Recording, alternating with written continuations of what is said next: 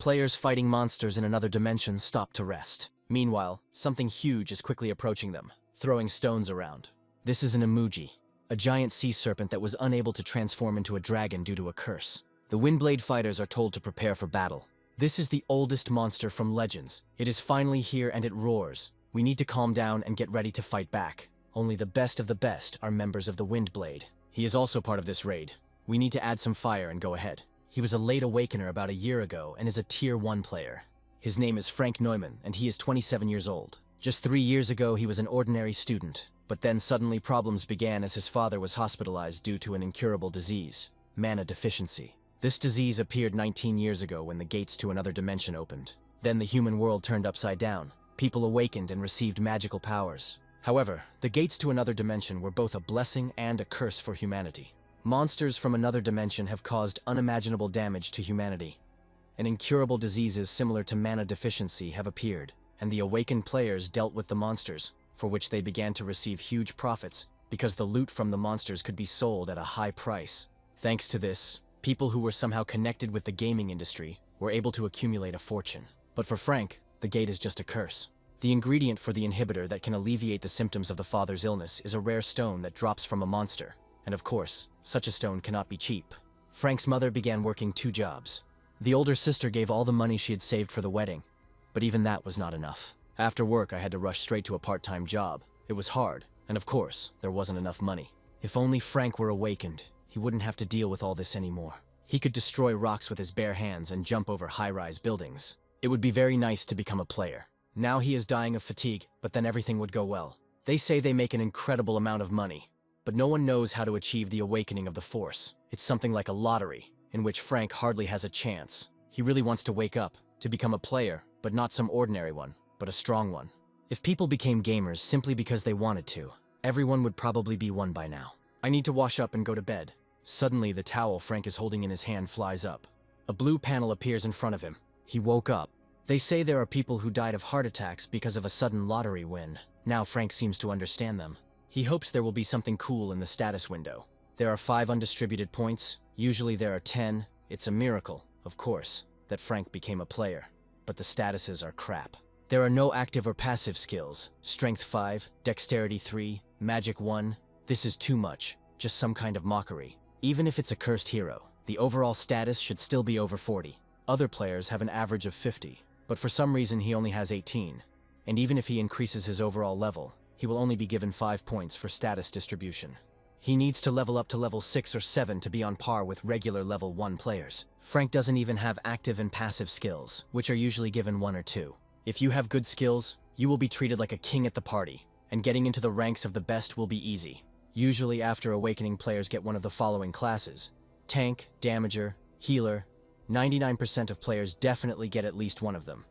The Damager is the one who deals the main blow to the enemy, the Tank distracts the enemy to himself, and the Healer heals. Boost is one of the skills that allows newbies to level up faster. But there are other players. Hannah Kim, who has awakened twice, is one of them. There are no more than 10 of them in the whole world. In the Republic of Korea, there is only one Hannah. There are also players who, for one reason or another, fail to level up. So although they have power, they are not much different from ordinary people. But even such people have at least some abilities. In all 19 years, Frank had never heard of players who had awakened and found themselves without skills. Personal skill, selling and buying something incomprehensible, looks like garbage. Here are rare quality goods: an elven sword, a dwarven hammer, and others. The price is in points. It's unlikely to be a regular currency. Frank currently has 2 billion points. They probably work as in-game currency. There are also products of legendary quality here. The highest quality known to men is heroic, but here we are talking about legendary. To get the right to buy things of rare quality, you need more than 10 billion accumulated points. So those that he has initially do not count. There are also high-quality things here. Perhaps there are medicines that could help cure Dad. There is an elixir here. Usually what is called an elixir is a panacea. If only Frank could afford it. It seems he now understands that he needs to get into trading. Tanks seem to be the richest of the players. If he doesn't buy skills and abilities, he won't be able to become a great player. He needs to think carefully about everything. Frank buys a power status upgrade, which raises his power by 1 level. It looks like a red stone that you apparently have to swallow. As a result, Frank's muscles increase significantly. Only 10,000 power points, but it feels like I've been training in the gym for a couple of years. You need to become a little stronger with these points, and skill mastery can be sold. Someone offers to place a product on his sales board. The commission on purchase will be 20%, impudence, but nothing can be done. Now Frank has a whole bunch of items that increase his power status. He comes to register as a player because his powers have awakened. They tell him that he is a little old, and ask if he is sure that he has awakened. Maybe he was mistaken. The employee had never met anyone who awakens at that age, by the way. The official maximum age for awakening is 58 years. Here Frank sees himself in the mirror. He has really grown old. They take him for a grandfather and think that he has dementia, since he is very and unpleasantly surprised and does not say anything. There is nothing free in the world. The number of his years in points has increased greatly. He has less than a year and a half left to live. He needs to somehow earn a living, literally. All this junk can be sold. A gaming console. Hardly anyone remembers anything like that now. This thing seems to work well. I wonder if it is possible to place a product on the sales board by loading it into the panel. It worked. The product was placed. In real life, this console would fetch around 50 or 60,000 won. But nothing ventured, nothing gained. There are 43 games, so 99 million is a normal price. The ad should be placed, even if the price is too high. The goods are up for sale.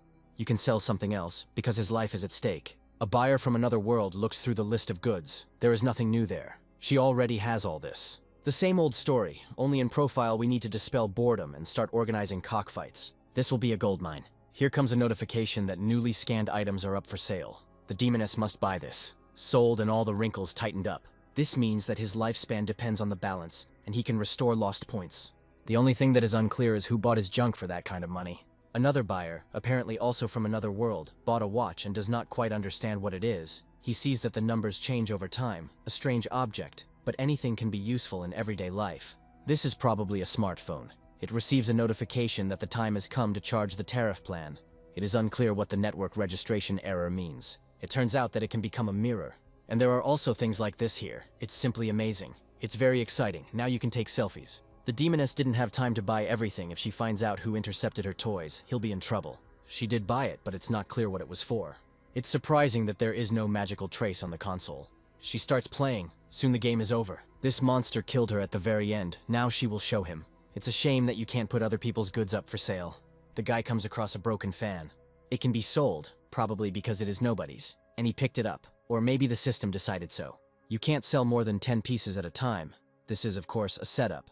Frank has 11 days left to live. If so, then you can try to do exercises with renewed vigor. Here he discovers that a complaint has been received from a customer who purchased his product. It turns out that there is even something like that here. Now the main problem is definitely not this. He will just lower the price a little. All items are sold. Frank is surprised. He thought no one would buy it. 14 out of 20 items were reported as defective. 70% of the items were defective. Frank's business was suspended for 3 days. The problem must be resolved within a week. Otherwise, the items will be invalidated, and the seller will be blocked. The buyer of the smartphone writes that the item is outstanding but defective. It only lasted for 6 hours of active use. The waterproof watch, charged by the sun, of average quality. If Frank exchanges it for a product of normal quality, the complaint will be cancelled. This watch is working. The batteries are just dead. Complaint about cigarettes, lighter, soju, beer, asking for a new product to be sent and thinking Frank is ignoring them. They seem to think everyone has the title of speed reading master. They could at least give them a little time. The system said that from today his activity is suspended for 3 days. He needs to deal with the complaints within a week. Otherwise he will be banned for 3 months. You will need to boot up your old phone again, but this time with the charger. It seems that the customers are the same as him, players with unique abilities, but those who bought electronic items are most likely not from Earth. Perhaps they are aliens with poorly developed technology. Now the kind uncle will arrange for them to ship the goods. The largest used equipment market in the country has very low prices. They need to buy more of this and that. It turns out he doesn't have enough funds. You can sell the skill book. Frank still can't register as a player because he's old. Now he can lift heavy weights. They tell him that he really is a strong man and ask where he worked before this. Frank says a little bit of everything. After 3 days it is unlocked. However, he received another complaint. Complained about all his products. Frank was banned again. And now the problem needs to be resolved within 4 days. They complained to him about the console. He didn't think about batteries here either. The demoness tells him to download normal goods right now and not to anger her. If there are no new products, she will find it. She complains about glasses, chewing gum, and a lighter.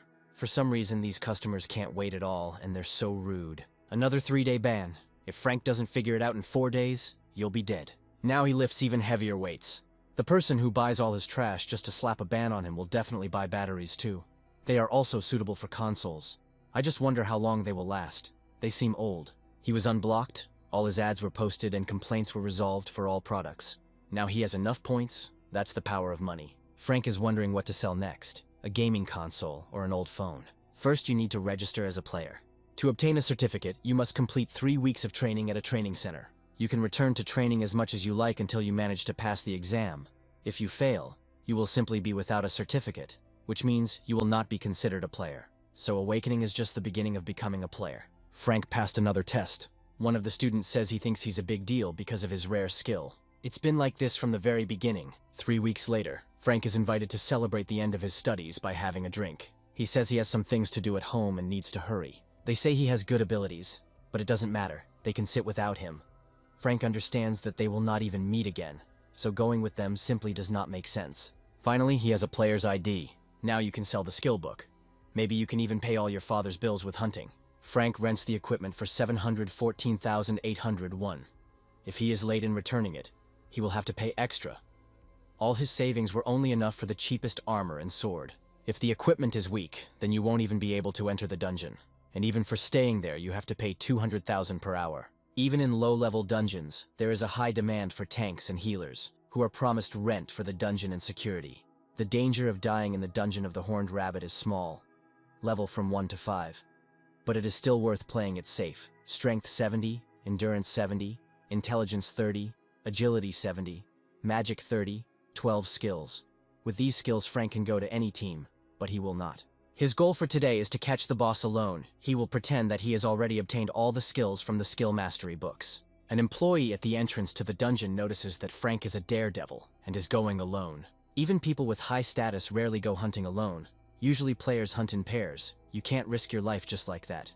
If you go alone, you can die or become disabled. So it is very important to find a partner you can rely on. He will let him go alone. Sometimes you have to let people knock their arrogance down on their own. Frank enters the dungeon. In front of the players sits a monstrous horned rabbit with fangs and glowing eyes. Both he and the players are preparing to attack, and they have only recently woken up and have only undergone 3 weeks of training. Before that, their life was completely normal. Some were working, and some were studying. It's clear that the chances of successfully completing the dungeon as a team on the first try are very slim. Not to mention what Frank is planning to do. For some reason, he thought that he would succeed right away. You can't be too self-confident. This rabbit takes a long time to deal with. And he is still a monster, albeit a low-level one. But he can kill. 8 minutes per rabbit was longer than he expected. He needed to deal with the monsters faster. 3 to 8 minutes should be enough. With such allies, it is unlikely that you will be able to achieve anything. But for a lone player, the statuses that he has now are enough. Frank turns on stealth mode. The players worked hard. The rabbit will definitely appear soon. It needs to be caught alive at any cost. They will definitely succeed. The players are confident that they have enough strength. Nobody doubted it. The problem is that it doesn't come out. And this is already the 15th day. The goal of the 4th mission is to get the boss rabbit's head. The monster isn't that difficult, but they still haven't managed to complete the task. It seems like it's just hiding in this damn dungeon. Jane will deal with him in a second, if only she would show up. They turn on the dark curtain to be invisible to the horned rabbits. Lisa hears some sounds. Someone is coming. Probably the commander of the 3rd team and the youngest from the 2nd.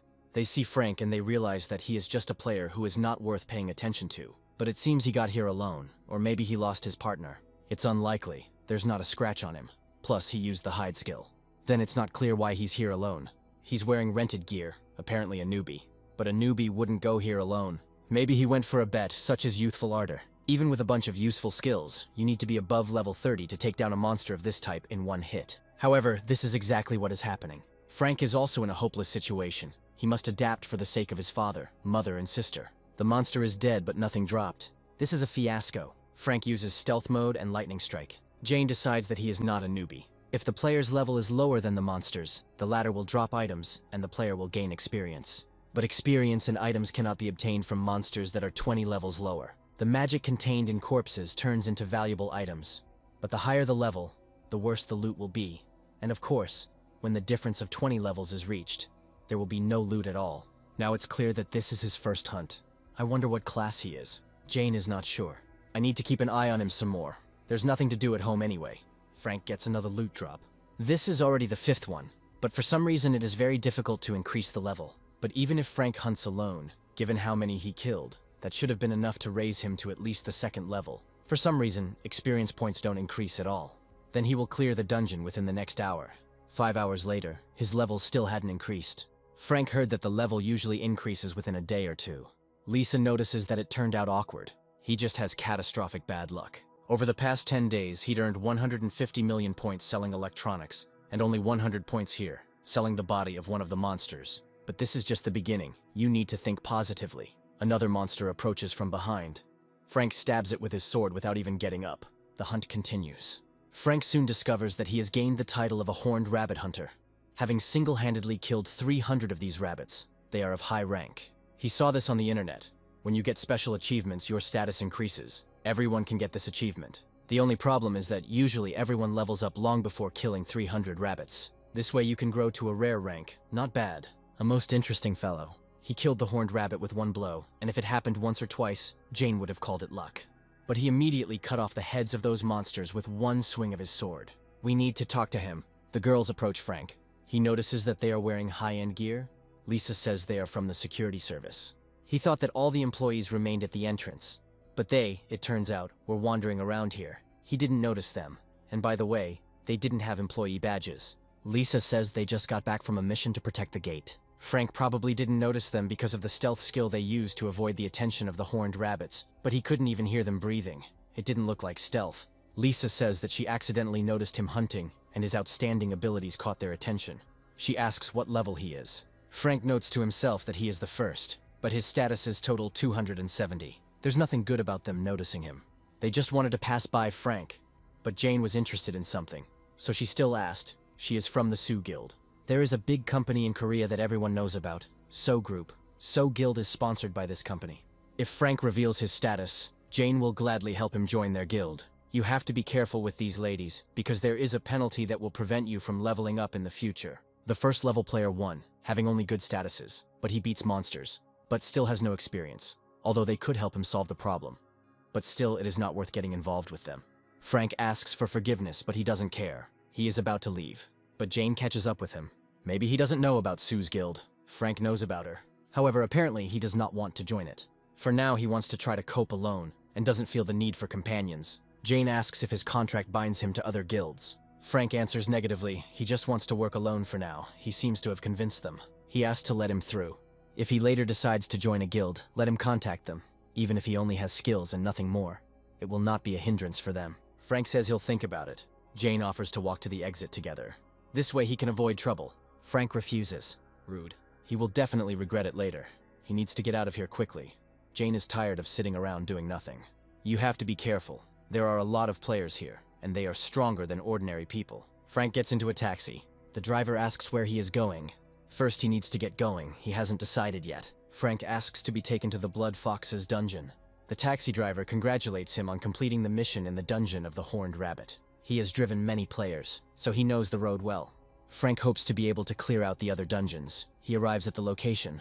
The atmosphere is the same. Tanks and healers are being called all around. He enters the dungeon. The guards are sleeping. Frank activates the hide skill. One fox is worth approximately 180 points. Frank kills 2. The foxes are getting bigger. It seems it's time to start a real hunt. Frank single-handedly killed 300 high-level blood foxes. Now he has the title of Blood Fox Hunter, as expected. This time he gained more strength. Apparently it all depends on the rank. Then we need to conduct an experiment. He single-handedly killed another 700 foxes and earned the title of Blood Fox Slayer. The title has been leveled up. The power status has also increased. Growth to an epic rank is possible, which means that everything does not end at a rare rank. We should come again tomorrow. Frank discovers that he has received a skill book. This is a body enhancement, a passive skill book. It makes muscles, bones, and skin stronger. He wouldn't buy it if he knew he could get it for free. This is worth taking with you. Frank comes out of the dungeon. The employee must check the stones and other items received.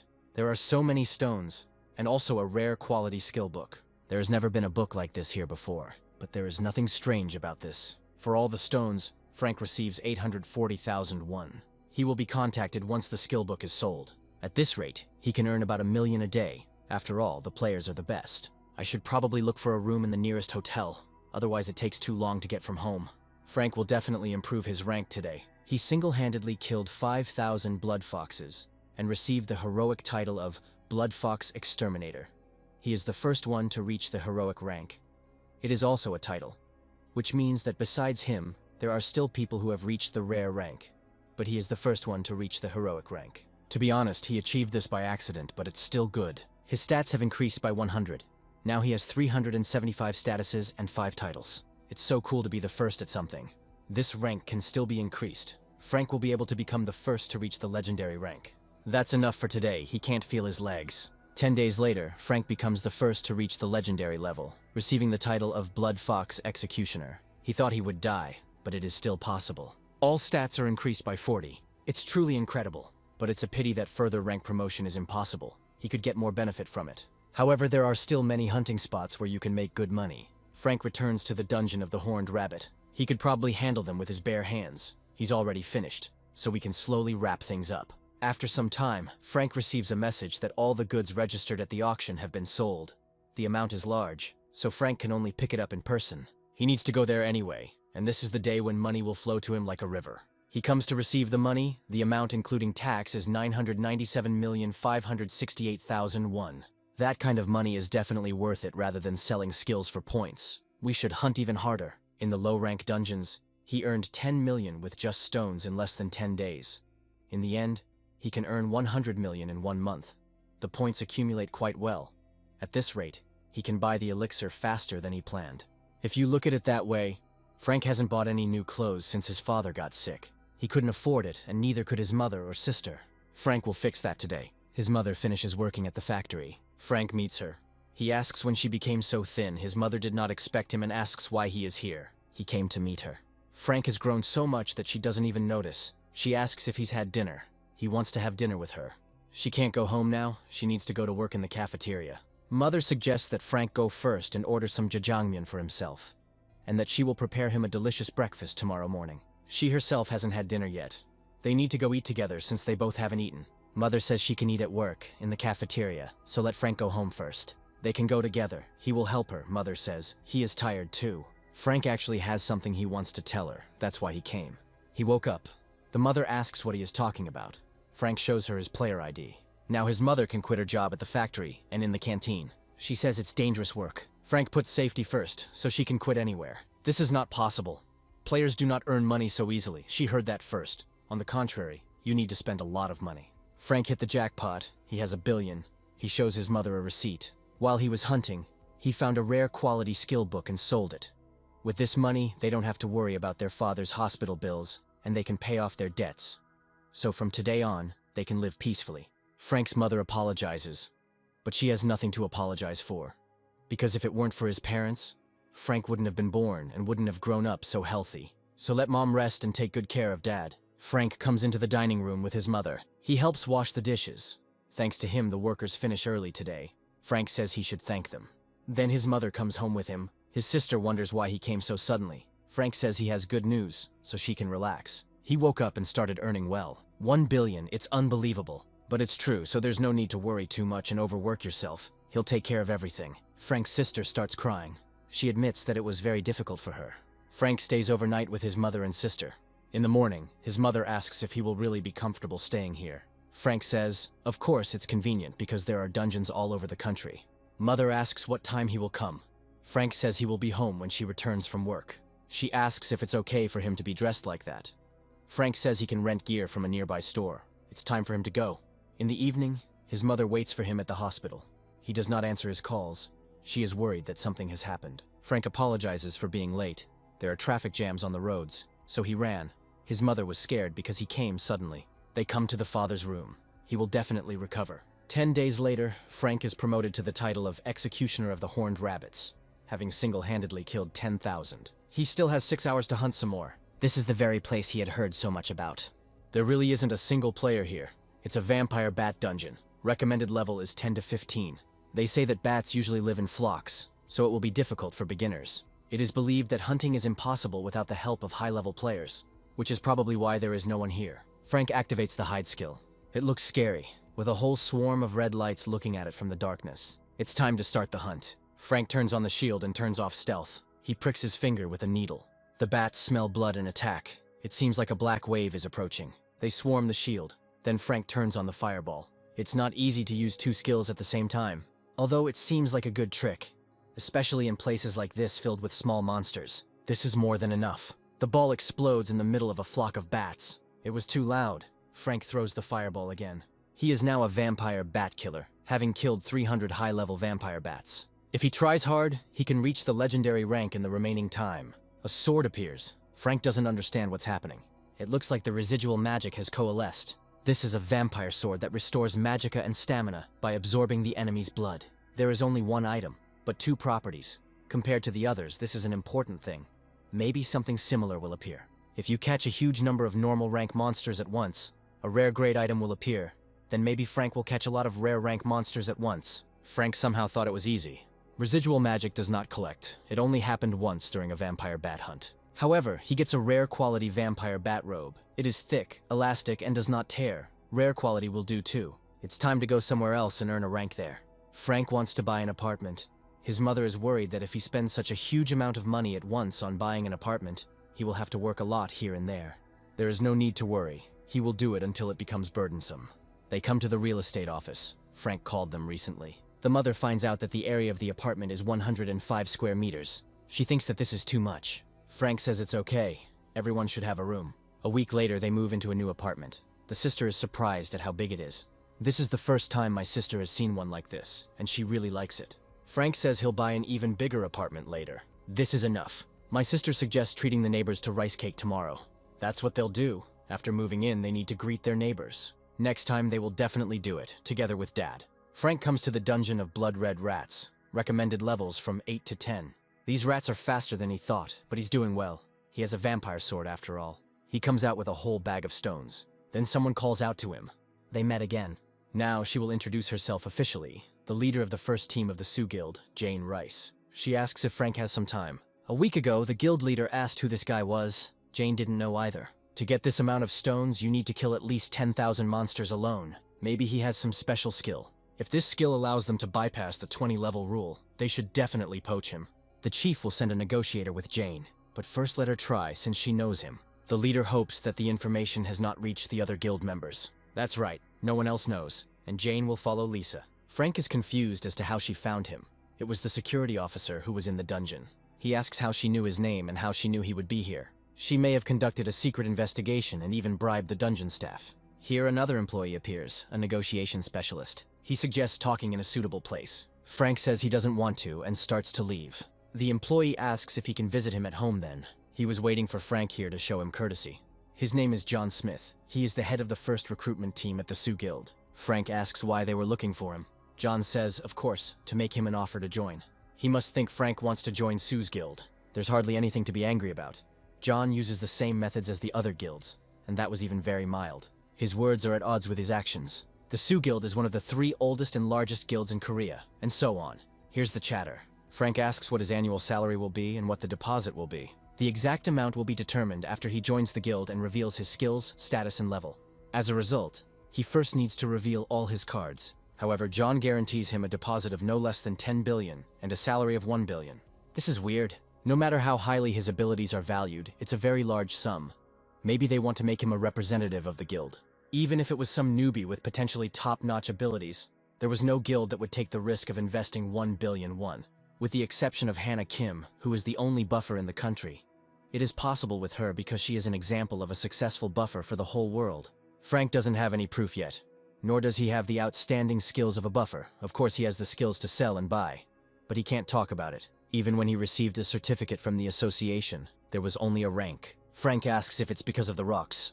John doesn't seem to understand what he's talking about. He seems to have no idea about Frank's abilities, but Jane has an idea. It can't be that Sioux's guild just had their eyes on his stones.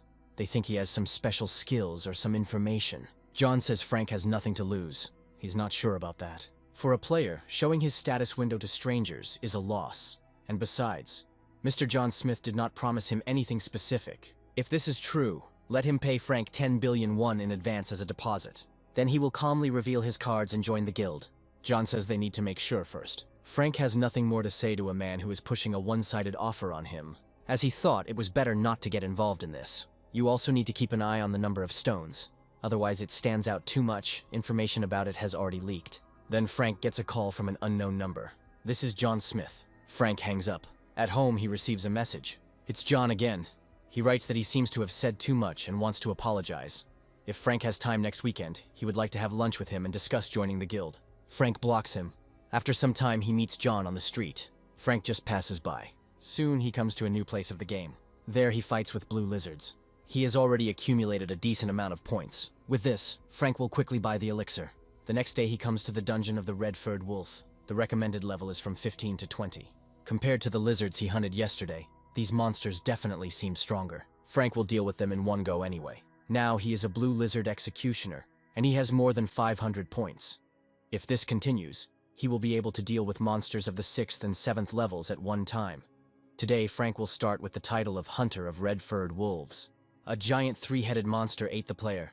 This monster is clearly much higher level than the red-furred wolves. Another player is about to attack this monster, but he bites off his hand. It's not too late, we can attack again. But this time, the monster bites off his head. It seems to be a very popular dungeon, usually not that crowded at the entrance. For some reason, Frank is worried. After the natural disaster, the number of interdimensional gates increased endlessly for 10 years. But after the appearance of the heroic rank gates 9 years ago, their number neither increased nor decreased, and the number of players increased every year. Frank hunts red-furred wolves. He uses a fireball and a vampire sword. Now he has a new weapon that resembles a shield. He attacks with it. Now it's the turn of the magic projectile. Let them attack. The wolves rush to attack. Frank finished faster than he expected. He was given the title of Red Wolf Hunter, and the ability of this sword is really good. Looks like he's done here. Now we can go. He meets other players who are fighting wolves. It's occupied here. And here too there are already players. So I'll have to go to another dungeon. Then he hears some sounds. 2 players had half of their bodies bitten off by the monster. This is no longer a wolf, but that same giant monster with 3 heads. He bites off the head of another player. The head flies off and lands right next to Frank. He starts to feel sick. A giant panther with 3 heads and huge fangs is now right in front of him. This is bad business. Frank activates the hide skill. However, the monster still sees him. Frank flies into the air. Now he is right in front of the monster's mouth. Frank attacks him with a stone shield, but this weapon has almost no effect on the monster. Then Frank turns on the fireball. He uses a triple strike, and this also does almost no harm to the monster. This panther is incredibly strong. Licks his paw as if nothing had happened. It is unclear where this monster even came from. This is a dungeon of levels 15 to 20. Frank is throwing fireballs again. The monster attacks. It reaches out its paw and pushes Frank hard. He flies away and now lies on the ground. Fortunately, he's alive. The vampire bat mantle is stronger than rented gear. The panther is advancing, but he won't get far, even though this monster's life has diminished. But now Frank has a speed-up pill. After 20 minutes, the absorption is complete. Frank combines skills. He uses fireball again. Now the monster has half of one of its heads cut off. Amazing. Even if it takes 100 days, Frank will catch him. He fires another fireball and another. This time, part of the monster's paw was torn off. If this continues, Frank will definitely be able to catch him. But then the monster's torn-off parts begin to grow back. It turns out that the fireball is powerless. The monster attacks again. There must be a better weapon. A fire spear with powerful penetration power. A bit pricey, but it'll do. First, I'd like to survive, and then we'll see. Frank prepares to attack. This weapon should work. He throws a spear at one of the monster's heads. Got it, now this head is gone, but the monster is still ready to attack. Frank throws the spear again. This time the monster dodges. Frank will still have to see who gets who. He throws the spear again and again, and manages to knock off another head. Just a little more, and he will catch it. Here Frank notices that something is wrong. Mana is running low. Fortunately, there is no problem with endurance. If Frank can hold out until his mana regenerates, victory will be his. Meanwhile, other players stumble upon the site of the 3-headed monster's attack. Here one of them was attacked, leaving traces. This is definitely not a simple monster. Perhaps it is not worth following these tracks. They were unable to contact the security personnel guarding the entrance on the other side of the gate. This means that they suffered from the owner of these tracks. There are hardly any other ideas. In any case, they can't stay away. They have to search everything, then let him go alone. I don't want to die like a dog doing my duty. Another player asks what to do with the players who are inside now. He has no idea. He's not here to fight such a monster. They are so angry that they are ready to fight. Other players calm them down. Now is not the time to squabble among ourselves. Frank's mana is slowly recovering. The monster still doesn't get tired. Maybe he's like the Hydra from Myth, a many-headed monster with one mortal head. We must try to win before his head recovers. If Frank misses, he's dead. In any case, a protracted battle is not an option. The longer it is, the more chances the monster has. We must try to finish it all with one spear. It's crazy, but he has to do it. Frank attacks the monster with a fire spear. He dodges again. He tries to crush Frank with his paw, but misses. Frank attacks again. Fire spear leaves a scratch. Now Frank cuts off one of the monster's fingers and jumps on his back. He plunges a fiery spear into the monster's neck. The last head is cut off. Here the monster swings its paw. Frank throws forward a stone shield, which shatters. 2 heads are already being restored, and this monster is a tough nut to crack. Now is the time to deliver the final blow. Frank plunges his spear into the monster's head again and cuts off its paw. He then blows up his torso. The monster collapses to the ground without a head, neck, or paws. Frank killed the 3-headed Graydon, a rare rank named Monster, and was given the title of the one who single-handedly slayed the 3-headed Graydon. It turns out that this creature also had a name. He was awarded another title, Level 1 Destroyer, and he single-handedly killed a high-ranking named Monster, the difference with which was over 100 levels. Of course, it is good that he received 2 titles, although it is disproportionate to the efforts expended. Frank receives a magic item. This is the Book of Immortality, a unique rare quality item. Frank will not die until his head is completely destroyed, and if he does not die, it is possible to slowly recover all wounds. The skill can be developed. It turns out that if you protect your head well, you will become invulnerable. There is a guess what slow means, but this is a uniquely rare skill with the possibility of development. Frank has never seen anything like it either for sale or in real life. Tanks will definitely fight over something like this. This item is rare, but it is equivalent to legendary or even heroic rank. Most importantly, it is unique, one in the whole world. Frank studies the Book of Immortality. Now he has mastered this skill. His scratched arm is healing. It seems to drain your stamina. Luckily, Frank has plenty of it. The first level Destroyer title increases each stat by 5. It's crazy, and this is a normal rank, but at a higher one there will be a double increase. The title of the one who felled the 3-headed Graydon increases stamina by 3. And this 3-headed Graydon was a nice guy. Now it's time to go back. A team of assassins from the Players Association arrives. They were informed about a high-ranking monster that appeared in the red-furred wolf dungeon. We need to leave the dungeon as soon as possible. 2 players are already known to have died. One of the players asks if this is true. Team leader Alice Lair answers in the affirmative. There may be other monsters that are considered high-ranking, but here there are only red-furred wolves. Someone reports that they have spotted players. Alice asks in which direction and how many there are. This is one person. Frank hears footsteps behind him. He turns around and sees a group of people.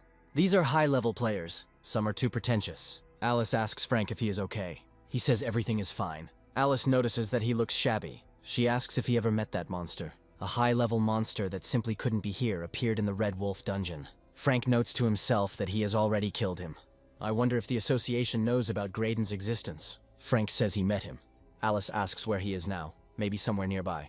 She didn't want to scare him. Alice is too pushy towards the one who miraculously survived an encounter with this monster. She offers Frank a healing potion that quickly heals wounds. This is an expensive item. It can be applied directly to the injured arm. Frank has a story to tell about the monster he met. It was a huge 3-headed panther with black fur. Alice had never seen such a monster.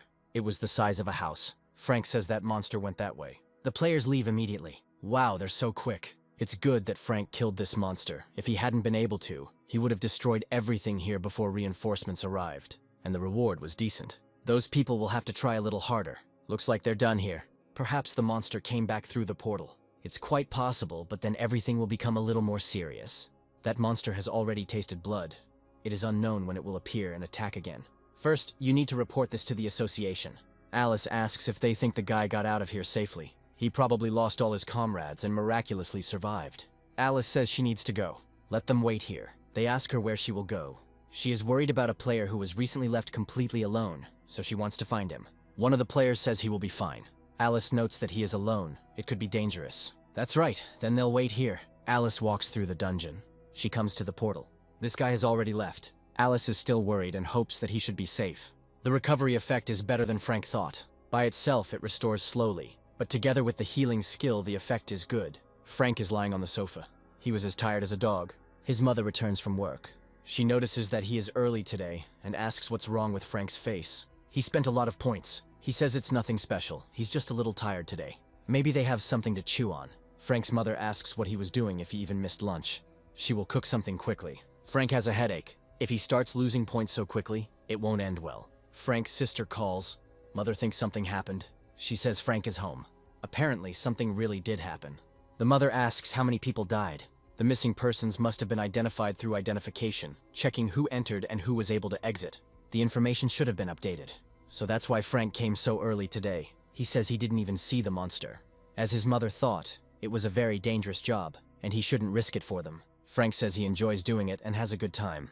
In the dungeon, he kills monsters and becomes stronger. The Red Wolf dungeon is temporarily closed. 2 security officers died after failing to resist the monster. Traces were also found showing that the monster had left the dimensional gate, but there was no evidence that it had returned.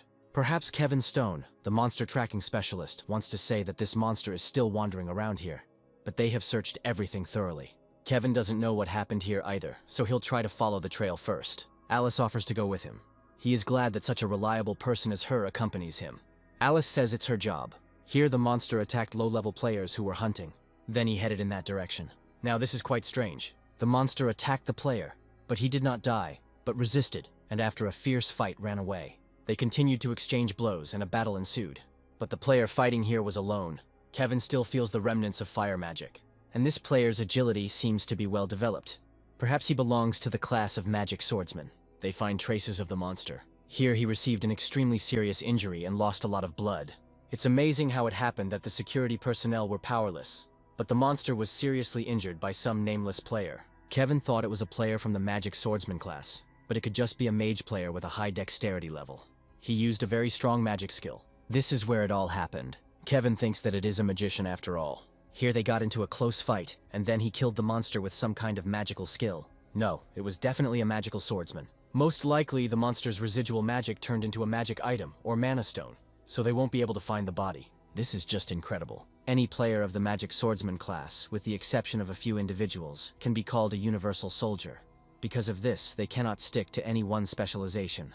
And this player fought a monster whose level was significantly higher than the dungeon level, alone. Judging from the tracks, the player who fought here was around level 24. Something doesn't add up here. He's not even a security officer. The 2 who were monitoring the spatial gate were killed instantly. The security personnel working on the border from the land side did not try to catch the monster until the assassination team arrived. This player was clearly not an ordinary player. This could be a person who has not yet renewed their player ID, which needs to be renewed every 2 years. It's still weird. Before renewing your ID, you can at best rise just above level 50, and none of the players who hunted in the dungeon that day received support from the guild. It's really weird. Even if it's true and a high-level player actually managed to defeat this monster, there's simply no reason for him to hunt in a low-level dungeon like this. Alice asks if Kevin can track down the player who fought the creature. He's a monster tracking specialist, but it's worth a try. Immediately after the battle ends, the player's tracks are lost. It might not be that easy to track him down, and the dungeon's landscape isn't conducive to that. But Kevin was able to find traces of this player's battle with the monster. A monster of such size simply cannot help but leave traces. No matter what a monster of that size does, it will leave massive tracks that are easy to track, while a light player leaves virtually no tracks unless he is in combat. There is also no indication that the player used any skill after the battle. If he had used anything, Kevin would have been able to track him by the remaining magical energy. Apparently, Alice asked him for the impossible. Kevin apologizes for not being able to say more. Now it's time to go back. We need to take a closer look at the list of players who entered the dungeon that day. There was definitely a strong player there who killed a level 100 monster and did not renew his ID because 2 years had not passed. If there is such a player, then he must definitely be a member of the Players Association. They cannot give the talented player to other guilds again. The Players Association is controlled by the state. On the other hand, guilds are private organizations. In the first years after the disaster, the influence of the association was great. Its staff included an incredible number of players with equally outstanding skills. However, as time went on, the association's influence weakened considerably. On the other hand, the guild's influence grew stronger. There have been politicians who have taken high positions in the Players Association without proper understanding and knowledge about the players, monsters, and their habitats. Under the guise of patriotism, they began to force players to work for pennies. Guilds, managed by large enterprises, could provide the best conditions for the development of players. They began to promise them decent pay and a high deposit. In order to attract players, the association began reforms in its internal structure. Politicians began to be removed one after another, and ordinary players began to be hired as employees to fill the vacant positions. After these reforms, players in the association began to receive the same pay as players in private guilds, promising support and decent pay. They began to compete for players. After some time, the association managed to clear its good name. Today it has achieved prosperity, but in terms of quality, it is still far inferior to the guilds. This is definitely a newcomer with great potential to match the high-level players. Alice would never let him go. Frank must finish hunting the red-furred wolves. He had already visited all the dungeons located near the house. Well, the dungeons of the red-furred wolves are not only here. I wonder how he can improve the Book of Immortality skill. There is no information about this on the internet either. Maybe he just needs to use it all the time. But this is a passive skill, and Frank won't be able to harm himself. He needs to figure out how to hide the amount of stones he got in the dungeon. He can't trust the association's employees. Now you need to try to avoid their gaze. I wonder what the reason is for checking personal belongings. Maybe to prevent dangerous items like monster eggs or plant seeds from being taken out. They probably only say that's what it's for. But the real reason is to prevent players from evading taxes. Apparently, the Players Association and the large guilds form a kind of cartel, an alliance of large entrepreneurs created to ensure market dominance and extract the highest profits. There must be a way to hide from them. I think Frank has seen this method somewhere around here. Found, this is a subspace, an active skill of rare quality. The player has the opportunity to open a subspace, access to which will only be available to him. It is impossible to place a living creature. The price is 700 million points. It's very expensive, but Frank definitely needs this skill. It acquires a subspace and immediately studies it. Frank stretches out his hand and a portal appears under his palm, an entrance to subspace. It's more spacious here than he thought. It's about the same size as the Koshiwan, a small and simple dwelling with minimal amenities that Frank lived in before. Maybe he should go hunting. Frank comes to the portal. He hopes that he will enter without problems. He is wearing a new robe that covers half of his face. In an outfit like this player's, he would look like an aristocrat. There must be a lot of weirdos among the players, like this player with glasses. An officer checks Frank's ID. He says that he must be Frank Newman. He's hunting red-furred wolves again. Now he has been given the title of killer. He has killed 1,000 wolves single-handedly. This is a rare achievement. Everything went smoothly. At the entrance, an officer checked his fingerprints. Frank was allowed through without any problems. After the hunt, he almost forgot about the dropped loot. He places the main part in subspace, and a few pieces need to be taken with him. There is a newcomer who has caught the attention of the head of the Sioux Guild, Michael Jones. It was very difficult to get information because they are hiding everything so well. The leader of the second team of the Sioux Guild, Stephen Neal, believes that they have an obligation to intercept him first. Deputy Guildmaster Sue, Chester Weiss, wants to know more about this player. He had already been to the dungeon of levels 15 to 20, although it had not even been 2 months since his awakening, and he was there alone. But that's not the most important thing. Looks like Frank Newman has gotten around the 20-level rule. Stephen can't say for sure, but the probability is quite high. Chester asks if he's sure Frank hasn't been poached yet. It seems they reached an impasse in negotiations because he asked for too high a fee. Chester asks how much he wants. They say 100 billion won. He's crazy, he's a child, and he's asking for 100 billion. This is the amount for hiring a high-level player who can do everything. If this is true, then it is not even about the amount itself. The real problem lies in the positions of the two sides. Frank Newman is willing to open his status window only after a deposit, but John Smith wants to verify his status first. John is still as stupid and indecisive as ever. People don't change that easily. Because of people like him, Stephen has already lost outstanding players like Hannah Neal. He won't make that mistake again. John is just a recruiter, not a dungeon clearing leader or a guild leader. First, you need to pay a deposit and look at the status window. If there are any problems, they will find him in mistakes and confiscate the money. Stephen must go to Frank Newman personally. Once he signs, they will immediately pay 100 billion won.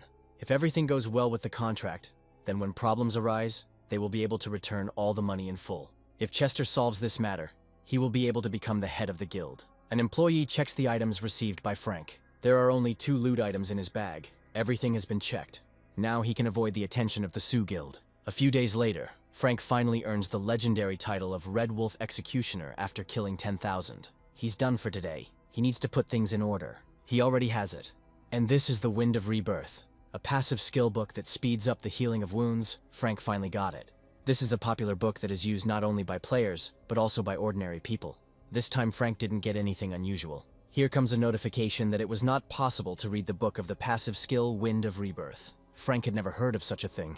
The unique rare rank passive skill Book of Immortality has absorbed the normal rank skill book Wind of Rebirth. Passive skill Book of Immortality has evolved. Nothing has changed, but it clearly states that this is a developing skill. It turns out that the Book of Immortality absorbs skills that promote recovery, but it is unknown how much the skill has grown. To test this, Frank takes out his vampire sword. He runs the blade across his finger. The scratch is healing at the same rate as last time. I wonder how many of them you need to absorb for the skill to improve. This is an expensive book worth 30 million won. A very bad investment. Frank returns to the human world. An unknown number calls him. Frank picks up the phone. They greet him and call him by name. Frank asks who it is. This is Stephen Neal, head of the 2nd Recruitment Department of the Sioux Guild. Frank had told them not to contact him unless they were prepared to accept his demands. Apparently, he's talking about 100 billion won. They accept his demand. Stephen offers to meet in person and sign the contract immediately. Frank asks if this is true. Stephen answers in the affirmative. There is no room for lies in a deal with such a large amount of money. Frank says he's hunting right now, so it'll be hard for him to come. Maybe they can send the contract first. Stephen agrees to send it right now. Then Frank will contact him after he checks the contract. Almost immediately, he receives a message from Stephen, who sent him the contract by mail and text message, and wants Frank to be sure to contact him when he reviews the contract. No peace from this guild. Frank goes to see a lawyer, who looks over the contract and says that the offer is very good and very profitable. However, there are a few clauses that say that in case of unforeseen circumstances, some items will be confiscated. Frank doesn't like these points. For example, this part. If a guild member damages the guild's image, the contract may be terminated. In fact, the decision on this part is entirely up to the guild's top management, which is a bit unreasonable. Also, the contract can be terminated if the abilities and character of the guild member do not correspond to its level. The lawyer doesn't know how much the deposit is, but the penalty is quite high. If the contract is broken due to Frank's fault, he will be forced to pay a penalty equal to 10 times the deposit. According to the lawyer, if he adjusts the amount of the penalty to the amount of the deposit and asks to exclude those absurd points, then you can sign. Frank gets a call from John Smith. Now they definitely need to talk. Frank tells the lawyer that he will answer the call and come back. John Smith clarifies that he is calling about a contract. He asks if Frank will agree to the sum of 50 billion. Apparently his demands were too high for them. He asked for a deposit of 100 billion won, not half of that amount. John knows this well, but Frank needs to think more realistically. Even though the Sioux Guild is a top guild, it will still be problematic for them to pay such a sum. The amount that John had difficulty getting permission for from management was a maximum of 50 billion. Frank says he'll think about it. Before that, he would like to look at the contract. John promises to send it right now. Frank returns to the lawyer's office. He asks if he can look at this copy of the contract again. Frank seems to be a truly exceptional player. The lawyer reviews the contract. He asks if it was made by the same guild as the previous one. Frank wonders how he knew. In general, the content of the contracts is the same, but some parts differ. There are fewer strange points here, but overall they are similar, and the fine for violation here is only 5 times the amount, which is somewhat more reasonable. Frank asks the lawyer if he knows why one guild would send different contracts. There must be some internal conflict going on in the guild that wants to hire him, and a very serious one at that, since they sent him the contracts separately. But for Frank, it is advantageous. If he acts wisely, he will be able to choose the contract with the most favorable terms. Frank asks if the lawyer can make a new contract based on the first version, but after eliminating all the unfavorable terms, the lawyer answers in the affirmative. Guildmaster Michael Jones and Vice Guildmaster Chester Weiss seem to be in competition with each other. Frank decides to play a little. He calls Stephen Neal. He asks if he has made a decision. Frank thought about it, and it seemed that the deposit was still too small. He asks if Stephen can pay him 200 billion won. He can't give Frank an answer right now, but he thinks it's possible. Maybe then 300 billion at once. In fact, Frank was also contacted by John Smith, the head of the first team. Frank heard that Stephen didn't get along very well with him. He says he will definitely provide Frank with conditions much better than John offered. They really seem to hate each other. Now Frank calls John Smith. He asks if he has read the contract. Frank says he was going to call him to sign the contract, so John suggests they meet right now. It seems there is no need for this anymore. John says he recently sent him a new contract. Let him look at it first, and then they can continue the conversation. John asks to wait a little. He looks over the contract. Next time, he should solve his internal problems and send one contract. Besides, after thinking carefully, Frank decided that 100 billion won was too little. Frank wants 200, although this is also very little. 300 is better. It looks like he's making fun of Stephen now. If he doesn't want to, then there's no need. It is very easy to edit voice files these days. Submission complete. I should probably change my phone. Chester Weiss asks where Frank Neumann has gone. It is not even found in the hunting grounds they manage. Stephen says they were looking for him. He can't even handle that. He must be found at all costs. Since that voice file Frank sent a month ago, the chief and deputy have been fighting constantly, and the guild was indeed divided into 2 camps.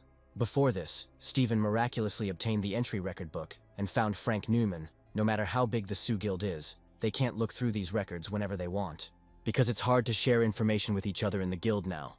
It also makes it hard to find. But that's not a problem now. The problem is that Frank Newman has disappeared into thin air. Chester asks if he could join another guild. Steven doesn't think so, and he dares to tell him this. Chester tells him to get out. He doesn't want to see him. Because of the damn fabricated file and contract, most people sided with Michael Jones. We need to find Frank quickly. The points he gets from hunting also come in handy, as he earns around 600,001 per day alone. If you collect bit by bit, you can collect a lot. But there is one problem. The sales window is too small. Every time a product is sold, it needs to be added and registered again. It would be nice if it were possible to add and register everything in huge quantities, like in games. He can't even remove other electronics from the sales window. I wonder if anything will change if Frank raises his personal skill level. He had heard that other merchants could register hundreds or even thousands of items, especially the merchant Rikomos who sold medicine. But Frank needed to accumulate 10 billion points to level up, and he currently had just over half the required points. We need to hunt more. Frank knocks down a green humanoid monster that came up behind him. He uses a magic projectile and blows off the head of another monster, but there are even more of them. A truly difficult opponent. That's why people hardly hunt here. Monsters are attacking. Frank uses a fireball, and after the explosion, eyes are visible in the smoke. Fireball has almost no effect on these monsters. Frank takes out the vampire sword. The monsters are attacking again. He cuts them in half. All it takes is one hit. Looks like someone bought up the batteries. Complaint received. Frank has a bad feeling about this. He will check the complaint first. The buyer complains about the batteries. He writes to sell this product for half price in the future. If in the next 12 hours Frank refuses to sell him the goods at the proposed price, he will regret it. All complaints are the same. They came from a buyer, Crow, who is also a seller. He sells different goods, and he only bought batteries from Frank. He would have understood if he had bought fast discharging and unpopular goods, such as a Tamagotchi, a Polaroid, or an electric razor. But he only bought batteries, which Frank loaded each time, and wrote a complaint. And now he says to sell for half price, and even sets a time frame. It's not clear why Frank would do this. The product registration for sale is complete, and almost immediately a notification arrives that the product has been sold. And again, a complaint comes from Crow. Looks like he wants Frank blocked. There's something I need to try. Crow has a whole bunch of batteries he bought from Frank. I wonder how long he can stand it. He is wrong to think that he can defeat Crow. For newbies, the skill of buying and selling was something of a blessing. Thanks to this skill, Crow quickly became stronger, and eventually became the absolute ruler of the planet he lives on. But even if someone has a special skill, not everyone will be able to reach his position. No matter how many points I collected, they were never enough. They were spent easily and quickly, but saving them was difficult. As a rule, beginners spend the points collected during hunting on medicines and skills in order to become stronger. But sometimes you come across funny creatures. They earn points by selling special goods that are only available on their planet. No matter how inveterate a monopolist you are, you will have no choice but to bend your knees before the overwhelming capital. Crow buys up all the good products posted by newbies, then immediately files a complaint against them. And he continues this until the seller receives a decision to suspend operations for 3 months, after which everything becomes much easier. After 3 months, Crow will repeat it all over again. No matter how persistent Frank is, he will eventually give in, and he will have no choice but to sell goods at a fixed price at a certain time. Of course, Crow himself will become a monopolist. If Frank decides to rebel, he will file a complaint again. The goods are out of stock. Everything is sold out. I need to stock up on more. Frank buys a whole cart. It seems like Crow is trying to scare him into stopping his activities. He's already sold a lot of things during this time, so Crow will have a hard time. Then we can start the second round. Since there are no other complaints, it seems other players have started buying as well. Crow will buy it even if Frank asks twice as much. But at this rate, Crow will eat him alive, since he will make a profit anyway. This time he will increase the price 3 times. Frank has accumulated over 10 billion points and reached a rare rank. Now he can buy heroic quality items. The list of items he can purchase has been expanded, and the sales window has been increased to 100 items. At first he didn't like it all, but now he's really grateful for this battle. It is dangerous to raise the price even more, and all because the number of complaints has almost equaled the initial number of sales. Perhaps it is worth gradually starting to adjust the quantity by changing the name of the product. I wonder if Crow can buy this. It now has a lot more batteries. He thinks that Frank will definitely give up now. He needs to take a little rest and recover. It will take a long time for the deficit to become a surplus. In the end, when the price quadrupled, it really got annoying. But if we continue like this, it will become difficult. Crow can withstand a price increase of 4 times. This guy is also already at the limit. Here, Crow discovers that Frank has put a high-capacity battery up for sale. It turns out that he has a similar technique. He registered more than 70 batteries. If Crow buys them all, it will come out to about 2 billion points. But after the purchase, Frank can download more. Perhaps it is not worth spending such a number of points if Crow were confident in success. He could have invested not 2 billion, but 100 times more. There's one problem. He doesn't know how far Frank will go. It's better to end here. Since there were no more complaints, it seems Crow gave in.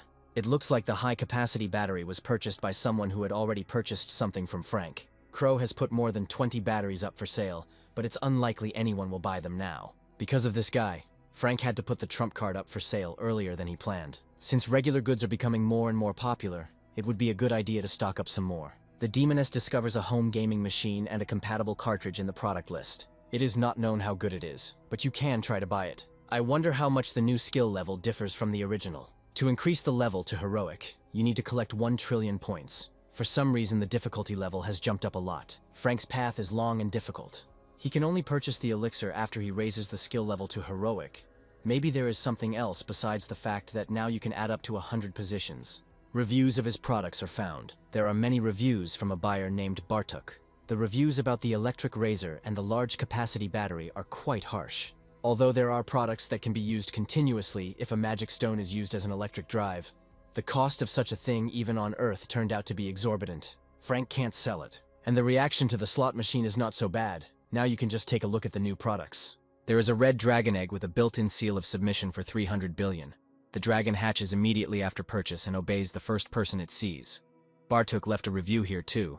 He writes that this dragon is extremely difficult to raise. In addition, if you relax too much, it can attack the owner, so you need to pay special attention to it.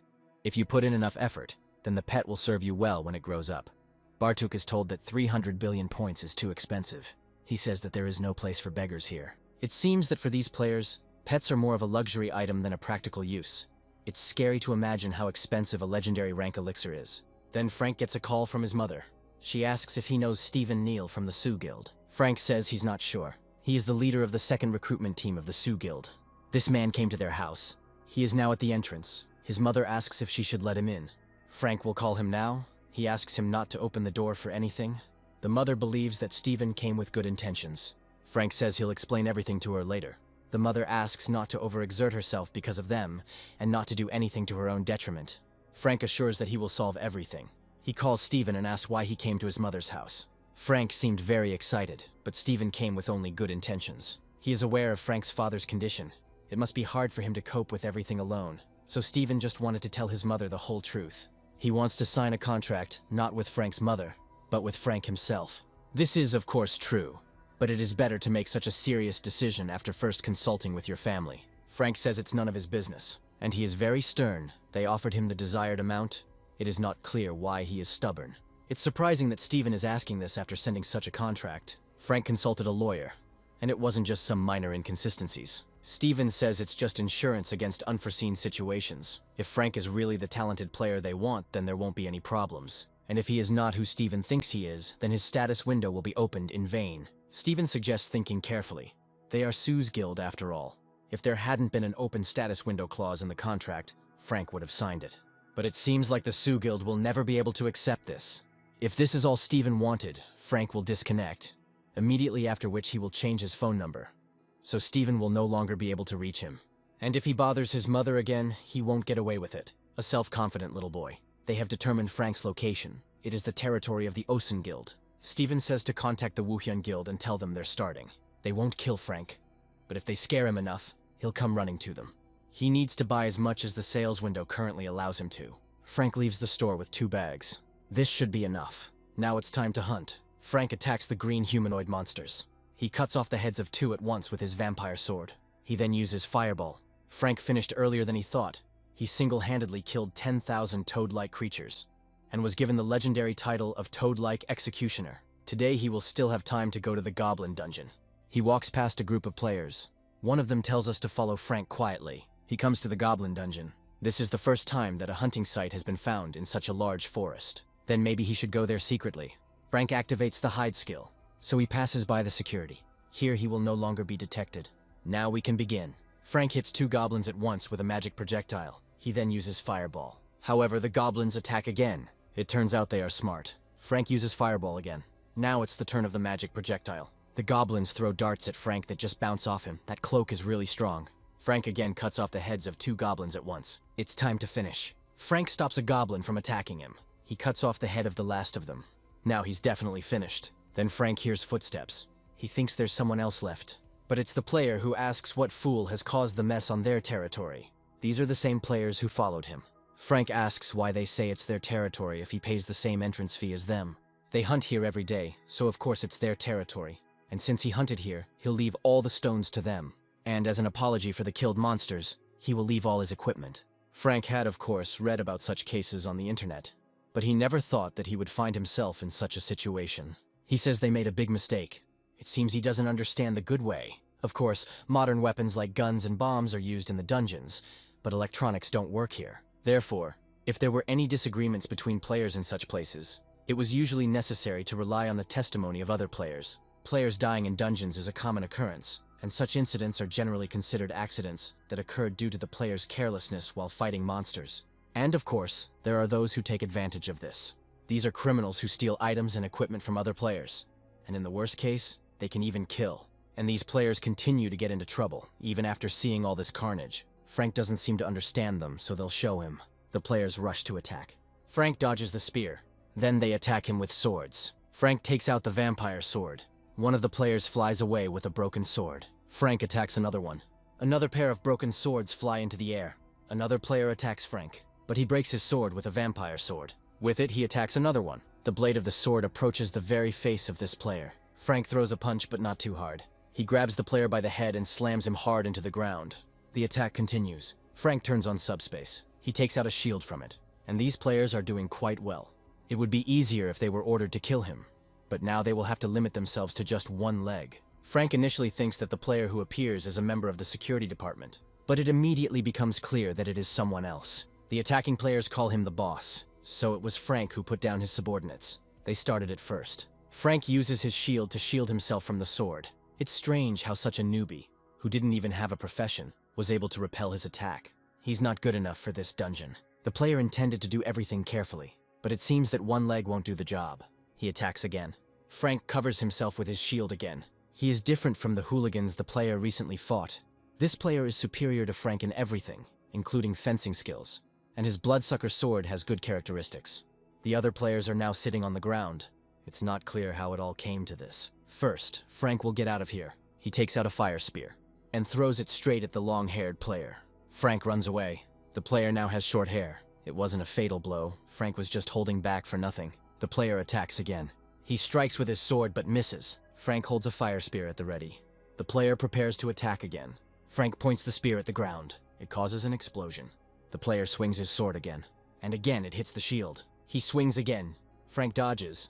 It looks like this player is not here to kill him. Frank throws the fire spear again. This time everything around is filled with smoke. Before the smoke clears, Frank looks for something to buy. Survival instinct, passive skill book. In all life-threatening situations, all stats will be increased by 50% for 60 seconds. Just under 20 billion. But he needs it. Frank receives the book. Skill learned. The player says that there is no point in escaping, you just need to surrender. Although it looks like he has already surrendered. In 60 seconds, Frank must completely disarm him. The player prepares to attack. Suddenly a woman appears between them. Frank is confused as to who it is. A woman breaks a player's sword with one look. Then she swings the axe. The player is now lying on the ground. Frank is confused about what just happened. The woman greets him.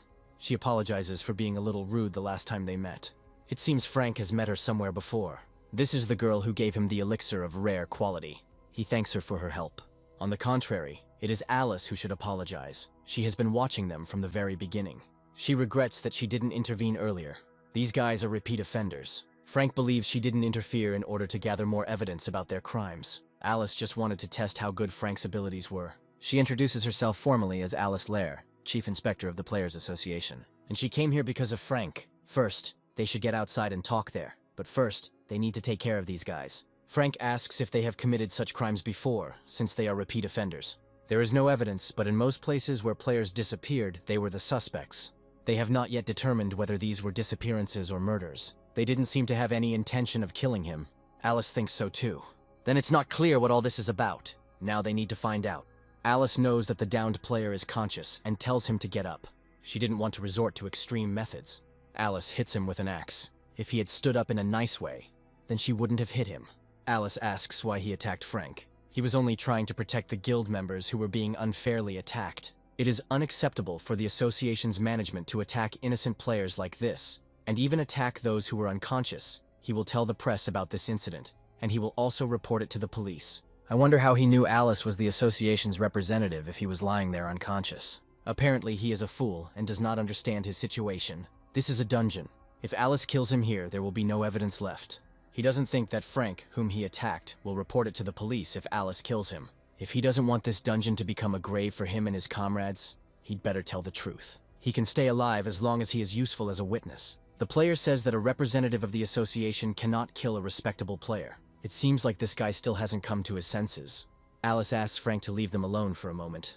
That's what he will do. We need to make sure that none of the unconscious people escape. If even one of them goes missing, problems will be inevitable. Frank leaves. The player asks for mercy and says that he was wrong. Frank wonders what the purpose of those who attacked him was. They couldn't find out about his skill. Maybe it was because of Sue's guild and the three-headed monster. Maybe this was all the work of Sue's guild. Alice might ask how he dealt with that monster. He must become stronger. Sue's guild will definitely not back down. Frank thought that if he became a player, he could solve all his problems. Alice heard that this guy received an order from the Sue guild. He was assigned to put pressure on Frank Neumann. It seems they were trying to lure him away by pretending it was none of their business. Luckily, this time they were able to gather evidence and find out their personal information. So now they can strike at Sue's guild. First, we need to get out of here. The player is taken away by the police. Alice asks Frank if he has a minute. He asks why Alice was looking for him. She says it's because of the three-headed monster situation. Frank asks how she knew he was in the goblin dungeon. They looked at the records. They know who entered there and when. They have the right to request any information about the players if necessary. Frank understands the whole essence of the situation with the three-headed monster, since he defeated it. It was an unofficial investigation, so Alice planned to secretly enter the dungeon and assess his abilities. But then the same situation happened. She once again asks for forgiveness for not intervening immediately, so she wanted to evaluate his abilities. Alice was convinced of them when she saw the skills Frank used at the end of the battle. That's why he killed the three-headed monster. Frank asks if it's a crime that he killed that monster. Alice replies no. They were looking for him in order to reward him for his work. Good pay is due for the massacre of the three-headed monster. They also have one suggestion for him. Apparently, they want to accept Frank into their ranks, but he has no desire to join any organization. Alice knew Frank would answer like this. She asks to hear their conditions first. They offer him the same deposit as the Sioux Guild, which is 100 billion won. And if he becomes a member of the association, he will be able to receive many other benefits, from tax waivers to free equipment rentals. Frank thinks that of course he should show his status window, but this is not necessary. He only has to pass the test. All he needs to do is answer honestly the questions of the person she points to. This skill has nothing to do with combat, and is usually used by police officers or investigators. It is called a truth contract. If the person being interrogated is telling the truth, then nothing will change. However, if he lies, his body will begin to emit red light. Frank asks why they want to hire him if they are willing to go that far. Under these conditions, they can hire a high-level player. There are different types of high levels. Even these conditions are not good enough to lure worthy players to the association's side. Those who have both a high level and outstanding skills usually have something to do with it. It might be because of the 20-level rule. Alice can't deny it. Frank doesn't know how to get around this rule, so he asks if Alice still wants to hire him. She answers in the affirmative. He showed outstanding results in just 3 months. This is enough to invest 100 billion in him. If Sue's guild and the Players Association found out, then probably other big guilds did too. Frank accepts their offer. Another employee of the association enters. She activates the truth contract. Alice asks if Frank agrees. He answers in the affirmative. When the skill is activated, a confirmation message will appear in front of his eyes. He just needs to click yes. For some reason, Frank doesn't like this. Skill activated. The employee who activated it leaves. Now he can sit back and answer questions. Alice asks if he really woke up 3 months ago. Frank answers in the affirmative. Alice then asks him if he knows how to get around the 20-level rule. He replies in the negative. Alice knows he is at least level 140, so she asks why he is hunting in low-level dungeons. Maybe he has a personal skill. Alice says this question needs to be answered. Alice asks if the reason he only hunts low-level monsters is related to his personal skill. Frank answers in the affirmative. Next, Alice asks if he can use his skill on other players. He answers in the negative. Alice asks if he can bypass the 20-level rule using his skill. Frank answers in the affirmative. They are finished. Frank asks if he'll have to go through this again. There was no need for that. Alice understood everything, and he was being completely honest. To some extent, she expected it. but he really did have a personal skill. Frank believes that Alice might have a personal skill as well. She can't say which one, but Frank is right, she has one too. So he's not the only one. Personal skill is unique and unrepeatable for each player, and all the players who have it occupy high positions. So Alice Lair was just one of them. He knew, of course, that the association's leadership was all high-level players. For ordinary people, information about players is very limited. They don't know much even about high-level players, especially about players with personal skill. All information is protected by the national security law. Frank asks if it's okay that Alice is telling him this now, and she says it's because he has a personal skill too. Although in fact he is right. She also cannot divulge information about her having such a skill. However, there will be no problems with this, because they will be part of the same organization. Frank didn't say he would join the association. From the moment Alice told him about the personal skill, he has no choice. There is no need to make such a face, because he will become a member of a state organization, not an association. Alice shows him the contract. There are few clauses with obligations, and the salary in emergency situations is solid. Even benefits are paid during military operations, and rights to stones and other items are also guaranteed. If this is true, then they are giving him everything practically for free. But there is one small but. This is a lifelong contract, which means that it can be called slavery. Frank asks if the association's players sign up to such terms. Alice says, of course they sign up, otherwise the association would have gone bankrupt long ago. They only provide such conditions because Frank has personal skill. Even if he hunts low-level monsters, his level still increases, and the monsters drop stones, meaning he can level up without any restrictions. This is a chance to hire a player whose level will be the highest in the world. They would be fools to spare money on this. It's not clear who they even take him for, but this mistake plays into his hands, since there is some truth in it. Frank asks if the contract term can be shortened a little. Alice in turn asks if he knows how many people in the world have a personal skill. According to the government, about 80 people. Before Frank came along, Alice was the only one in all of Korea. It turns out that special skill is very rare. Alice understands that he's not happy with the length of the contract, but they cannot allow a player with a special skill to be recruited by another guild, or even country. So they improved the terms of the contract as much as possible, and changed the term to lifelong. If Frank wants anything else, let him just say so, because they are ready to give him a lot. He would like to change the contract term from lifetime to 1 year. Alice says he knows it's impossible. Then let them reduce the amount of the deposit by 40 times. 10 billion is enough for him. Even if so, the answer is the same.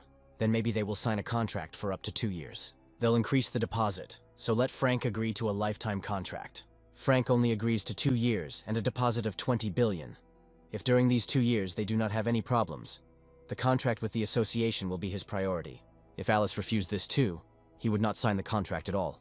Alice asks if Frank is planning to emigrate to another country. He just doesn't know much about association and doesn't like to obey anyone. Alice says he saw the terms and conditions. There are more benefits than responsibilities. It's hard for Frank to even imagine a multi-billion-dollar deposit right now, but he can't neglect his future and let this money shackle him. All he needs now is a nest that can hide and protect him, of course. If he likes it, he can stay there, but he can't sign a lifelong contract without knowing what it promises him. Frank will definitely re-sign with the association on the same terms, but it might still be worth thinking about a 2-year contract as a training period. Looks like I'll have to change this contract to an internship. But Alice can't make such a decision alone, she needs to report it to management first. A few minutes later, she reports that she has passed on Frank's proposal to her superiors. They have a counter condition. When he receives offers from guilds or foreign associations, he must make sure to tell the Korean Players Association about them. Also, if they offer him similar conditions, he will have to renew his contract with the association. Now Frank agrees. He signs the contract. Alice looks forward to a fruitful collaboration.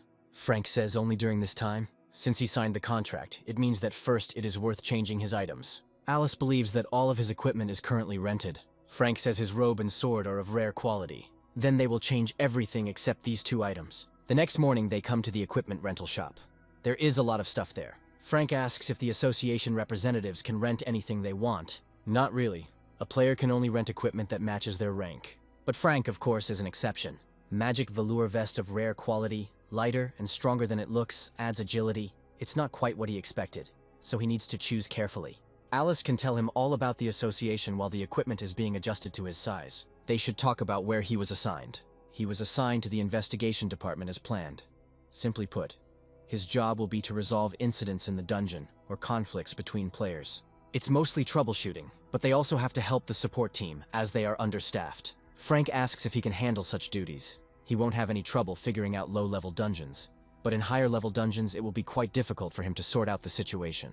Don't worry, they will definitely take his current level into account. By the way, since Alice is his boss, he needs to immediately report to her if any difficulties arise at work. In that case, Frank would like to discuss one problem that arose before the contract was signed. Information about the amount of stones he earned and sold somehow fell into the hands of the Sioux Guild, and they also knew about all the dungeons Frank had visited. Alice will try to find out more about this incident, and then she will be able to put the squeeze on Sue's guild. After all, this is not the first time that things like this have happened. She is ready to deal with the guild right now, but her strength is not enough yet. The association will also provide Frank with a place to live. He says he leads a nomadic lifestyle, so he doesn't need it. This is a bit difficult as they need manpower due to emergency unscheduled work. In this case, Alice asks Frank to inform her of his movements every time. Then she can provide him with work depending on the location. They also provide him with a card for personal expenses, which he can use to pay for housing. Frank realizes that this is hardly the way to do it. Of course you can't. And if other members of the association find out about it, there will probably be a fuss about them having a special relationship with someone. So you have to keep it a secret. Officially, this will be recorded as compensation for frequent job changes. It's the least they can do to get Frank to sign with them again in 2 years. The magic jacket fits like a glove. Let him also take this ID card. It proves that Frank is a member of the Players Association. Now he has the authority of a member of the supervision team, and there should not be any troubles like in the past. Now he can go, and let him check the notifications from time to time, since sometimes everyone can be urgently called together. There are practically no emergency calls, but if they do occur, you need to respond immediately. Frank asks when he can get the deposit. They've already transferred it. The contract only comes into effect when the deposit is paid. It seems Frank is in dire need of funds. He says he was going to buy a couple of skill books. It's a good idea. The association has its own store with such books, so they can go together. She will show him. The main thing is to become stronger. He will invest all 20 billion in the skill book. There are not as many of them as he thought. Skill books are not updated very often. Besides, demand exceeds supply, so if a good book appears, it is immediately bought. And their assortment, unfortunately, is smaller than that of the official auction house. Down with taxes. It seems that buying so many books is not very efficient. Even if so, they will still find a use someday. This completes Alice's work. The car is insured, so let Frank enjoy it. No matter how much the president of the Players Association thinks, 2 years is a rather short period of time. He must be upset that they weren't able to sign him to a lifetime contract. Of course he's upset they had to do it. Alice believes the president was more concerned with money. Not at all. And in her case, they also honestly improved the conditions. She is wrong to think that since it is a lifelong contract, they will force her to work for low wages. But that's how it was originally. If she hadn't insisted, they wouldn't have given her better terms. And she should have changed the contract term from the start, just like Frank. There was no need to compare him to yourself. Alice's situation was new to them. If it weren't for her, they wouldn't have known about the existence of a special skill. So they should have treated her better. But that's what they did, and they made a lot of concessions with the contract for Frank, just like she wanted. If she hadn't intervened, they would have only offered him a lifetime contract with a deposit of 100 billion won. Alice says if they hadn't done that, information about him would have leaked out, and overseas associations or guilds would have taken him away. The president decides that Alice is threatening him by passing information to other associations. She only said that there was a high probability of this, but the president has known her for a long time. If he knows her so well, he should understand what she is thinking. There's no need to pretend he doesn't understand. He should change her 2-year contract too. The president says it is impossible. If Alice hadn't objected, no matter what the cost, they would have signed a lifetime contract with Frank. What a bastard. He does this not for himself, but for the good of the country. Nothing bad would have happened if he had signed a lifetime contract with them. It would have been better if he had not signed it at all. If the president doesn't like it, let him cancel her contract. He does not agree.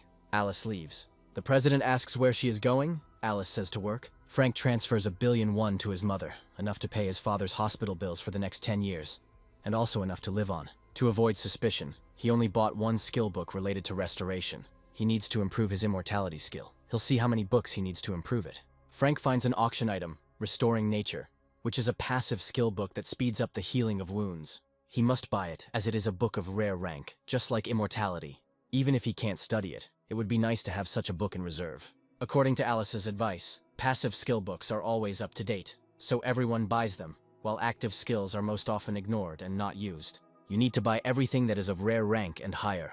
And he spent a decent amount of money. Maybe it's worth spending the extra points. Frank sold so much stuff, The game console and laptop were popular. The cosmetics and perfume were also sold out, and the watches sold out unexpectedly quickly. But still, nothing can surpass this thing.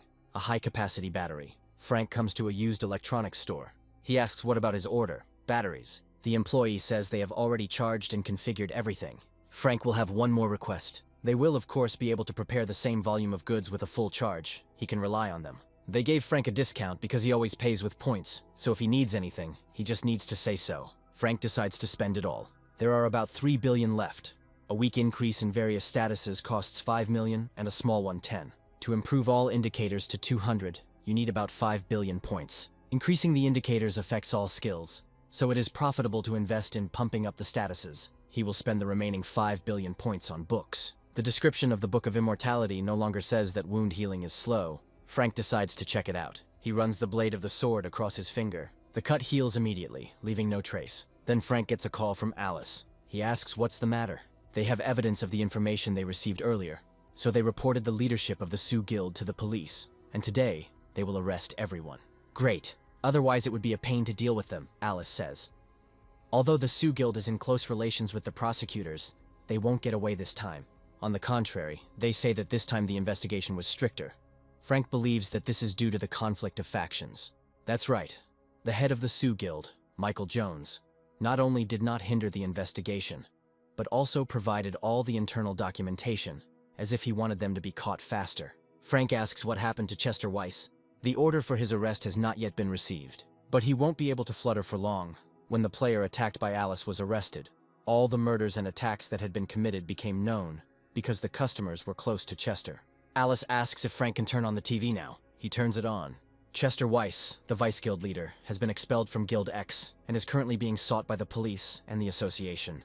Strange semi-censorship. The name was published, but the name of the guild was not. He won't be able to avoid arrest. Now everyone, even those who were kind to Chester, turned away from him. Frank thanks Alice for sorting it out. Alice apologizes for not doing it sooner. Later, he will treat Alice to a meal as a token of gratitude. If this is not empty chatter, then she will wait for his call. Frank needs to find the book. This is the last one. He spent all the deposit and studied all the available skill books. He ate so much that he simply had to develop at least something. Now the passive skill book of immortality of unique rare quality has been upgraded to unique heroic quality. He finally got it pumped up. Frank will not die unless both his head and heart are damaged at the same time. If he does not die instantly, all wounds will heal, and skill development is also possible. However, he poured so much into this book to achieve heroic rank that he probably won't even mention legendary. Now it's time to sleep. Tomorrow is his first day at work. The next day, Frank meets other members of the association. One of them asked many times to send them a newbie, and finally they actually did so. The players get acquainted. He is Stanley Kane. He suggests that Frank wait here. If he's assigned to a dungeon below level 100, let him go with Sandy Lee. She turns 25 this year, and like Frank, she is somewhere around level 100. Frank hopes they can work together. Sandy says, of course. Stanley points out that she should introduce herself properly, and for some reason she has switched to informal speech from the very beginning. Frank looks younger than Sandy, so it's okay if they interact like that. It's normal because he's younger than her. If he is upset, then she asks for forgiveness. It seems like she doesn't like Frank. Stanley says she has no manners. Everything is fine, but Frank is definitely not fit to be a younger brother. Sandy probably didn't know, but he was definitely older, since he was turning 28 this year. Stanley says Frank has a baby face, which he hears a lot. Sandy asks for forgiveness. As soon as a request comes in, she can immediately go to the place. Stanley wanted to assign someone else to Frank, but the others hadn't reached level 100 yet. If he is sent to a dungeon of level 100 or lower, since his total stats are above level 200, then even if he acts alone, there will be no problems. Stanley shows Frank his room. If he doesn't plan to put on gear, he might read a book or take a nap. Frank wakes up. He slept for a long time, about 4 hours. Even if that's the case, the pay is still good. Maybe he should just take night shifts and get enough sleep here. Sandy arrives and reports the call. Frank is ready to go out. He asks what happened. A signal has been received that a monster has appeared that exceeds the dungeon level. Frank asks if it's okay that it's just the two of them on the call. Sandy says there's no need to send more people. They can handle it on their own. A werewolf of levels 70 to 80 has appeared in the dungeon of the Horned Turtle of level 60. There are no victims yet and none are expected. This is probably because the difference is only 10 levels. Most often, calls come precisely for incidents in dungeons above level 50. It's probably because there are no security personnel there. Players who reach level 50 and get their first profession usually go to work as security officers in low-level locations themselves. And then, starting from level 50, there are no security officers in the dungeons. The problems start with players who are used to being under constant supervision. When various situations arise and there are no security personnel around, their survival skills deteriorate dramatically, and this becomes a huge problem. Sandy seems to find this amusing. Of course, because this challenge will give her a salary increase. In any case, the more challenges, the better the salary. They arrive at the scene. Frank believes that finding the werewolf will not be easy. Sandy tells him not to be surprised at what's about to happen. She grows the spotted skin of a predatory cat. Sandy now has the paws, claws, ears, and nose of a predator. Frank asks if she is a cat. Sandy is offended. She is not a cat, but a leopard from the feline family. If Frank hesitates, she will leave him behind. So let him keep up. Sandy is making very good progress. She uses 4 paws after all. They soon find a werewolf. Frank is surprised at how big he is, Sandy says, like a hunting dog. But his sense of smell is much better than a dog's. Sandy climbs a tree and the werewolf howls. Sandy pounces on him. Frank is impressed by her attack. Now the monster is killed. Frank notes that the gear is very flexible. Sandy says it couldn't be any other way, although it is expensive. Now we can go back. Suddenly, Sandy senses something. This werewolf is not alone here. It seems that before his death, he managed to call his flock. And indeed, a pack of werewolves appears and heads towards them. Werewolves look huge and very strong. They have red eyes. The other players run away from them. Frank asks if this happens often. Sandy says it doesn't happen often, but it does. However, when this happens, the name and level of that dungeon changes. First, we need to deal with these monsters and prepare a report. Sandy is about to go first. Frank turns on subspace. He takes out a vampire sword from it, one of the most reliable weapons. The werewolves roar, preparing to attack. Sandy cuts off the head of one of them with his giant paw. Frank attacks the werewolves with a bloodsucker sword. Suddenly, a piercing howl is heard, not like the roar emitted by a pack. It seems that this is the king of the werewolves. He is stronger than all of them, and with this howl, he calls other werewolves who serve him. Sandy says she'll take care of it. This is a monster of about level 100 or 101, so hopefully Sandy isn't being too reckless and there won't be any problems. The werewolves continue to attack. Frank deals with them using a bloodsucker sword. It seems like it will all be over soon. Indeed, the werewolves are being defeated one after another. Frank stands among the corpses, but it looks like his colleague is still not finished. All this time, she has been fighting the werewolf king, and continues to fight. This is truly a battle of leaders, the strongest of the werewolves and the snow leopard. But it seems that Sandy has a hard time. The werewolf has hurt her, and more than once. It might be worth helping her, but the werewolves are still closing in on Frank too. One of them looks absolutely gigantic and makes a terrifying roar. Frank wonders what kind of magic this is. These monsters are huge, but not that big. Another werewolf is ready to attack him. While Frank is fighting this pack, the werewolf that Sandy took on is winning and is about to kill her. He grabs Sandy by the throat with his teeth and is ready to bite him. Frank launches a fire projectile at the advancing monsters. The werewolf king still has Sandy in his teeth. She no longer looks like a predatory cat, and blood is coming from her mouth. Frank attacks the werewolf king with a vampire sword. He lets go of Sandy and Frank picks her up. He asks if she is okay, but Sandy cannot answer. Frank uses the healing skill. It's not entirely clear if it works, but it does seem to help heal the wounds. The werewolf king wants to attack Frank from behind. However, he cuts off his claws with his sword. And this monster is smart. He first dealt with Sandy, and now he's taken on Frank. Perhaps he sent his servants ahead to stall for time. Now the werewolf king attacks Frank. He dodges the blows of the vampire's sword. The werewolf continues to attack. Then Frank kicks him. The werewolf flies away a considerable distance. He howls again. This summons other werewolves, who immediately appear and surround Frank. At first glance, things are bad. But in fact, this situation is, on the contrary, for the better. He will act step by step. Casts a magic projectile, ice projectile, fireball, and fire spear. Frank uses all of these weapons at once, hitting the werewolves with multiple beams of different colors. He won't even need potions. Frank now uses the vampire sword. The werewolf king dodges the beams. He has good reflexes, just like Frank thought. This werewolf is not like the others. Frank will see if he can dodge the rare rank skill. A wall of ice appears in front of the werewolf king. He realizes that it is too late to do anything. Now Frank is ready to hit the monster with all his weapons. He understands that the end has come for him. The ice wall explodes. The werewolf king has been defeated. Now Frank will look at what items he dropped. The heart of the werewolf king, a rare quality item, allows you to transform into the werewolf king for 60 minutes. During the transformation, strength, agility, and endurance will increase by 30%. After the time has elapsed, the indicators will decrease by 10%. The item must be eaten. This means that the appearance will change, and compared to the increase in indicators, the fee for use is much more serious. First, we need to go back. Frank sits next to Sandy, who is now lying in bed. Stanley asks if she's okay. All external injuries have healed, but to be sure, it is better to take her to the hospital. If it weren't for Frank, something bad would have happened. He is also on the team, so helping his comrades is the order of the day. Frank will come back when he's sorted everything out. After a while, Sandy thanks him for saving her. Of course he had to help. That goes without saying. Frank notices that the others are wearing the same clothes as yesterday. Stanley says that after they dealt with yesterday's incident, he went hunting and then came here. Frank got some rest and earned some money, a great option. Initially, Stanley thought that Frank lived in a luxurious house and had a lot of money. It was rare to see so many things of rare rank on one person. Frank says he was a laborer before he woke up. Stanley believes that his situation is dire. Frank's father fell ill and was hospitalized. His family worked hard to pay the hospital bills. Stanley says they were actually instructed to take good care of Frank, which is why he thought he was from a rich family. They seem to think he was born with a silver spoon. Apparently it was Alice Lair who did this, but Stanley didn't even know that Frank knew Alice. He says she hired him. It seems he really has outstanding abilities, since Alice personally hired him. I should sort out my things before going to bed. Frank is called out by Sandy. She says she's really sorry. There was a misunderstanding, and she behaved rudely towards him.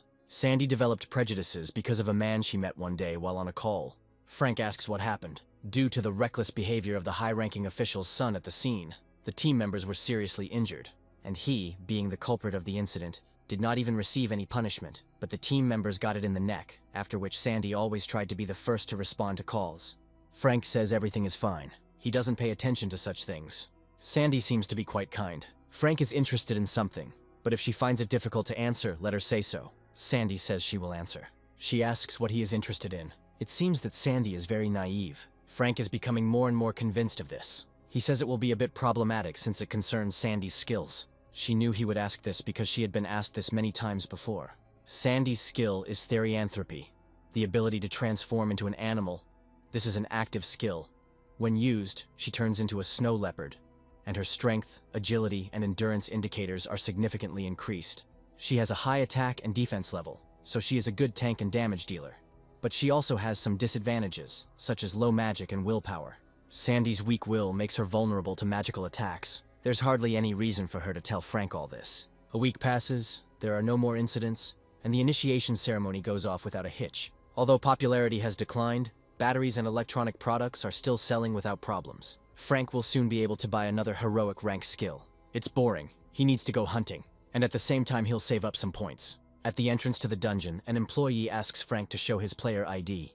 It turns out he works in the association's supervision department. The employee wishes him a good hunt. In the dungeon, Frank encounters horned monsters with white fur. He uses Firestorm. It's good that Frank acquired this skill. Its synergy with the shield is amazing. In a mid-level dungeon, it's not as noticeable, but at low levels, it's likely considered cheating. Suddenly, someone breaks Frank's shield. The blade cuts through his shoulder. Good reaction. Frank asks the player who hit him who he is. It's strange that Frank doesn't recognize him, but that happens. So, he is interested in who he is, of course. It is worth knowing at whose hands you will die. He is Chester Weiss, and until recently he was the deputy head of the Sioux Guild.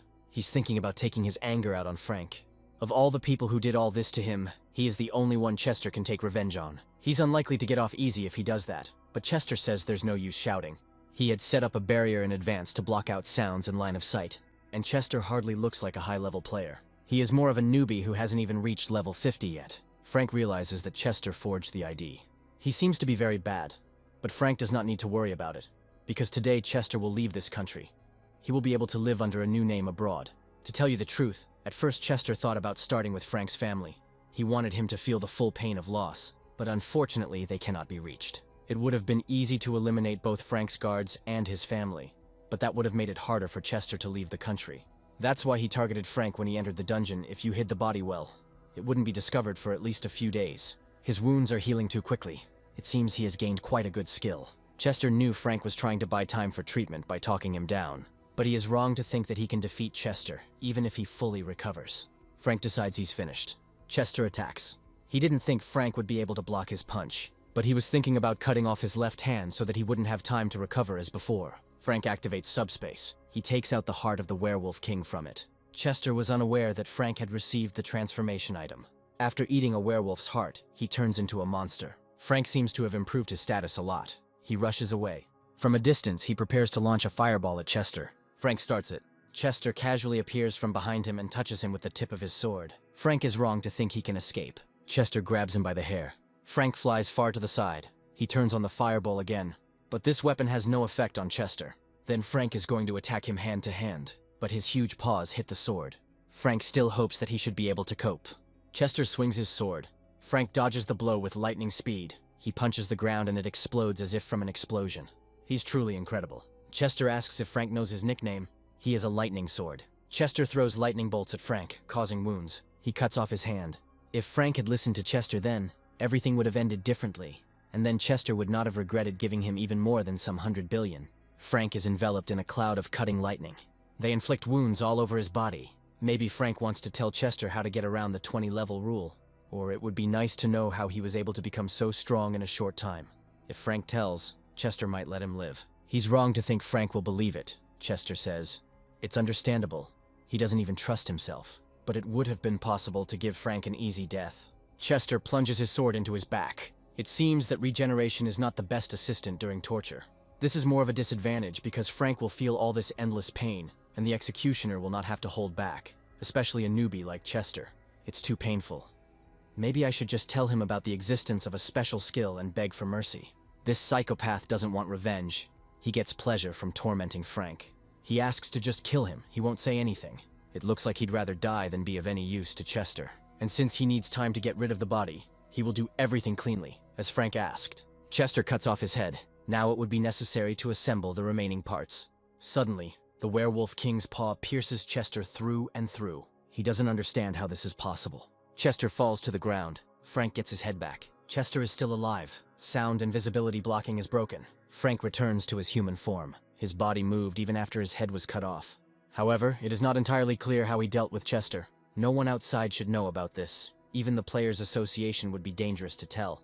If it becomes known that Frank killed Ranker Chester Weiss, the association will question his level and abilities. Frank turns on the fireball. There is no need to reveal your secrets. Chester's body disappears. Something appears in its place. It turns out that items don't just drop from monsters.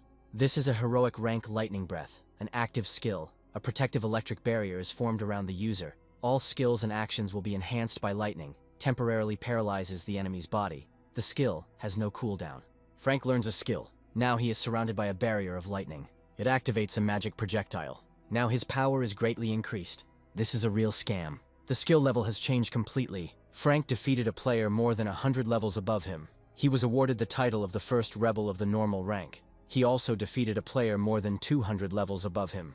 He was awarded the title of the first rebel of the rare rank. It turns out that titles are also given for players.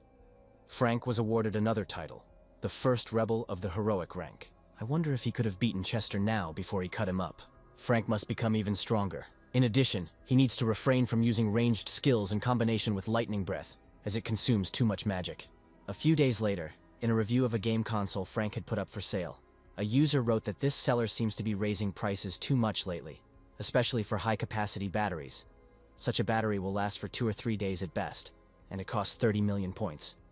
The battery power is even less than the energy from one low-level stone. The user believes that the price of the product should be reduced and organizes a boycott. From tomorrow, he will ignore this product for a month. Those who want to join him, let them leave a comment. Several users join the boycott. A month later, Frank looks through the list of goods and thinks about what he should buy. The ancestral instinct or the vampire ball. He would buy both items if he could, but there are only a few points, and in total it comes to 60 billion. Frank will think about it tomorrow, but for now he can watch TV. After all, today is his only day off this week. On the screen, the guild leader tells the female player that he likes her and wants to date her. They show a battle with monsters. So, this is the drama they filmed for the 20th anniversary of the Cataclysm.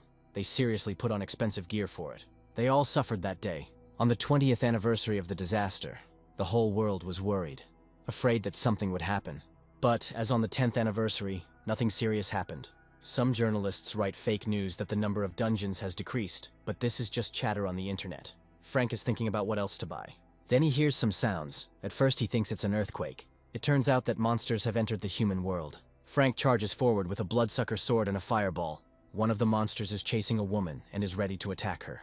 But Frank attacks the monster. He strikes him with sword and fire. The monsters are advancing. Frank uses Firestorm. But the problem is that the monsters have mixed with people, and they attack. Other players come to the rescue. They leave a dimensional gate on Frank. Then he thanks for the help. Martial law is declared. The military enters the battle. The association president orders that all players within the country be notified. From this moment on, a general mobilization of players is declared. Frank tells Alice that he is near the Red Tarantula's dungeon near Sinchon Station. The gates suddenly opened, and now he is fighting the orcs that crawled out from there. Luckily, their level seems to be low, and players from the surrounding area have joined in the cleanup. Frank is appointed as temporary commander.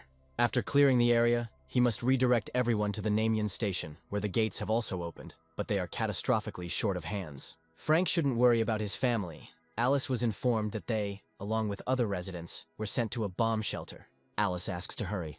Frank will do so. There is no time to think. He buys a vampire ball. This is an active skill. It converts mana properties into dark properties, increases the power of attack-type skills, and decreases the power of healing-type skills.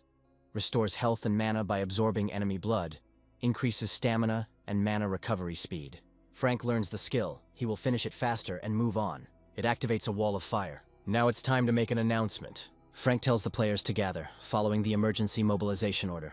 It is clear that this will not be easy. The minimum number of players required to defend the territory remains here. The rest move towards Namyan Station. Since everything at Sinchon Station is already destroyed, we only need to take care of the gate. One of the players has a question. He asks in how many places the gates have opened. The exact number is unknown at this time, but they appear to have opened all over the country. Near Namyan Station, monsters attack ordinary people. They have horned heads, similar to horse skulls, but with glowing eyes they are humanoid lizards. The player attacks one of the monsters. The other players are waiting for reinforcements to finally arrive. A wall of fire appears from somewhere. She absorbs monsters. Reinforcements have arrived. The situation is serious. There aren't many dungeons here, so there aren't many players. It's time to begin. Here a giant monster appears, apparently the leader. We need to sort this out as soon as possible. Frank throws fire at him. The monster covers himself with a shield. Frank flies right over him. This monster is not that strong. Frank cuts off his head with the bloodsucker sword.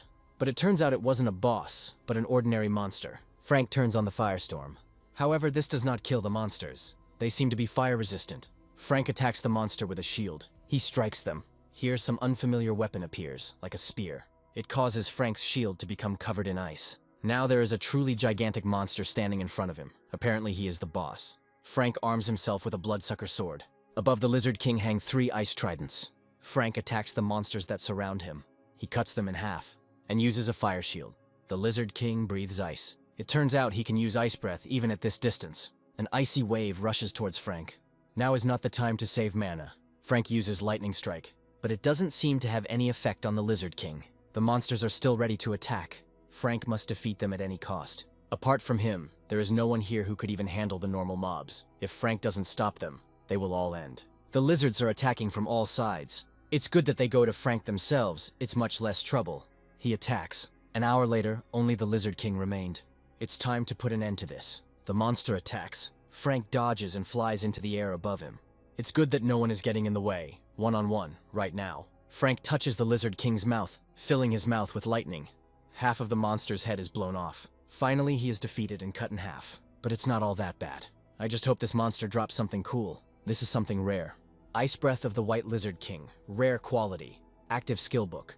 Mana is consumed during use. Quite a good skill. Can be useful. Frank feels his strength and mana gradually returning. The rest did him good after all. Namyan Station has been completely cleared. It looks like the mission is complete. 3 days later, it was reported that the second wave of the cataclysm had dealt a strong blow to the global economy. Such everyday things as food, water, electricity, oil, gas, and so on became very scarce. The government of the Republic of Korea began building defensive camps around major cities and evacuating residents of suburbs. The essence of this was to reduce the amount of protected territory in order to prevent a possible increase in the number of victims. However, this completely slowed down logistics and trade turnover. And in conditions of food and water shortages, industrial production became simply impossible. The last stock of goods that Frank had placed in the sales book had already been sold out. Now he doesn't really have anything to sell. It seems that now it will be much more difficult to increase the strength parameter at the expense of points.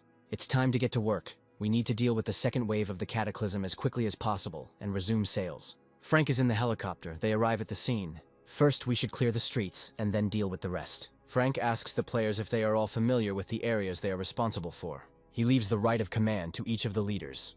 Then Frank will go first. Trolls emerge from the spatial gates. Frank jumps out of the helicopter, ready to attack. He uses a firewall and attacks the trolls with a sword. Meanwhile, other players are also attacking. So far, so good. Trolls flee from the wall of fire. Something is wrong here. They run away immediately after the first attack. Frank must not miss them. It activates the breath of lightning. It will be much easier if you combine this weapon with a fire spear. Frank flies towards the monster with lightning speed. He throws a fiery spear at him, and it blows off his head and half his body. This is the 15th. Frank hopes it's the latter. Suddenly, a monstrous paw with claws emerges from the spatial gate. Frank is puzzled as to where this monster came from. It is clearly above the 350th level, and even above the highest, 400th. This is the strongest monster in existence, a blue dragon, a heroic level monster. Alice hopes that this is the end of it, but there are currently about 100,000 players in the Republic of Korea, including about 5,000 high-level players who have completed the 4th stage. For now, low and mid-level monsters can be stopped with military firepower. However, as the number of gates increases, more and more heroic rank monsters appear each time, and they are completely lacking heroic rank players. The emergency alert system is activated. Alice asks what happened. An emergency situation has occurred. Another gate to another dimension has opened at Seoul Station. Alice asks what rank the monsters are. They try to find out. It turns out that there is a whole group of wyverns there, and again a heroic level monster. This station must be under the control of the TS Guild. They need reinforcements. At the moment, their main forces are concentrated in tanks and nearby damage dealers. It is probably difficult for them to cope with flying wyverns. Alice asks if they can contact other guilds that are nearby, and is informed that there are mages from the Yuhua Guild near Yongsan Station. We must tell them right now to send reinforcements immediately. Another gate has opened in the Dunsan area of Daejeon. A large gathering of harpies has been observed, and reports have come in that ogres have begun appearing at the gate of the Orc Dimension in the Yongsan area of Busan. They were only told that a blue dragon had appeared near the Troll Gate in Osun City, Gyeonggi-do. After all, Frank Neumann should be watching these gates now. That's true. He himself reported it. They also requested reinforcements. At this time, all operations in Osan City have been cancelled, and all players must be instructed to leave the city immediately. Frank hears this message. But now is not the time to retreat. The blue dragon destroys buildings and throws their debris to the ground. Frank jumps right under his paw, but the dragon only crashes it into the ground. It was a diversionary tactic. Frank is hiding in the building. It's strange why this monster is only after him. The dragon approaches the building where Frank is hiding. He sees it and stretches out his paw towards the window glass. Entire buildings fly into the air. The dragon is even taller than the multi-story buildings. Frank throws a ball of fire at him. He hopes there is still a little bit left. The dragon's head is smoking, but it doesn't even look like it's charred. The fire just distracted it. The dragon is chasing Frank again and is ready to catch him. Frank turns on the ice wall, but it collapses. The dragon's paw touches his head. It's unclear how this monster even caught up with him. Apparently there is no other way out. All that remains is to fight. Frank activates his lightning breath. The dragon attacks again. Frank is about to attack him with the bloodsucker sword. However, the dragon's scales prove so strong that the sword flies off. This monster must have one weak spot. This is his stomach, Frank wielding a sword. Then he descends to the ground. There is not a drop of blood on the dragon, and besides, it's very fast. Something is happening. The dragon launches lightning bolts at Frank. It collapses onto the roof of the building. The dragon approaches him. He bit Frank in half and swallowed him. Frank can't just die like that. His father needs medicine, and his mother and sister need his support. He grabs the sword. It's time to get out of here. Frank plunges his sword into the dragon's abdomen. It seems that his body parts are slowly starting to regenerate. The passive skill Book of Immortality has been upgraded to the only heroic rank. At this rate, Frank will never get out of here. He begins to tear the dragon's flesh with his teeth. Alice is informed that Frank Neumann appears to be dead. She doesn't understand how this could happen. After all, she gave the order to leave the city immediately. Frank was in charge of closing the interdimensional gate and was very close to the blue dragon. After Alice announced an emergency evacuation, he tried to return back, but apparently he was unable to leave the city. Alice asks if they told his family about this.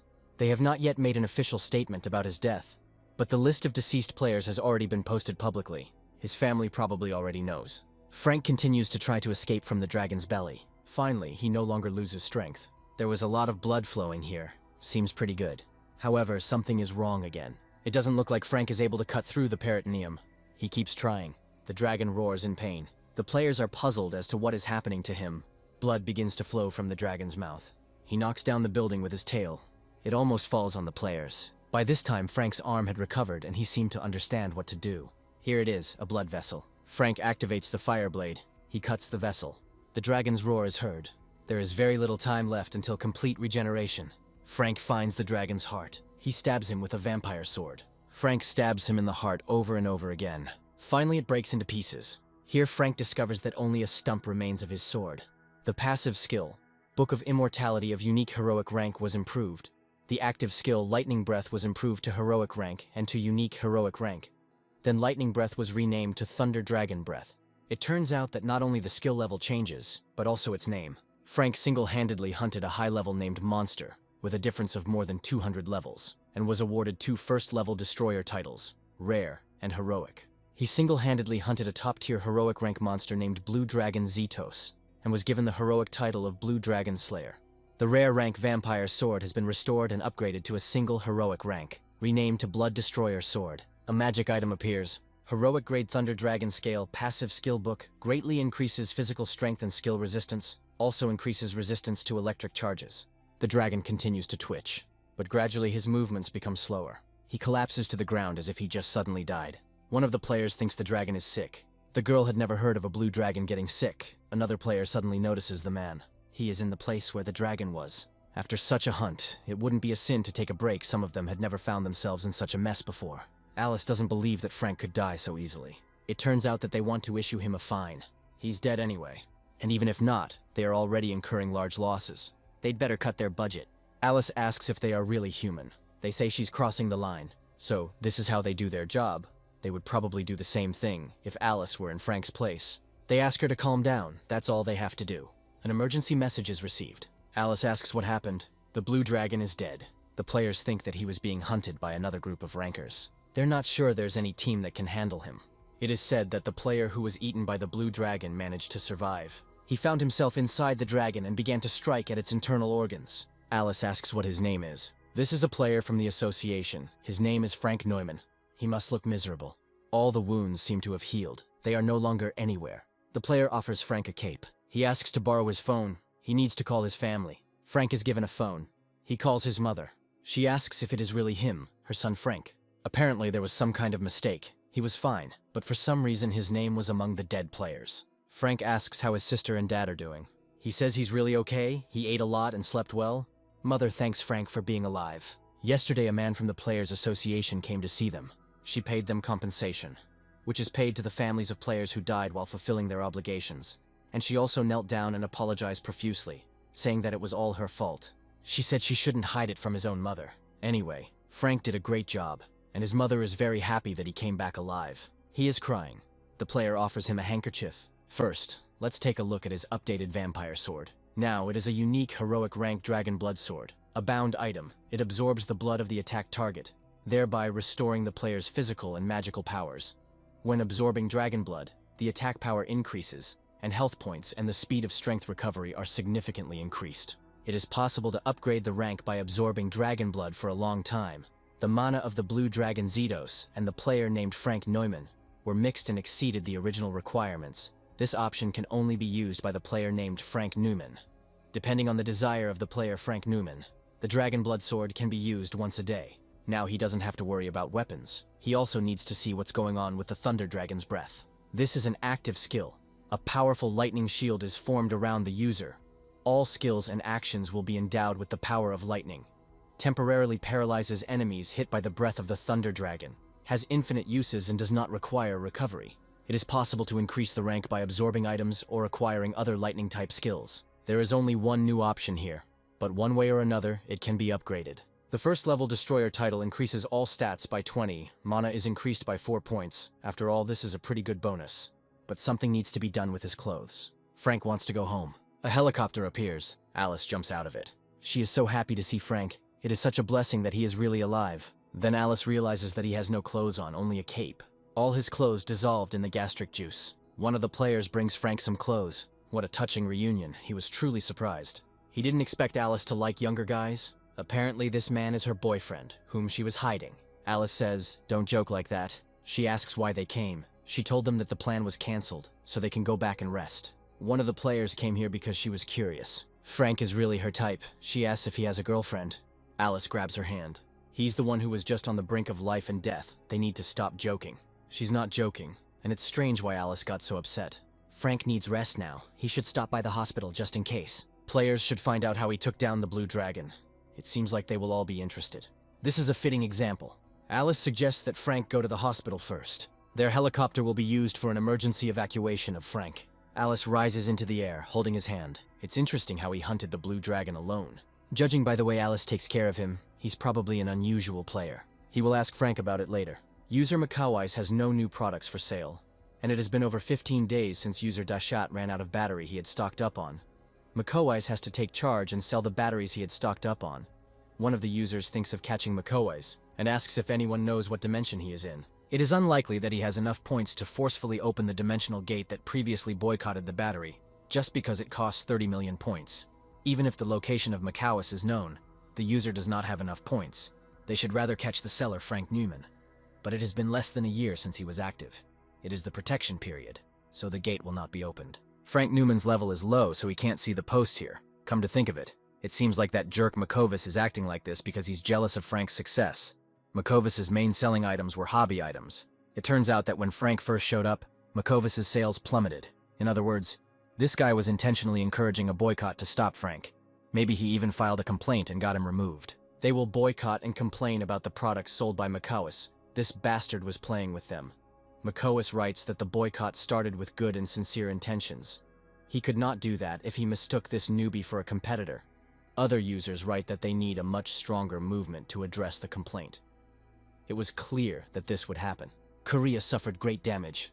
However, having suffered significantly less damage compared to other countries, the country prevented a second cataclysm. South Korea has rebuilt the destroyed infrastructure and begun research using newly acquired monster carcasses and mana stones. Society is a little unstable, but in any case, everything is starting to return to normal. Frank arrives at the store's warehouse. There's quite a lot of stock here. Fortunately, their store wasn't damaged. After the electrical installation was restored, the first step was to charge the batteries. Frank decides to buy everything. Supplies are still low, so he should raise the price even higher. A notification about the completion of the sale appears, so it's for sale, even if he raised the price. Another sale has been completed, so it looks like the price can be raised even higher. A few days later, Frank comes to the store again. The employee only ordered the amount he usually buys, so there are no more. Then he will immediately make an additional order. He heard that the factory has started working as usual, so it will not interfere with the production of goods. In the meantime, the store employee will immediately send the goods to another department. If Frank leaves his contact information, they will contact him once the item is back in stock.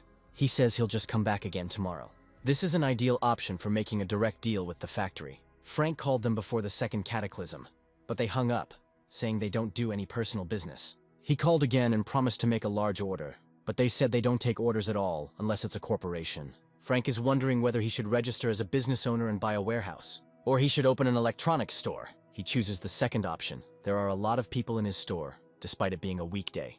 As Frank thought, it was good to leave it to his sister. She's the manager and he's the general manager of the store, so he should be fine. Anyway, his sister sent the batteries to the warehouse some time ago, and they may have arrived by now. Frank says he'll check it out.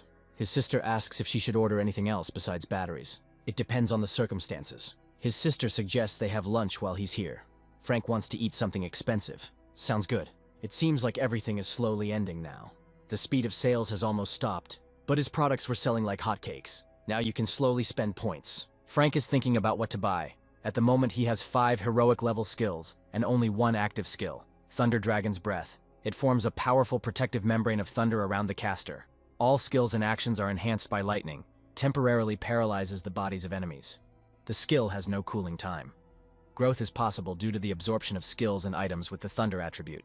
If you think about it, it's the only offensive skill, and it also deals pinpoint damage and has a continuous attack ability. He needs a skill that can be activated freely, or a skill that can move through space to avoid dangerous situations. Frank will buy both, compared to passive skills.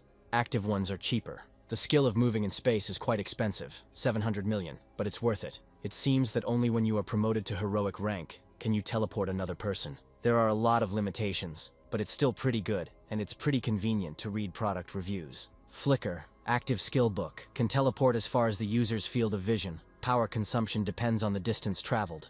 Can't teleport to a place where the mana flow is unstable or too dense. This is the best option, although it costs 40 billion points. Perhaps this skill is worth testing. Frank activates the flicker. It teleports him to the other end of the warehouse. This skill is really worth it. Later, he will test long-distance teleportation. Frank looks through the list of products again. Flame attribute skill, wind attribute skill, ice attribute skill, thunder skill, and so on. He can't find the perfect one. Here he sees an active skill book, Black Lightning Heroic Rank. It brings down powerful lightning on the target, consuming mana and stamina at the same time. It is a skill with the attribute of darkness. Reviews say that the power of this skill is 3 times stronger than skills that only consume mana. You need to be careful because it consumes stamina and mana at the same time. You can end up exhausted without realizing it. If there is not enough mana, you can make up for it with stamina. Frank buys a skill. He is absorbed by the active skill Thunder Dragon's Breath. As expected, he is able to absorb even if it is a dark attribute. Frank hopes that things will change the way he expects. It worked. Even the protective membrane that absorbed mana, activating automatically, changed in such a way that it could be controlled. Frank goes underground. There he fights with crocodile bats. He activates Black Lightning. Frank now feels better after using up all his points. After 5 hours of hunting, he receives the title of Heroic Rank Crocodile Bat Killer. That's enough for today. He returns to his shop. His sister still hasn't left, and Frank apparently was hunting all this time. The batteries are stacked in the warehouse. He can go and have a look. 30 minutes later, Frank's sister still hadn't left. Frank suggests going home together. Sister needs to talk to him. Frank realizes that's why she waited. This is about what happened at the time he was declared dead. Mom fainted when she heard Frank was dead, and she cried for days after she woke up. The real problem came after that. Notice of loss of leased equipment and penalty for failure to perform the contract. The sister protested more than a dozen times, but each time she was told there were no legal problems. There was only one answer: file a statement of renunciation of inheritance. She consulted a lawyer, but he said there was no other choice but to file a complaint. They said that Frank must vacate the rented apartment immediately. They even said that they would take away the money he sent to the family for living expenses as illegal gifts, because they even sent a report on the legal reserves of the inheritance. Of course, after that everything got better. A girl named Alice Lair came and apologized to her on her knees. She said that there was a mistake in the process. But it seems that this is not a simple mistake. Frank says he'll find out. Mom told her never to tell him about it, but he seems to be somewhat stable too. She told him because she thought he should know it happened. Frank thanks his sister for telling him. He has an appointment with Alice Lair's manager, but is told that she has not returned yet. Frank contacted her in advance just in case, and she told him to wait for her in the office. The administrator says he will take him there then. She offers him a cup of tea. Frank refuses. The administrator leaves. It's time to begin. Frank activates psychometry. He's looking for his code. Alice said Frank appeared to have died at the scene. She asked why they did this to Frank Newman's bereaved family, and was told that it was the rules. Alice ordered that these orders be cancelled immediately, and was told that she had nothing to do with it. So this is what they do for a player who gave his life fighting for his country. Perhaps they would accept such things. Even if it was Alice who died in battle, if the decree was not revoked, she would leave the association. Such an absurd treaty of submission would hardly be accepted by the national community, the minister said. Perhaps Alice is now going to fight with the Korean government. She seems to be very angry. The minister will contact her later. Frank has this man to thank. He seems to know who it is, the Minister of Spatial Gate Management, Henry Lee. Alice enters and apologizes for keeping him waiting. Frank says he came early himself. Alice asks why he came so suddenly. He didn't even tell her what the matter was. Looks like he'll have to break his contract. He knows everything that Minister Henry Lee was going to do. Alice apologizes for him. She has nothing to apologize for. It's all thanks to her. At least everything was fixed later. Frank should say thank you. Alice asks if he can just let it go for her this time. She will definitely change the rules so it doesn't happen again. There's one thing Frank wants more than this. He would like to meet the minister personally and receive an apology. The minister finds out about this and is outraged this impudent fellow is behaving so importantly and insolently only because he has this unique skill. It looks like he doesn't understand the world because he's young. The minister was only performing his duties properly. They should immediately protest. That's right. Henry Lee was just trying to do his duty according to the rules. It's not clear why he should apologize to such a brat. After all, he didn't do anything. Henry has shown generosity. Frank is being arrogant, ignorant of grace. He needs to be taught a lesson. Henry asks how he should do this. This news even reached the ears of VIPs, so it is unclear how he can teach Frank a lesson. His subordinates have no plan, but they chatter. Henry tells me to tell Frank to come here quietly. He's not going to go to this brat's house to apologize to him. He's busy at work, so if he wants an apology, let him come in person. The subordinates rush to convey this to Frank. Henry can't go to him. He told Frank to come later than he thought, which wasn't so bad for him. This means that this is a real hotbed of corruption among the major guilds and dungeon access managers. All the employees are ordinary people, that's even better. A ministry employee invites Frank to go with her. The minister was looking for him. They enter the minister's office. He says Frank is about the same age as his grandchildren. It looks like Henry isn't going to apologize. He was sorry, but he had no choice but to do it. As a person performing official duties, a minister cannot perform them based on his own considerations. It seems like all the people involved in Frank's case were in cahoots with each other. Henry says he was just trying to do his job legally.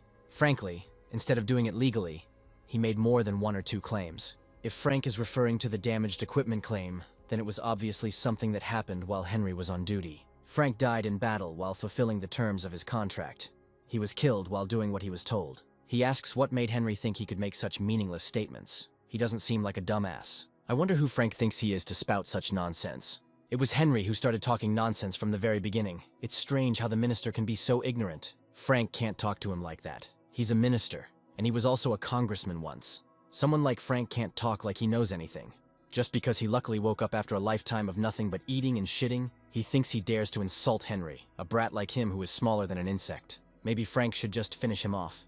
From now on, Henry should live with a little more common sense, and when he wants to open his mouth, let him think carefully before saying something out loud. His head is not an ornament, especially since he is a minister. Frank also wrote down all the offensive remarks Henry had made earlier. He will file a formal complaint about this. He has heard that it is possible to sue for such insults. Then they will see each other in court. Frank leaves. This ability has proven to be very useful. Rage, a skill that provokes the opponent. When a person is overcome with rage, he begins to attack without sparing his own body, and his fighting strength increases. This is definitely a scam against the public. A few days later, Minister Henry Lee's corruption ledger began to circulate on the internet. First circulating among ordinary players, but recently, small and medium guilds have become the center and are going on collective strike. Heroic rank psychometry skill allows viewing of past information embedded in an item, offers hologram videos and audio recordings. Information from a month ago cannot be viewed. Past information cannot be extracted from objects that have mana embedded. There will be many things in the future that can be used. Frank gets a call from Alice.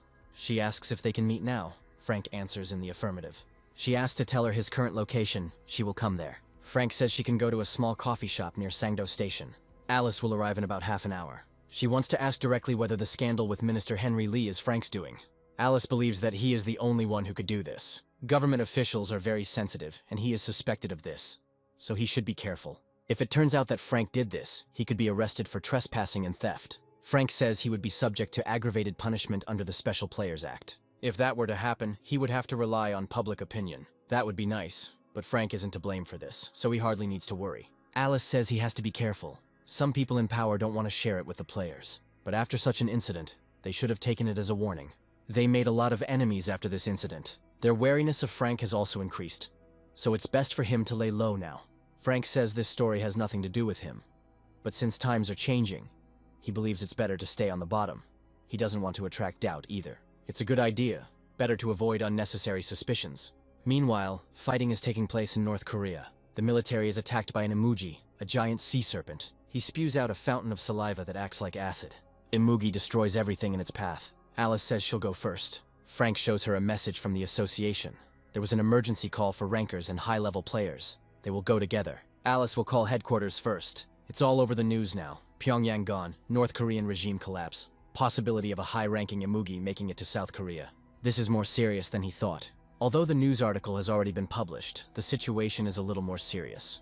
Pyongyang is now in a state of collapse, as is the North Korean government. Since all the rankers and high-level players were wiped out during the fight against the Imugi, waves of monsters appeared at all the gates of the country.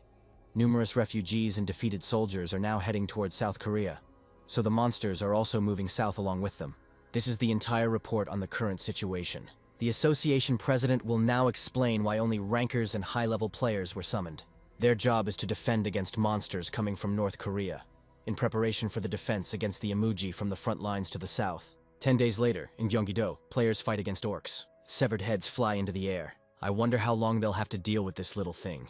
This looks terrible. A werewolf wants to attack Frank. He cuts it in half without even looking. Sandy attacks other werewolves. Frank asks how long they will do this. Thanks to his sister, he replenishes his supplies here. To be honest, he feels a little awkward. An orc attack occurs in Dandong, China. They are shot by the military. The red dragon appears. He is being attacked by players. Fire doesn't do much harm to the dragon.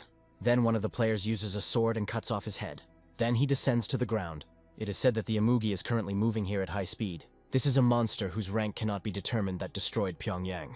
The expert who just joined and was sent to North Korea was unable to analyze the level of the Amugi, but he successfully determined the rank to be legendary. If they succeed in the hunt, then the first achievement in history will surely appear, and such an achievement significantly increases the statistics. They will definitely take advantage of this. The number of rankers stationed at the border is 181 in total, and there are about 3,000 high-level players who have changed 4 jobs. Amugi appears. It's time to attack. They will show the greatness of the Chinese.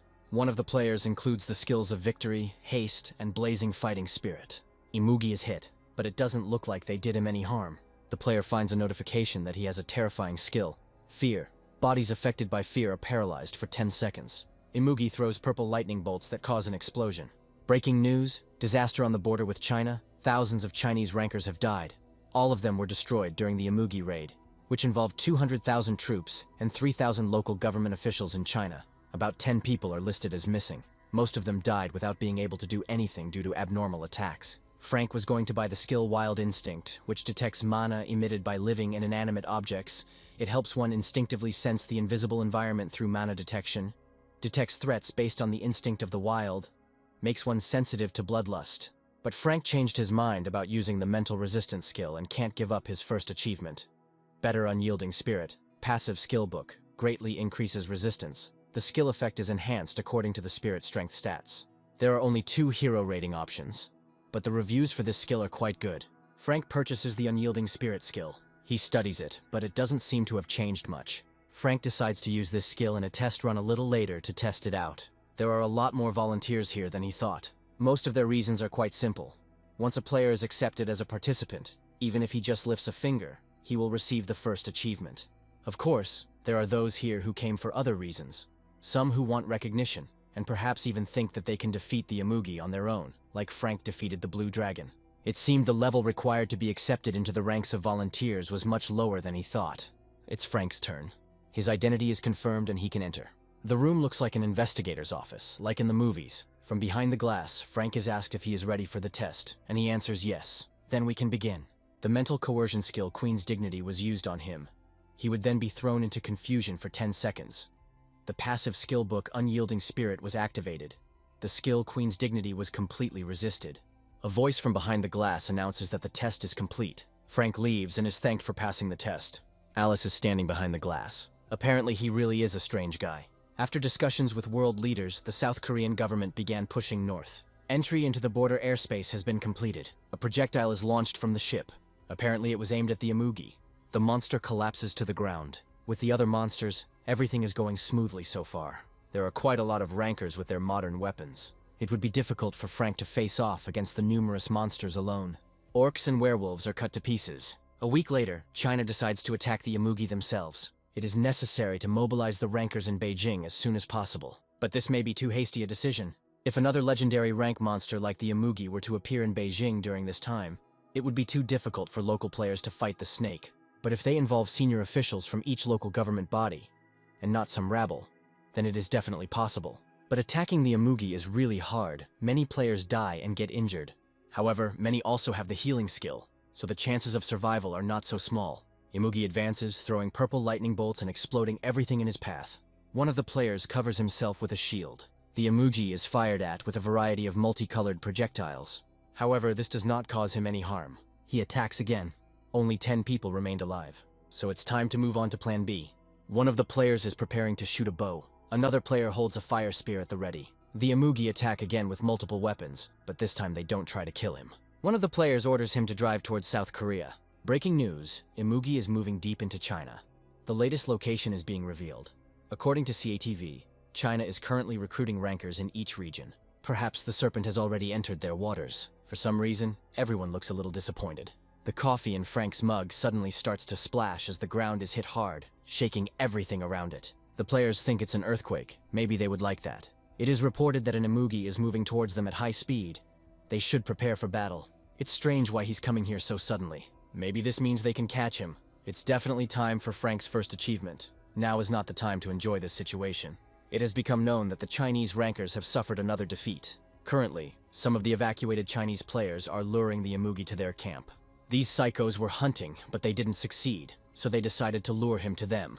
That's a crime. They literally drive the monster into another country. Alice tells them to calm down and prepare for battle. A player appears with a severed arm, announcing that the Imugi is almost here.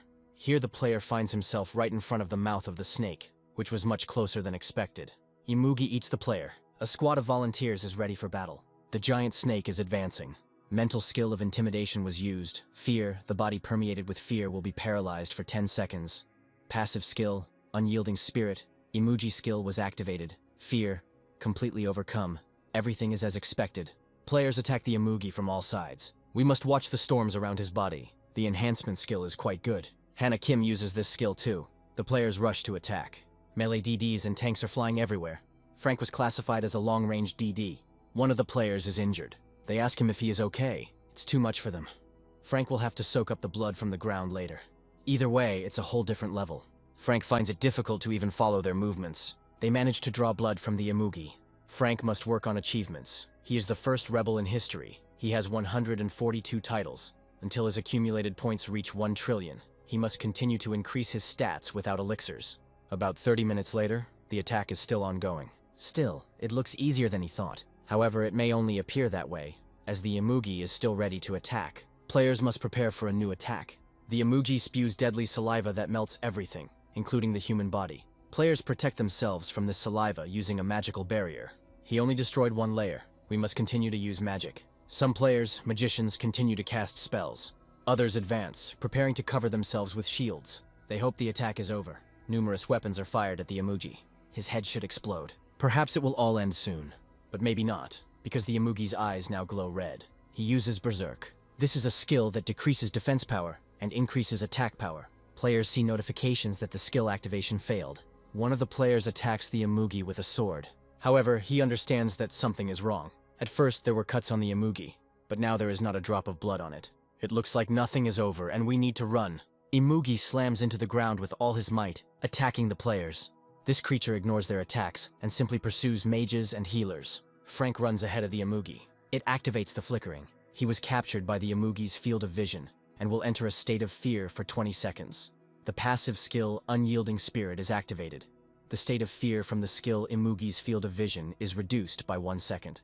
The active skill Blink is cancelled. Now the Imugi attacks Frank. He knocks him away with his tail and Frank falls. This snake is much bigger and faster than he thought. Frank activates Subspace. Now armed with a sword and shield, the Imugi attacks, preparing to strike him with its tail. The shield is splitting. Frank is dealt a crushing blow. Imugi continues his attack. Frank opens his eyes. It felt like he almost died.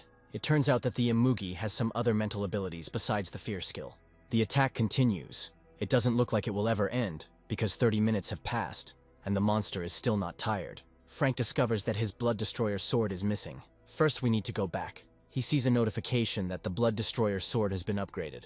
He must have been stuck there when Frank attacked the Imugi's tail. There's no need to summon him again. The attack has been going on for a very long time. The Imugi is splashed with his own blood. The further it goes, the more damage it manages to inflict. It looks like the winner has already been determined. Frank receives another notification that the Blood Destroyer sword has been upgraded. It seems to be because he consumes the blood of a legendary rank monster. The Imugi's strength is running out, and one of his horns is cut off. He is losing more and more blood. However, he clearly has no intention of giving up. Imugi lets out another wave of drool but misses his target. He is losing more and more body parts. It looks like his tail is ready to fly off too. The Imugi's roar becomes weaker and he is about to give up. Alice realizes that their victory is near. She deals the finishing blow to the Imugi. Finally, the monster collapses to the ground. He continues to be attacked, but it looks like it's really about to end. They were the first to hunt a legendary rank monster, and were given the title of Legendary Rank 1 Monster Hunt Participant. Finally, they won. Imugi begins to dissolve into thin air. The vampire sword stuck in his tail flies into the air. He falls and hits the ground. Frank takes the sword. He was the first to win a legendary rank weapon. He was given the title of the one who obtained the first legendary weapon, and he was also the first to obtain a legendary rank skill. Now his Bloodsucker sword looks different. I wonder what changed in it. The Blood Destroyer sword restores the owner's stamina and mana by absorbing the blood of the attacked enemy. If the absorbed blood belongs to a dragon, the attack power increases, and the speed of stamina and mana regeneration increases sharply. With constant absorption of dragon blood, growth is possible. The mana of the blue dragon, Imugi, and player Frank Newman exceeded the original limit. If the skill is used by someone other than Frank Newman, the option will not be activated. According to the player Frank Newman's wish, the Blood Destroyer sword can be summoned 3 times a day. Dragon blood can be used. This is an active skill. You can use flying claws made from dragon blood. It can only be triggered by dragon blood. Frank must hold the Blood Destroyer sword in his hands to activate this skill.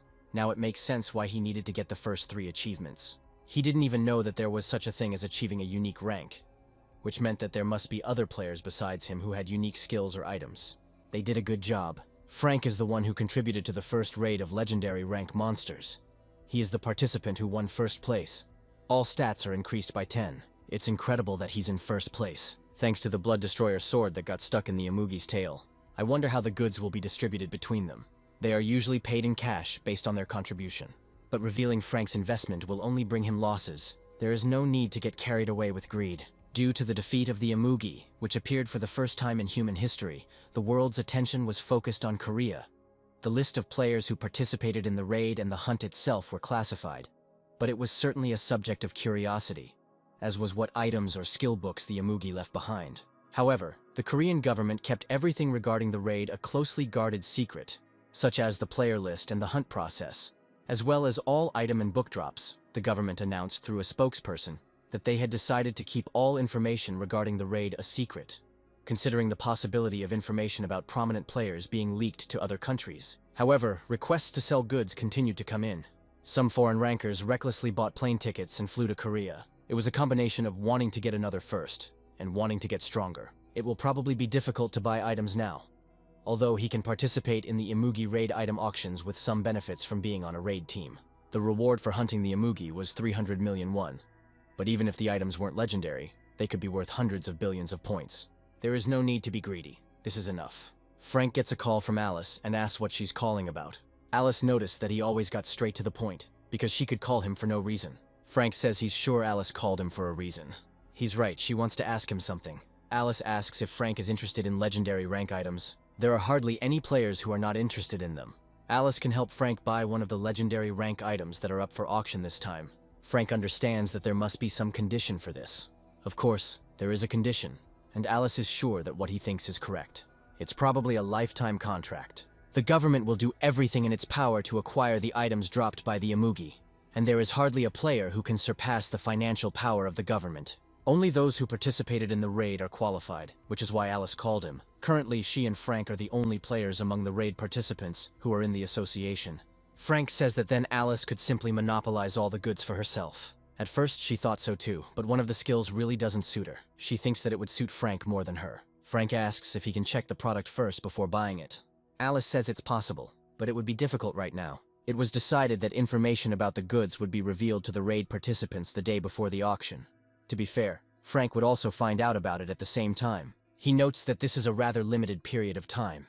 If the information is disclosed too early, countries may try to get their hands on the participants who have the materials. Frank is pretty sure it's already started. Alice says they're currently looking into it. He will look at the object first and then decide. Alice is sure he won't regret it. A few days later, Frank looks at the information about the active skill book Black Dragon Punishment of the legendary rank. The skill changes the properties of mana to dark, greatly increases the power of attack and healing skills, can freely use dark lightning at the user's discretion. It is a skill with a non-existent cooldown. Technically, it's just the ability to use dark lightning, but it can be used at any time and also has no cooldown. It's unknown if a heroic rank skill can absorb a legendary rank skill. Frank asks Alice if she's sure she doesn't want this. Her mana attribute is Divine Mana, and most of her key skills are set to react to her Divine Mana. If Frank rejects the product, she will likely sell it to one of the other long-distance damage dealers. There is a man the government is trying to trap with a skill book. Time is short, so Frank should make a decision quickly. If Alice fulfills one of his conditions, he will take the item. He asks to be allowed to terminate the lifetime contract when he later pays the same amount as the initial payment for the goods. Alice says this is perhaps too convenient a condition. If this is not possible, Frank will reject the offer. From now until the date of termination of the contract, they will accept the legal interest rate, 5% per annum. Of course, it's compound interest, and it's a huge concession that Alice is making for him. Frank says it suits him. Then she will report this to her superiors. And she didn't do anything special. Soon, an auction of legendary items opens. The auctioneer offers another bid and counts to 5. There are no more bets. The Black Dragon Spear now belongs to Alice Lair. It is quite expected, because this is an amount that ordinary players cannot afford. It is clear that the association set everything up.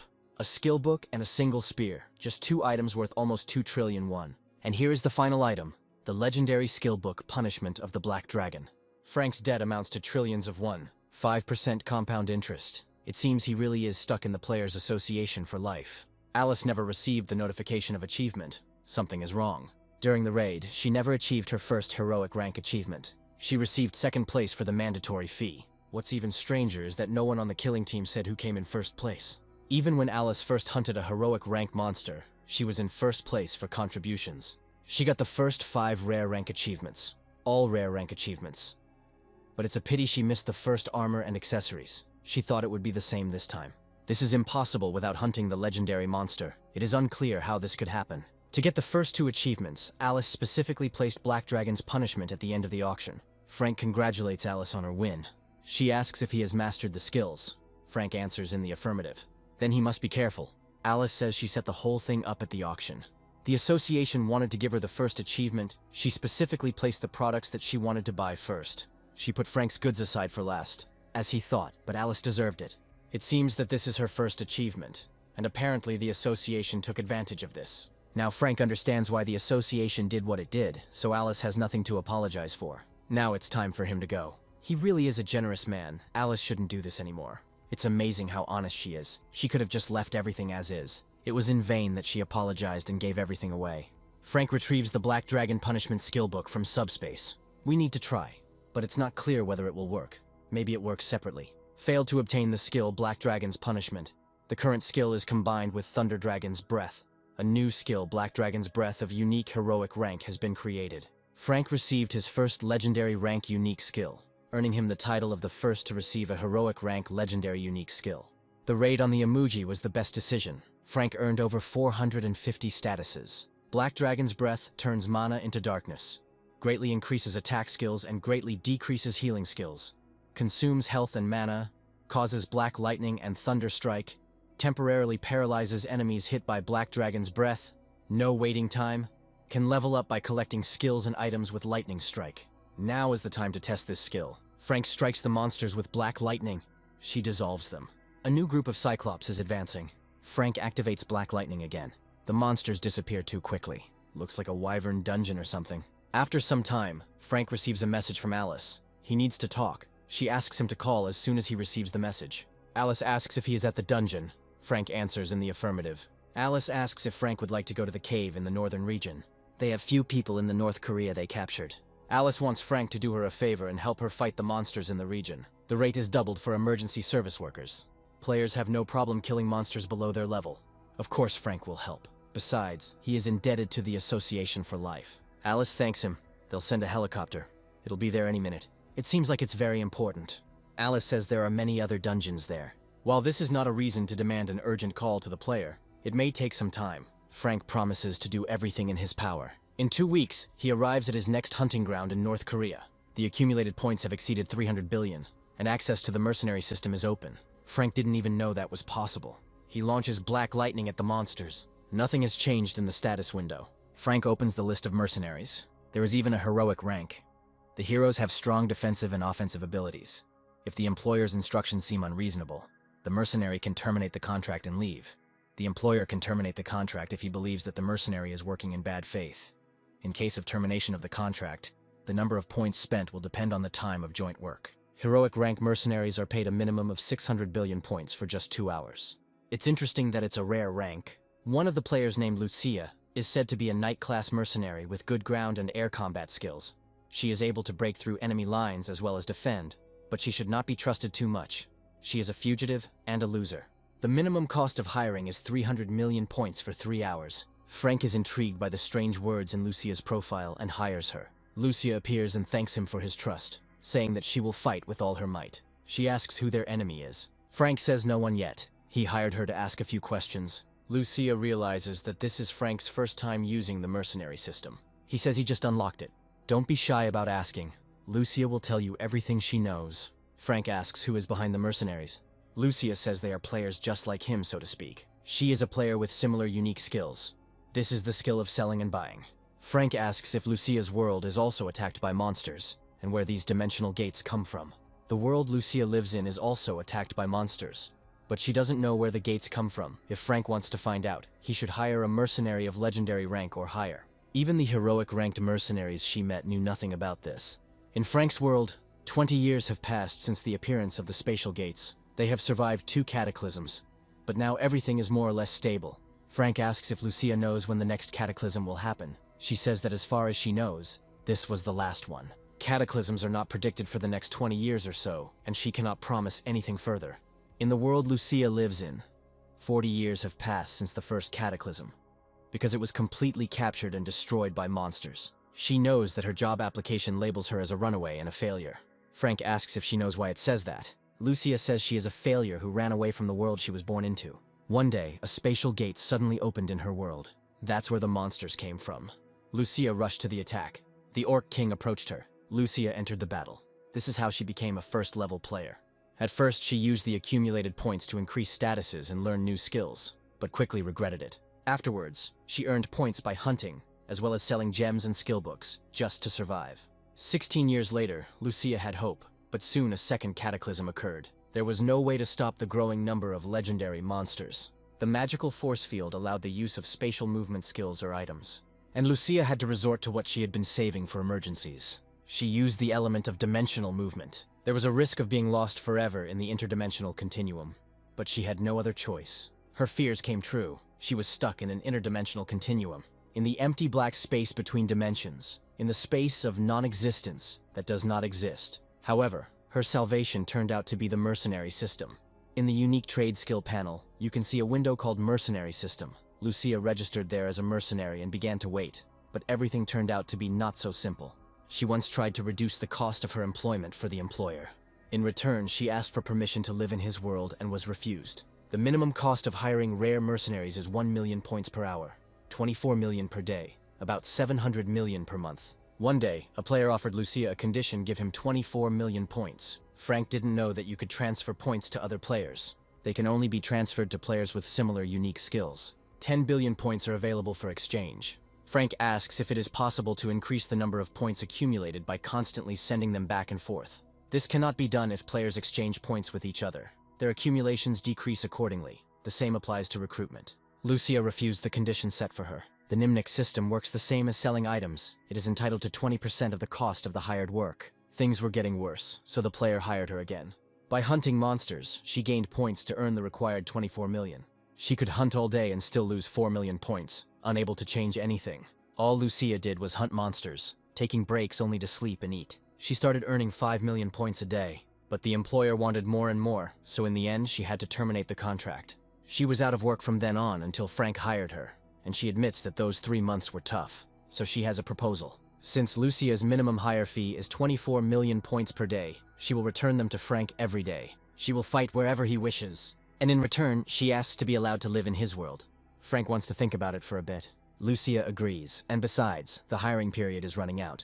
This means it's time for her to go back. She disappears. Frank is thinking about what to do. It seems that the mercenary system is really useful. He hires Lucia again. She's sure that he will not regret it. Frank hopes so, but first he needs to know something. He must be curious about what skills she has. He asks to show her status window. Since he is interested in her level and status indicators, she will demonstrate it. Frank thinks that it is unlikely that a first-level player can have any impressive stats.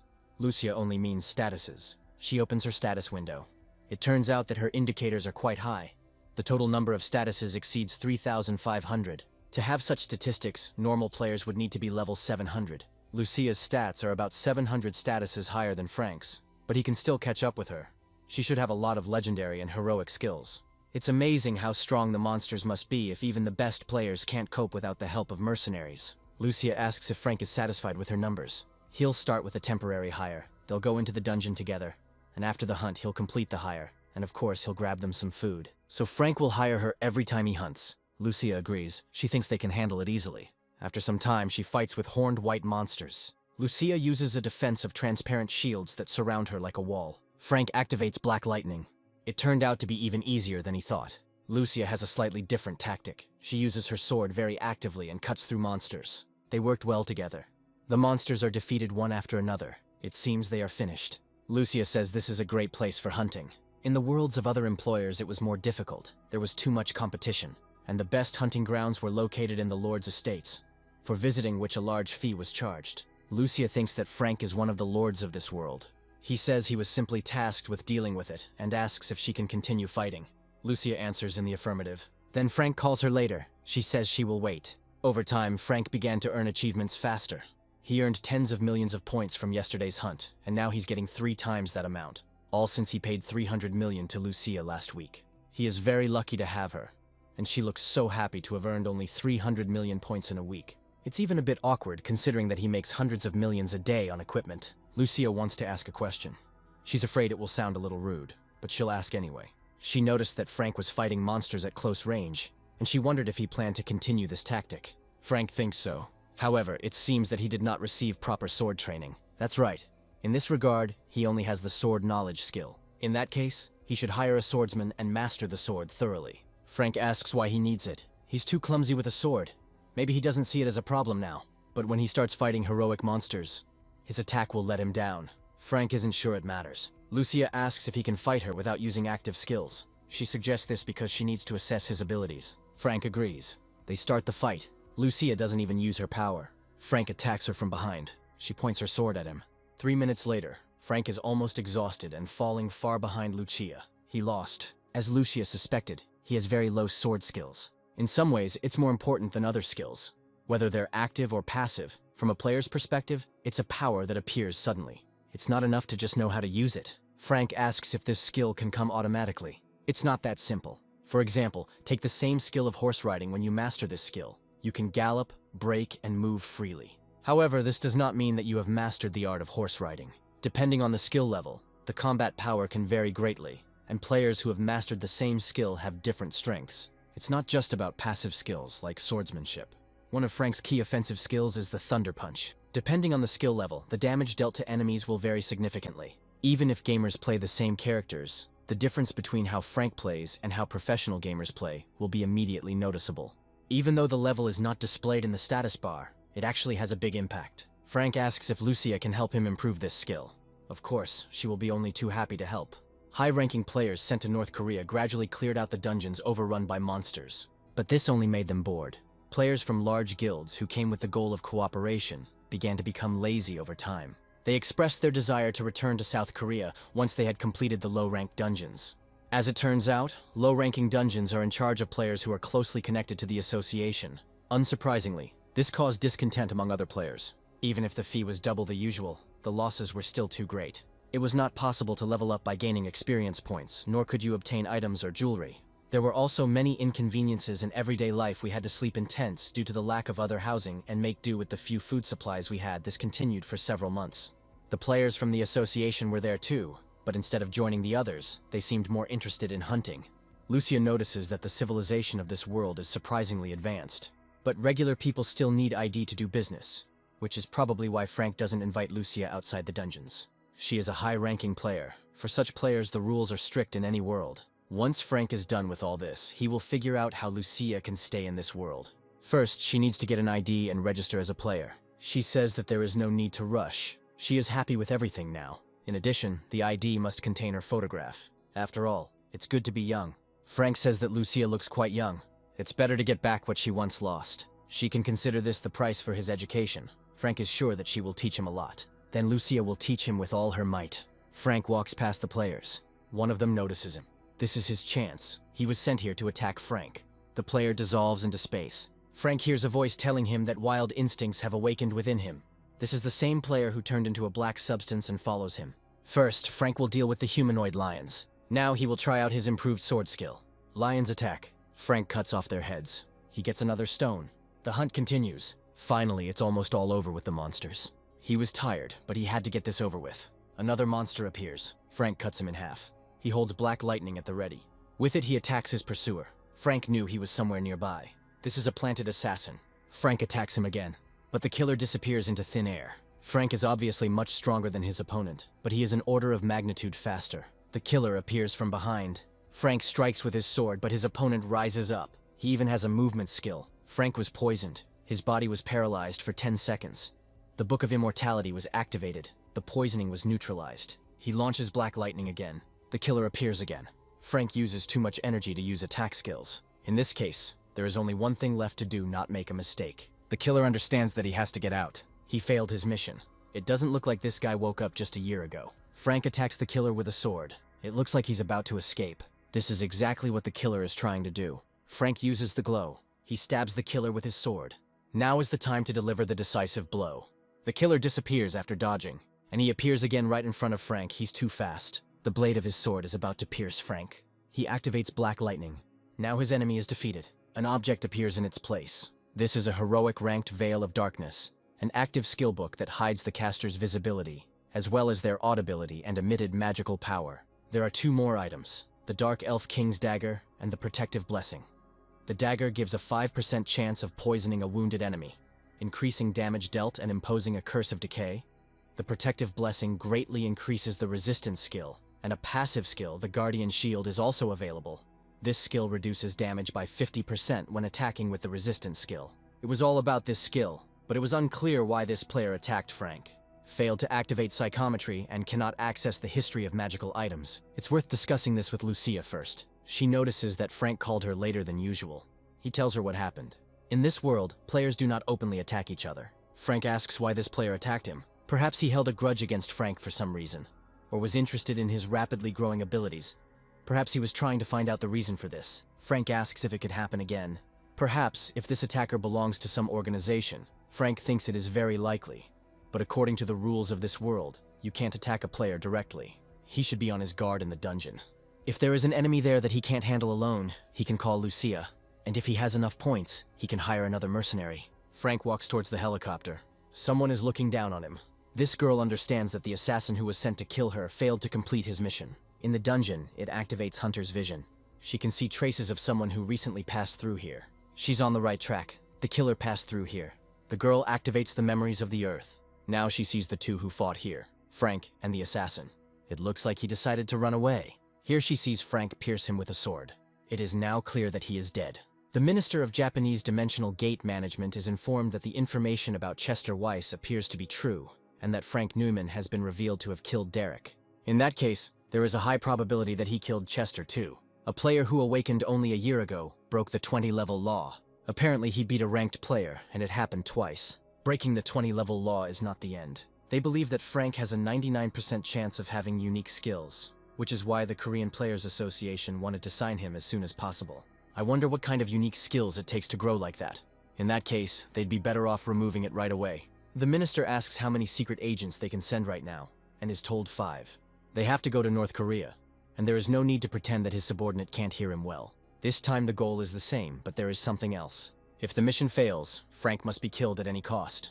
This stupid bastard doesn't trust the Korean government. Frank has new gear. He tries to activate the magic projectile, but it doesn't work. Frank thinks he could have done it if he had concentrated more. Lucia doesn't think it's worth getting upset about. They still have plenty of time. Now it's time to practice some more. Frank is going to attack first. It approaches at lightning speed. However, Lucia is faster again, and he falls. Lucia brings the blade of her sword closer to him. They continue to fight.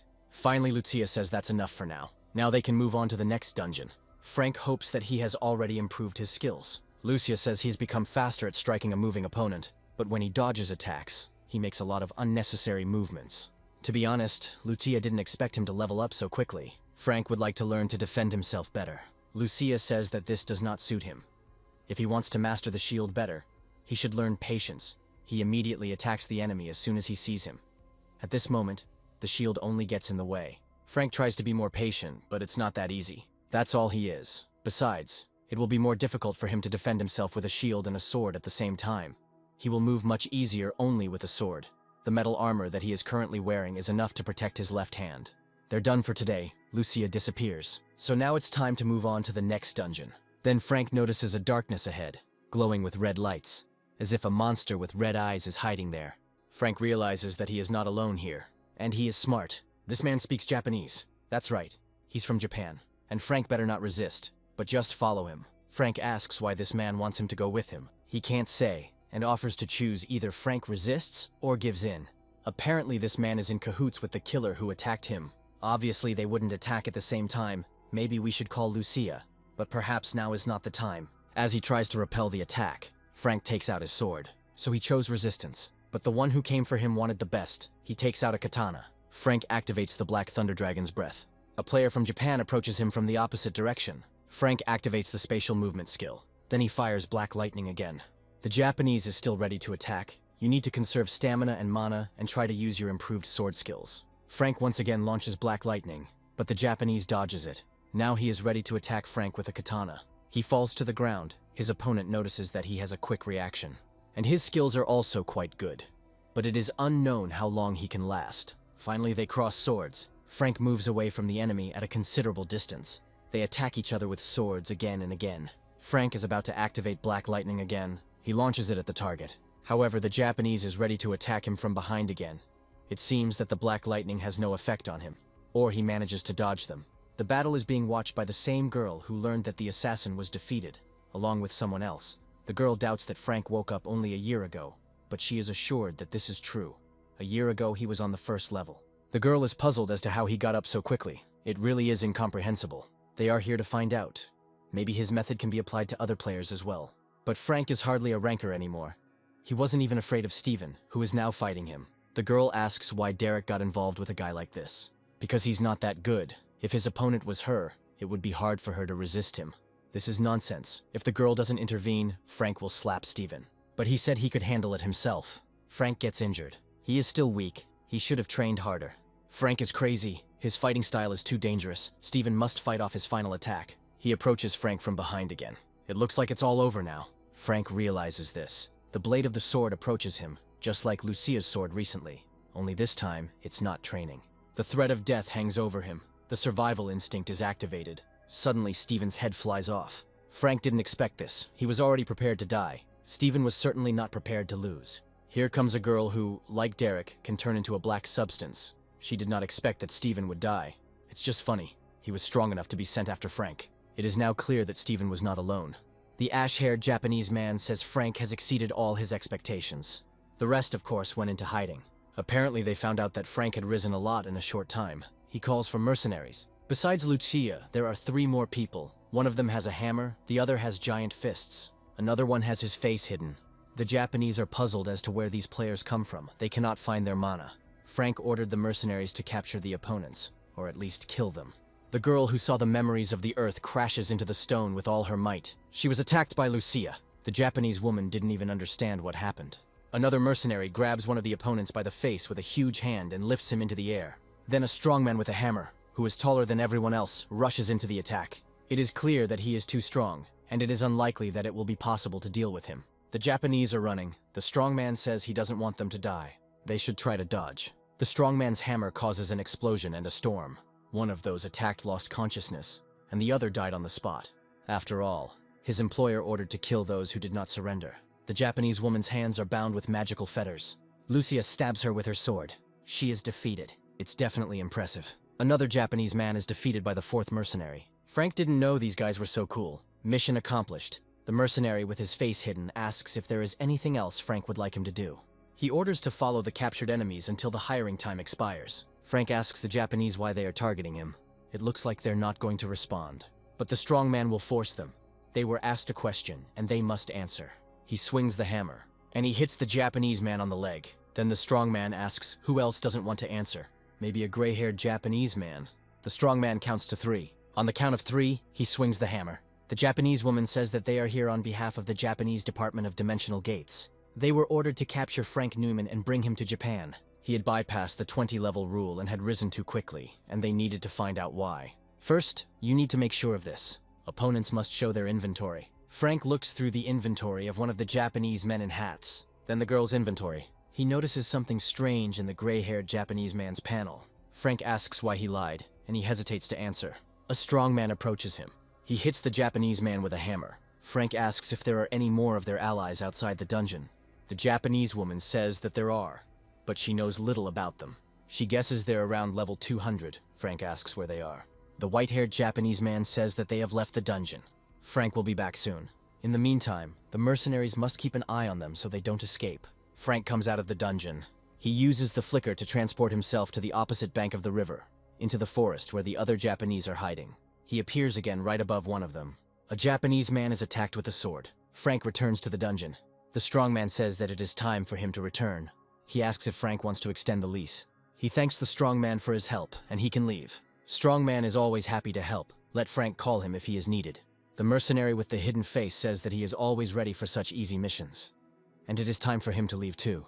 The mercenary with the giant fists leaves, saying that he will definitely hire a player with a hidden face next time. Frank wonders what to do with the captured Japanese now. Suddenly, fire appears from somewhere. He rushes past Frank. Lucia reflects fire with her shield. The Japanese are trying to escape. They have recovered during this time, and apparently have become bolder after the departure of the 3 mercenaries. Frank keeps black lightning at the ready. The Japanese are ready to strike with fire. There is a devastating explosion. Lucia activates a protection of transparent shields. She cuts off the heads of her opponents. Frank notices the Japanese wearing hats running away. It activates the flickering and curtain of darkness. The fleeing Japanese do not understand what is happening. Then an explosion hits them. It looks like all that's left of them are black shadows. They thought they could escape because only Frank and Lucia were left. Despite the losses, he gained a lot. But it is hardly worth telling anyone about it. It's just a Japanese criminal organization that does secret intelligence. Frank is sure they'll send someone else after him. It places dropped skill books into subspace. The most important thing at the moment is the safety of his family. If they are that strong, the association's protection won't stop them. Frank looks at the list of goods. A ring of protection of heroic rank, takes a hit if the owner is attacked, is destroyed when the damage exceeds what can be withstood. The item is consumable. 10 billion apiece, Frank will buy 3. There is also a rare rank exchange bracelet. This is a set of items. If you put 1 bracelet on each owner, you can see each other's emotional state. Blue indicates the calmness of the owner. Red indicates anxiety. The bracelet lights up with a black light when the owner is in mortal danger. Frank will buy this too.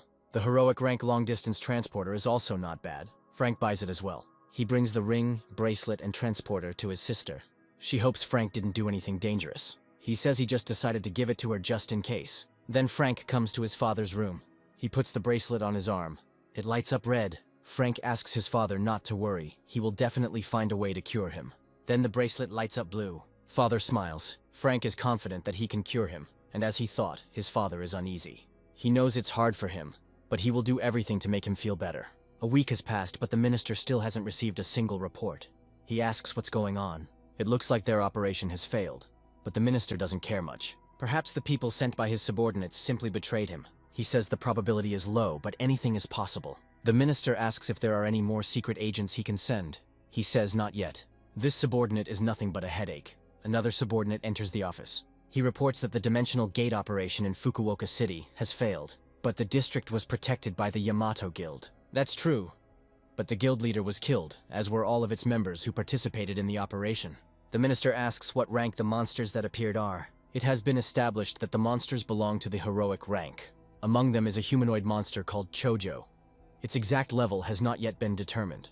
It moves easily thanks to its wings and flies quickly through the air. The minister orders that the entire team of players be sent to the district immediately. In Fukuoka, humanoid monsters attacked and killed many ordinary people. Military forces are directed at them. Monsters devour their victims. The order is given to attack from all sides. Players are also ready to attack. Most monsters manage to dodge magic projectiles, but some are wounded. Their flock is very small. One of them lets out a roar, perhaps because some of the Choji died, or perhaps to call for more. New monsters are arriving, and now their flock is much larger. The military prepares to shoot. The players are also ready to attack. They believe that victory will be theirs if they continue in the same spirit. Another humanoid monster is watching the battle. It is a different color from all the others. Perhaps it is their leader. It makes a cry that is different from the roars of other monsters. They turn their heads in his direction. Players realize that something is happening. The monsters retreat, but in reality, they are heading to the next city and they need to be stopped. Monsters attack military helicopters. Below, they are attacked by players. The leader of the monsters lets out his special cry again. Then they attack the players. There are rows of humanoid monsters on the buildings, and there are more and more of them. They use something similar to the players' skills. Monsters also throw lightning, causing explosions. One of the players is able to summon fire. He throws a pillar of fire at the monsters. Other players attack them with swords. He will make them regret that they dared. The leader of the humanoid monsters approaches the player. He manages to dodge it. However, the leader hits another player. The monsters surround the one who is breathing fire. It looks like he's finished. He is pierced with a sword. The leader of the humanoid monsters watches this. It launches yellow lightning bolts at players. Soon the minister is informed that everyone has been destroyed. He can't believe it, because so many rankers and high-level players were sent on the mission. The Choji outwitted them. They pretended to retreat. Even if that's the case, it's unclear how they could have all been destroyed, and it's hard to believe that the Japanese Secret Service players are so helpless.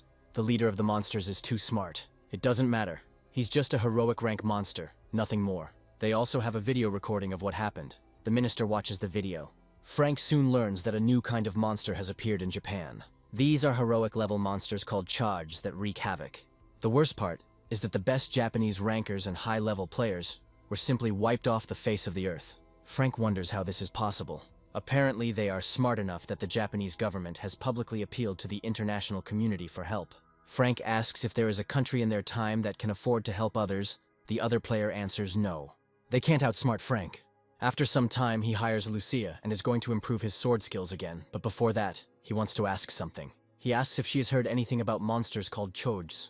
In her world, a horde of Chojis destroyed an entire kingdom, and if no intervention is made, they could destroy the entire world. There could be a lot at stake. The Choji are quite smart and agile. The worst thing is that they live in packs and move in large groups. You can get very hurt if you treat them like ordinary monsters. However, the neighboring state is already doing this. If the leader of the Choji is as smart as they say, then it will be difficult to deal with him.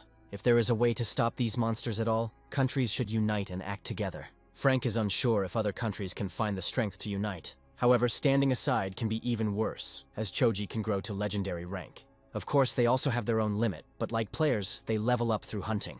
Their level skyrocketed when they won such a big battle. They probably absorbed a lot of magic stones and skill books and became even stronger. That's why they are so hard to defeat. Choji don't just attack. They hunt other monsters and players. This is how they earn experience points and magic stones, especially stones that help them overcome their limit.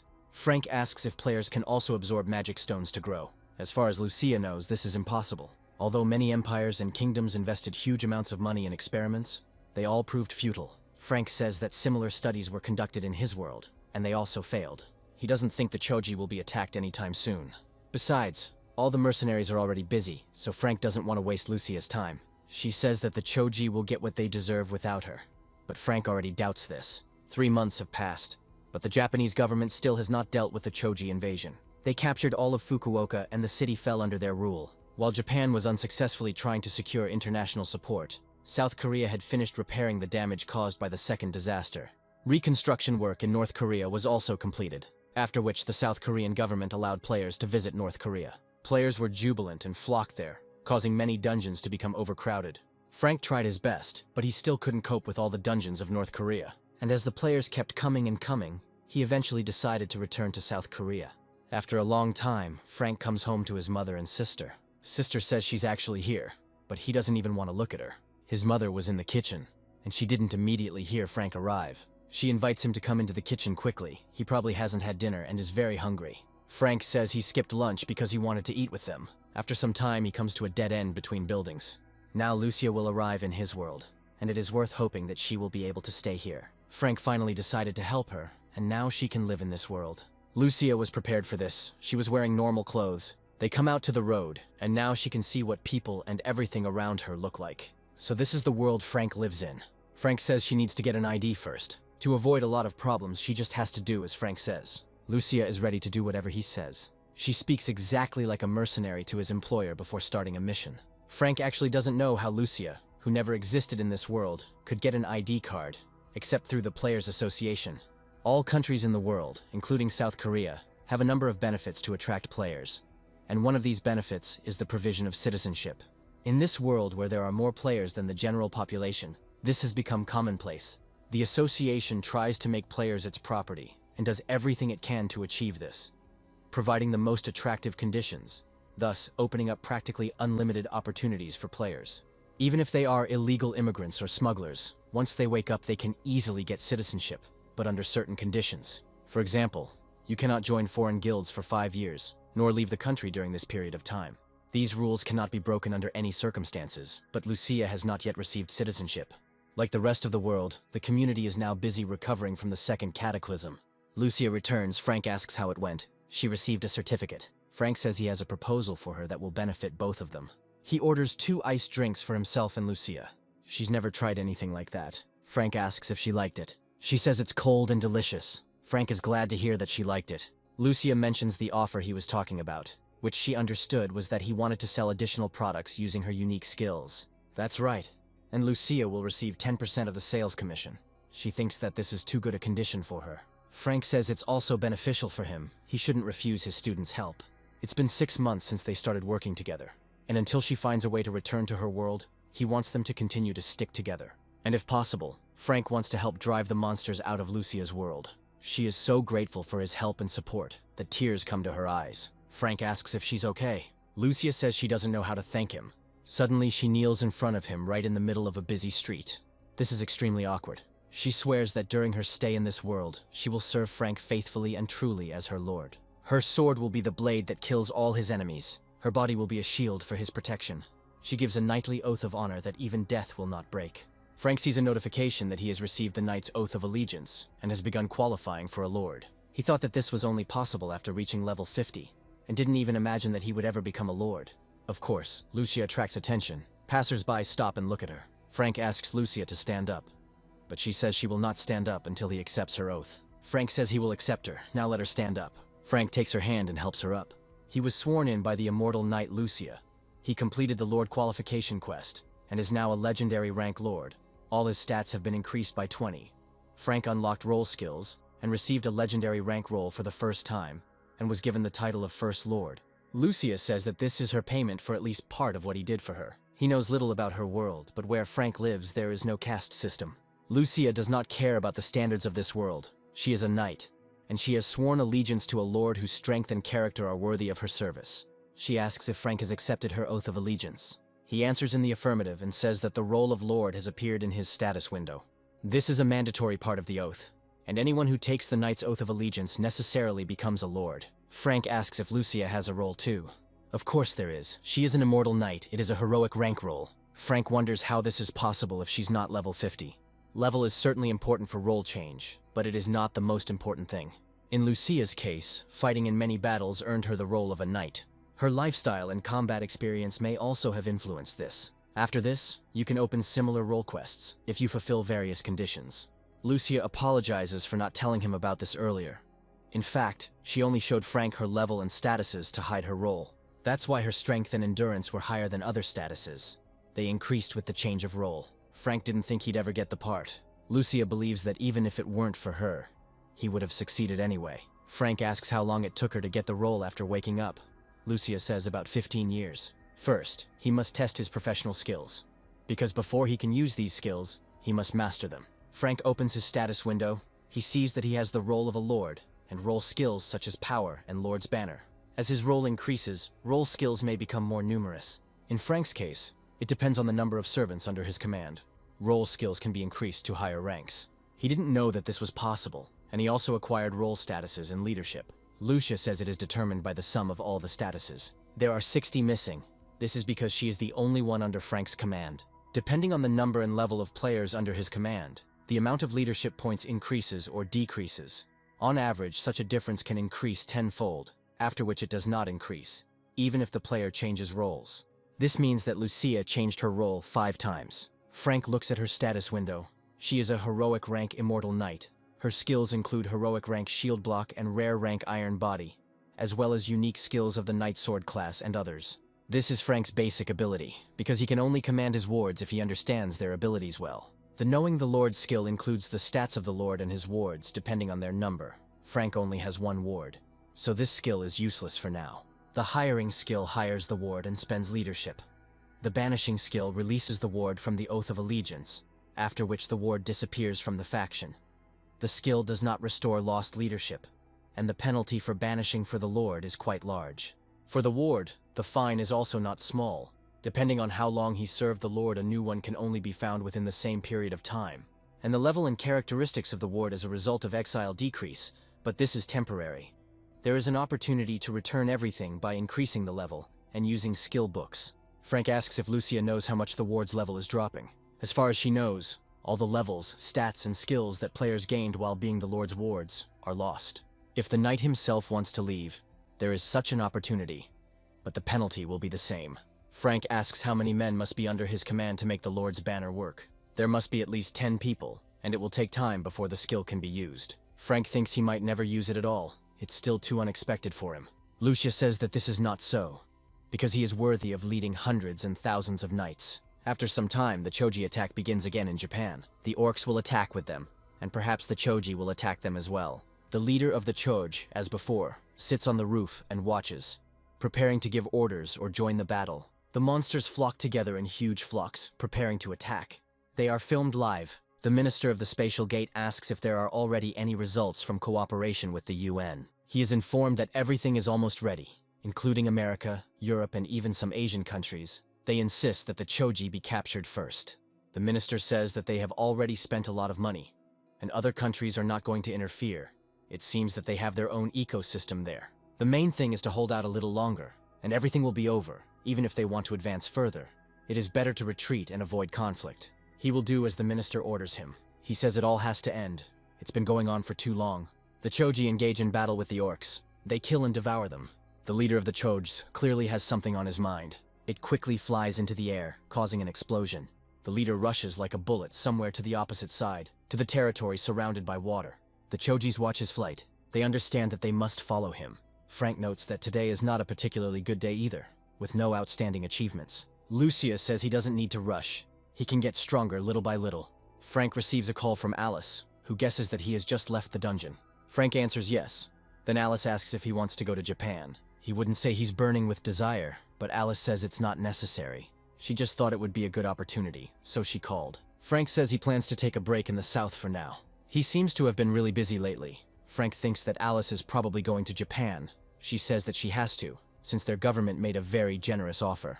That's why she called Frank, because it would be a shame to miss such an opportunity. Frank gets into the car, continuing to talk to Alice. He wishes her a good trip and says that safety comes first. Alice asks when he is going to fulfill his promise and treat her.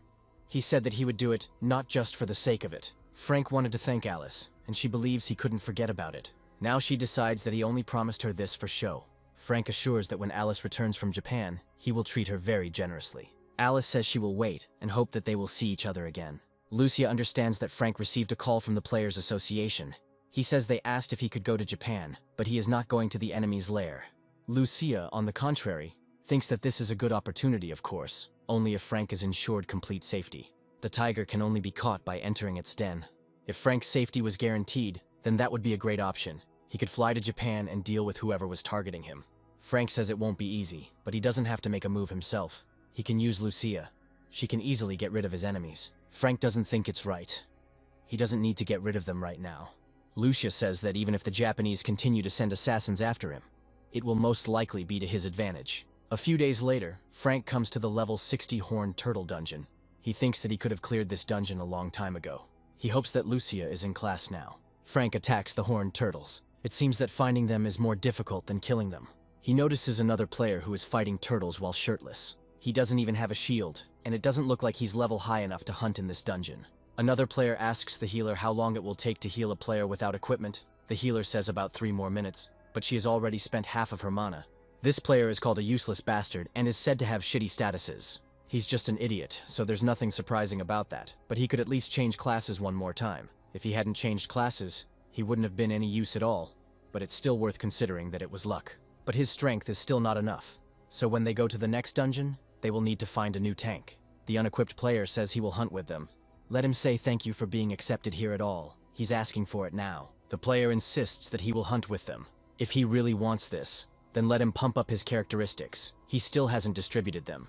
He needs to pump up his fortitude and endurance. The player stubbornly repeats that he will hunt with them. Trying to negotiate with him isn't that smart. He would definitely be stronger if he had normal statuses. It's not clear why he doesn't have them. The player continues to persist, and finally they give in and agree to hunt together. Frank guesses that they forced him to remove his gear to avoid paying for repairs.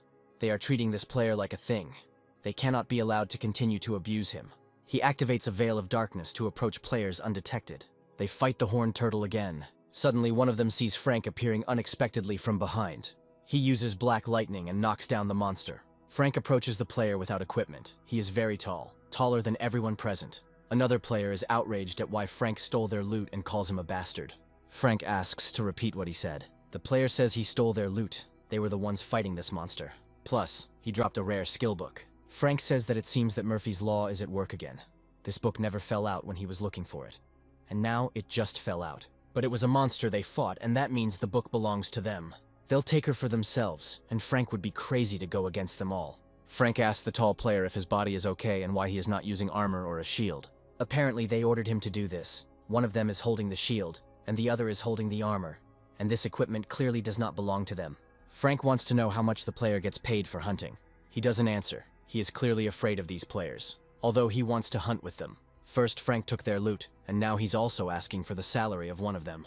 Frank says he looks at their group and knows something is wrong, anyone can tell. The player tells them to stop bothering them and get lost, unless, of course, they want to get into trouble. Looking at Frank's equipment, the difference is at most 10 levels. No matter how experienced he is, he won't be able to defeat them all. Then Frank shows his ID. He is from the Player Supervision Association, which means he has every right to interfere in the affairs of their group. The player realizes that things are bad. Frank asks the tall player again how much he gets paid for hunting, and he says it's a lot. It doesn't seem like that's the case, but it's unlikely he'll tell the truth. He's too intimidated. Frank then activates psychometry to find out the truth and see the memories. He sees this physically strong player named Jack Lee fighting with horned rabbits. It turned out that he was stronger than they thought, although judging by his height, this should have been obvious. They think that Jack is not quite right in the head, but he is physically strong, and that is all they need. They can use him as a shield and a battering ram, since he agrees to everything. Since they started covering him, his armor cracked and the players were unhappy. Although before that they said that he did a great job. They decided that they were paying too much for a tank that couldn't properly upgrade its stats. They began to shame Jack and told him that he should understand that he was guilty. After the horned rabbits, they went hunting for red dogs. Jack held the line with his shield, but it was hard to keep the monsters from breaking through to the players with just a shield. As a result, one of the monsters broke through, which was quite expected. Then the player ordered to remove the armor from Jack, and said that they were only wasting money on repairs, because he was only ruining everything. Jack returned home very battered. His sister said that he shouldn't push himself so hard. She also got a part-time job, so now, like Jack, she can help pay her mother's medical bills. She doesn't want him to get sick too. After another hunt, he was told not to tell anyone what share he was getting, and that he was removing his armor in the dungeons. Otherwise, he would not be able to hunt with them anymore. Jack asked not to leave him and promised that he would not tell anyone. It seems like these players don't even consider him a human being. They should know what they've done. Players claim they were only looking out for Jack. Let him tell Frank they treated him well, never made fun of him, and always paid him well. Jack nods. The player says that he nodded. Frank saw it, so everything is fine, and he can get lost. He says he's not going to. They will all come out and an investigation will be conducted. If they are all so clean, then they will go with it to the investigators with a clear conscience. The player asks who Frank is to send them to investigators, since the supervision of players is not some kind of government agency. In their place, Frank would agree, of course, if they don't want problems. For now, he's kind, but it won't last long. The player thinks that if Frank simply disappears into the dungeon, no one will say a word. He asks the other players if they will go to the investigators. Frank in turn asks what he is going to do. He thinks he has become scared. The players are preparing to attack him. He asked for it. Frank has good equipment, they will definitely need it. He is wrong to think that this crazy guy, as they call Jack, will help him. Frank tells Jack to close his eyes and wait for him here. If he does this, he will be able to pay his mother's medical bills and buy his little sister a lot of goodies. Frank casually cuts off the hand of one of the players. He cuts off both hands of another. Now it is clear that they were very wrong in thinking they could deal with Frank, and there's no point in trying to resist. He asks the player who bullied Jack the most why they don't attack. He falls to his knees and says that he will go to the investigators. Frank knocks out his tooth so he doesn't get off so easy. Soon all the players are arrested. Frank comes to the hospital to see Jack's mother, and his sister is there too. Jack says that he will definitely repay Frank for his kindness. He thinks it's no use, but Jack definitely wants to repay him. Frank came with Lucia. She says that she will go back to the dungeon. Jack still has a lot of money to earn. Frank asks to show him his characteristics. Jack belongs to the normal rank shield bearer class. From the unique skills of the class, he has the skill Unbreakable Body and 3 others. The active skill Provocation by Area, the passive skill Steel Body, and 3 others. Frank shows Jack's status window to Lucia. She says his stats are enough to become a knight. If Frank gives him to her, she will make him a great knight, not just a shield bearer. Jack's initial stats are amazing, and his unique skills are very useful, especially Indestructible Body. This skill is on par with heroic skills in terms of usefulness. If developed correctly, Jack can become one of the best. However, it will not be able to develop without the necessary characteristics. Lucia asks Jack if he wants to be the best, and he answers yes. Then let him become a subject of her lord. Frank is confused that Lucia suddenly brought this up. She says it will be good for both of them. Jack will become stronger as a player, and Frank will gain an ally he can trust. It might be worth a try. Jack says he wants to be the best. Frank asks if he is ready to become his subject. A notification comes that Frank has offered Jack to become his subject. Jack answers affirmatively. He accepted the invitation. 20 leadership points were spent. First, you need to upgrade its characteristics. Frank gives Jack a power status boosting item that is absorbed by swallowing. Jack swallows it. He also has to learn this. Frank gives him skill books. Now he is much stronger. His physical strength, endurance, fortitude, agility, and magical power have increased tenfold. It should be more beneficial for him to hunt alone, Lucia agreed. Since he's still at a low level, he should be able to get a few achievements with ease. Sooner or later, Jack will get them all, but for now it is better to invest in stamina. But before they send him out to hunt, his abilities need to be tested. Lucia and Jack enter the Vampire Bat dungeon with a recommended level of 10 to 15. There, Lucia tests Jack's attack skills. She notes that his stance is incorrect. Very soon he is defeated. Lucia tells you to follow the trajectory of her blow and repeat the attack again. 2 hours later, Jack is completely exhausted. Lucia says he is fun to teach. He has great muscle memory, so he remembers everything easily. With a little more practice, he will be able to fight in serious battles. His class will change very soon, but Lucia will try to train him so that he becomes a knight, not a soldier. Frank asks if it's that easy. Changing your class depends on how you fight. If you do it right, it's possible. Lucia tells Jack that he has been resting for a while, and his stamina should be back by now. It's time to get up and continue training. Jack doesn't seem to have fully recovered, but he agrees to continue. Meanwhile in Japan, a surprise attack is being prepared against the Choji, and the monster devours its prey as the player approaches it. He attacks Choji while hiding behind his shield. The player activates a skill that causes a red light to glow. It envelops the monster, who realizes he has been caught off guard. But it is too late to resist. The other Choji are attacked in the same way, and explode. Their surprise attack worked. Out of 1,500 monsters, they were able to kill 400. This enrages the leader of the Choji. He flies into the air. As those who fight the monsters thought, they obey this gold. It's time to begin the operation. The shells are launched. They are directed into buildings to confuse the charge. Meanwhile, the players prepare to attack them. Monsters are hit by magical projectiles and are defeated. There are multiple explosions, killing the Choji. Their leader gives out his special cry. Other monsters flock to his call. Meanwhile, new shells are flying from above. The leader of the Choji extends his hand as if giving a sign to his subjects. Ballistic missiles explode without causing any harm to monsters. It turns out that even this weapon is powerless against the Choji. A heroic level monster wouldn't be able to defend like that. They had to raise the Golden Eagle rank to the legendary level. The enemy has broken out of the encirclement. The operation has failed. A heroic level monster would not be able to withstand the explosive force of the missiles. The combined UN forces are currently evacuating. Only 3 weeks have passed, and Jack easily passed both the theory and practical exams. Now he no longer needs to walk through the dungeon secretly. A year and a half later, Lucia was offered to join the guild, promising her active support. But she refused. This is a very good chance, but she refuses, and then she will regret it. Lucia says that she will refuse anyway. A guild representative is unlikely to do something he doesn't like. She asks him to step aside. Frank asks what happened. Lucia says nothing special. She's about to leave, but the guild representative grabs her by the shoulder. It seems like she's not listening to him. Then Frank grabs his hand and shakes it off Lucia's shoulder. He says, "The man already said he doesn't want to join the guild." The representative believes that Frank has no right to interfere. He asks who this man is. Lucia says he said he was a scout from a dark guild. Frank activates the protective barrier. He asks if Lucia has done anything to attract their attention. She says she has kept her results at about the level of an average player. However, for some reason, the members of this guild tried to find out about Lucia. Scout is outraged that Frank can act like this, even knowing who he is. Maybe he doesn't know who Frank is to act like this. Scout says he's from a dark guild, thinking it will impress. Frank says he is from the Players Association's oversight team. Scout is not happy about this. Frank tells you not to torment a man who doesn't want to join his guild and to just leave. Scout says Frank will definitely regret this. He was told to make Lucia a member of the guild by any means necessary. Frank comes to a dungeon with heroic level crocodiles. The recommended level is from 280 to 320. He asks if Jack will be okay.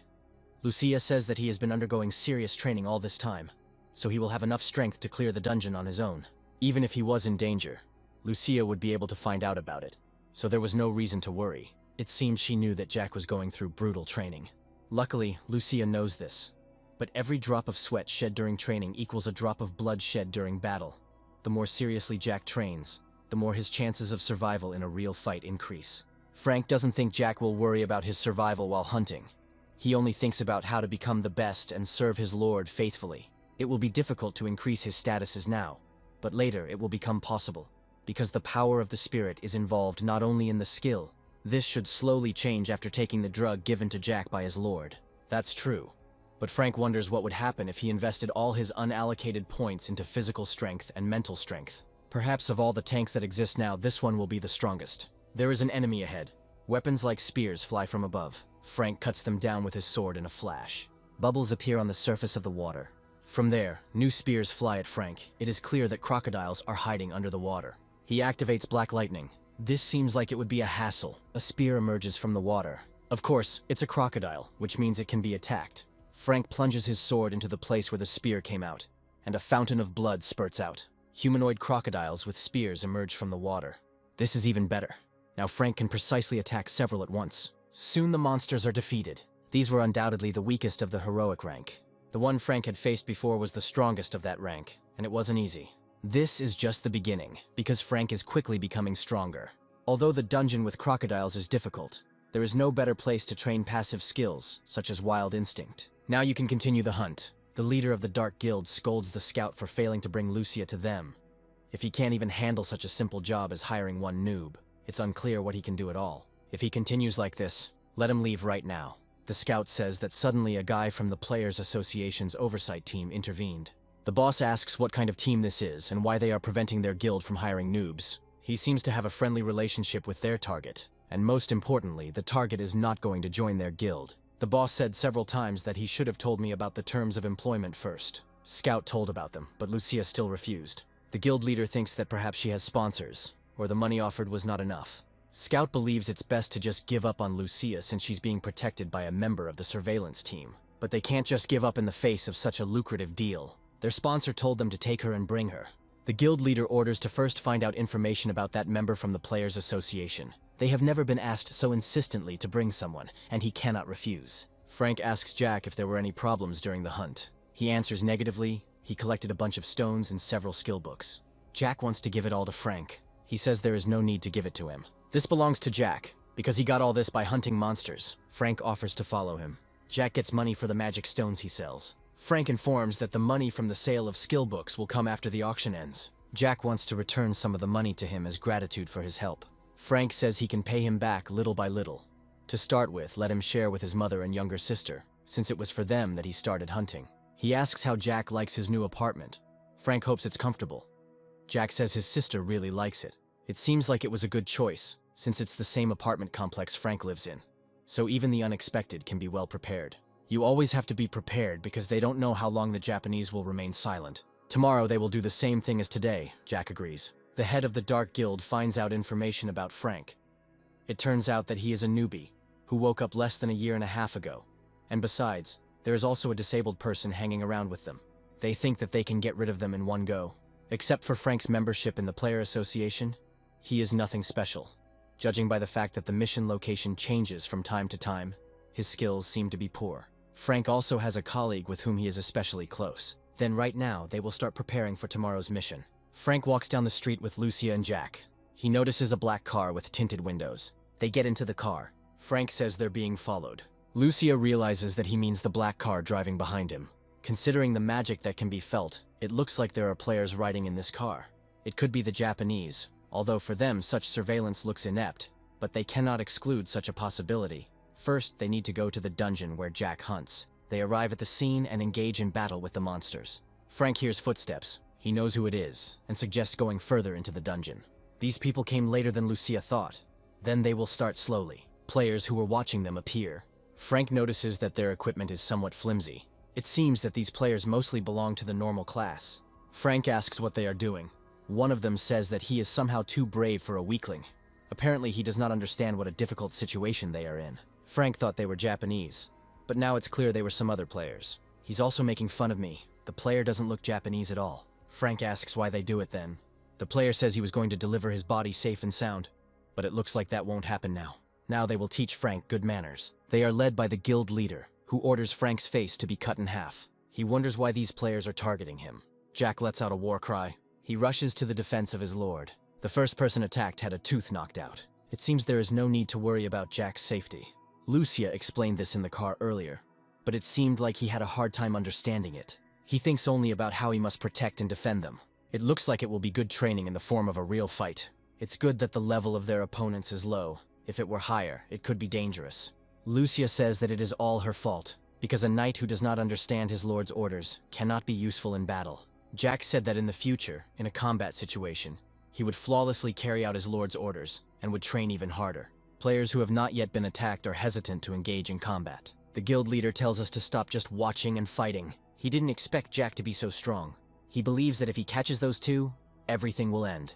First, we need to take care of that dear girl. Having activated the black veil, he is ready to pounce on Lucia from behind. She seems not to notice him. However, he crashes into her shield. Lucia throws him to the ground.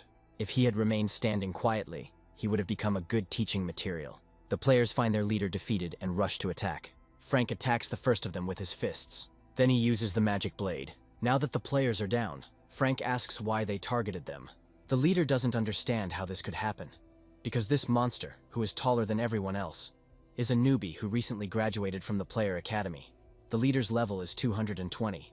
The level of his subordinates is about 180. One of the players says that they were just following the orders of the guild leader. He told them to attack, so they attacked. Frank understands that we are talking about trading players. Since the guild leader committed a crime, he must be punished. Frank attacks him. Japan's Minister of Spatial Gates doesn't have much longer to hold his post. We need to finish this matter before he resigns. If Frank Newman falls into their hands, they will be able to recover from the numerous attacks of the Choj. They now have another target. This man is believed to be a colleague of the first target, and she is a beauty, and it looks like she is from the West. This target lost his country and became a Korean citizen.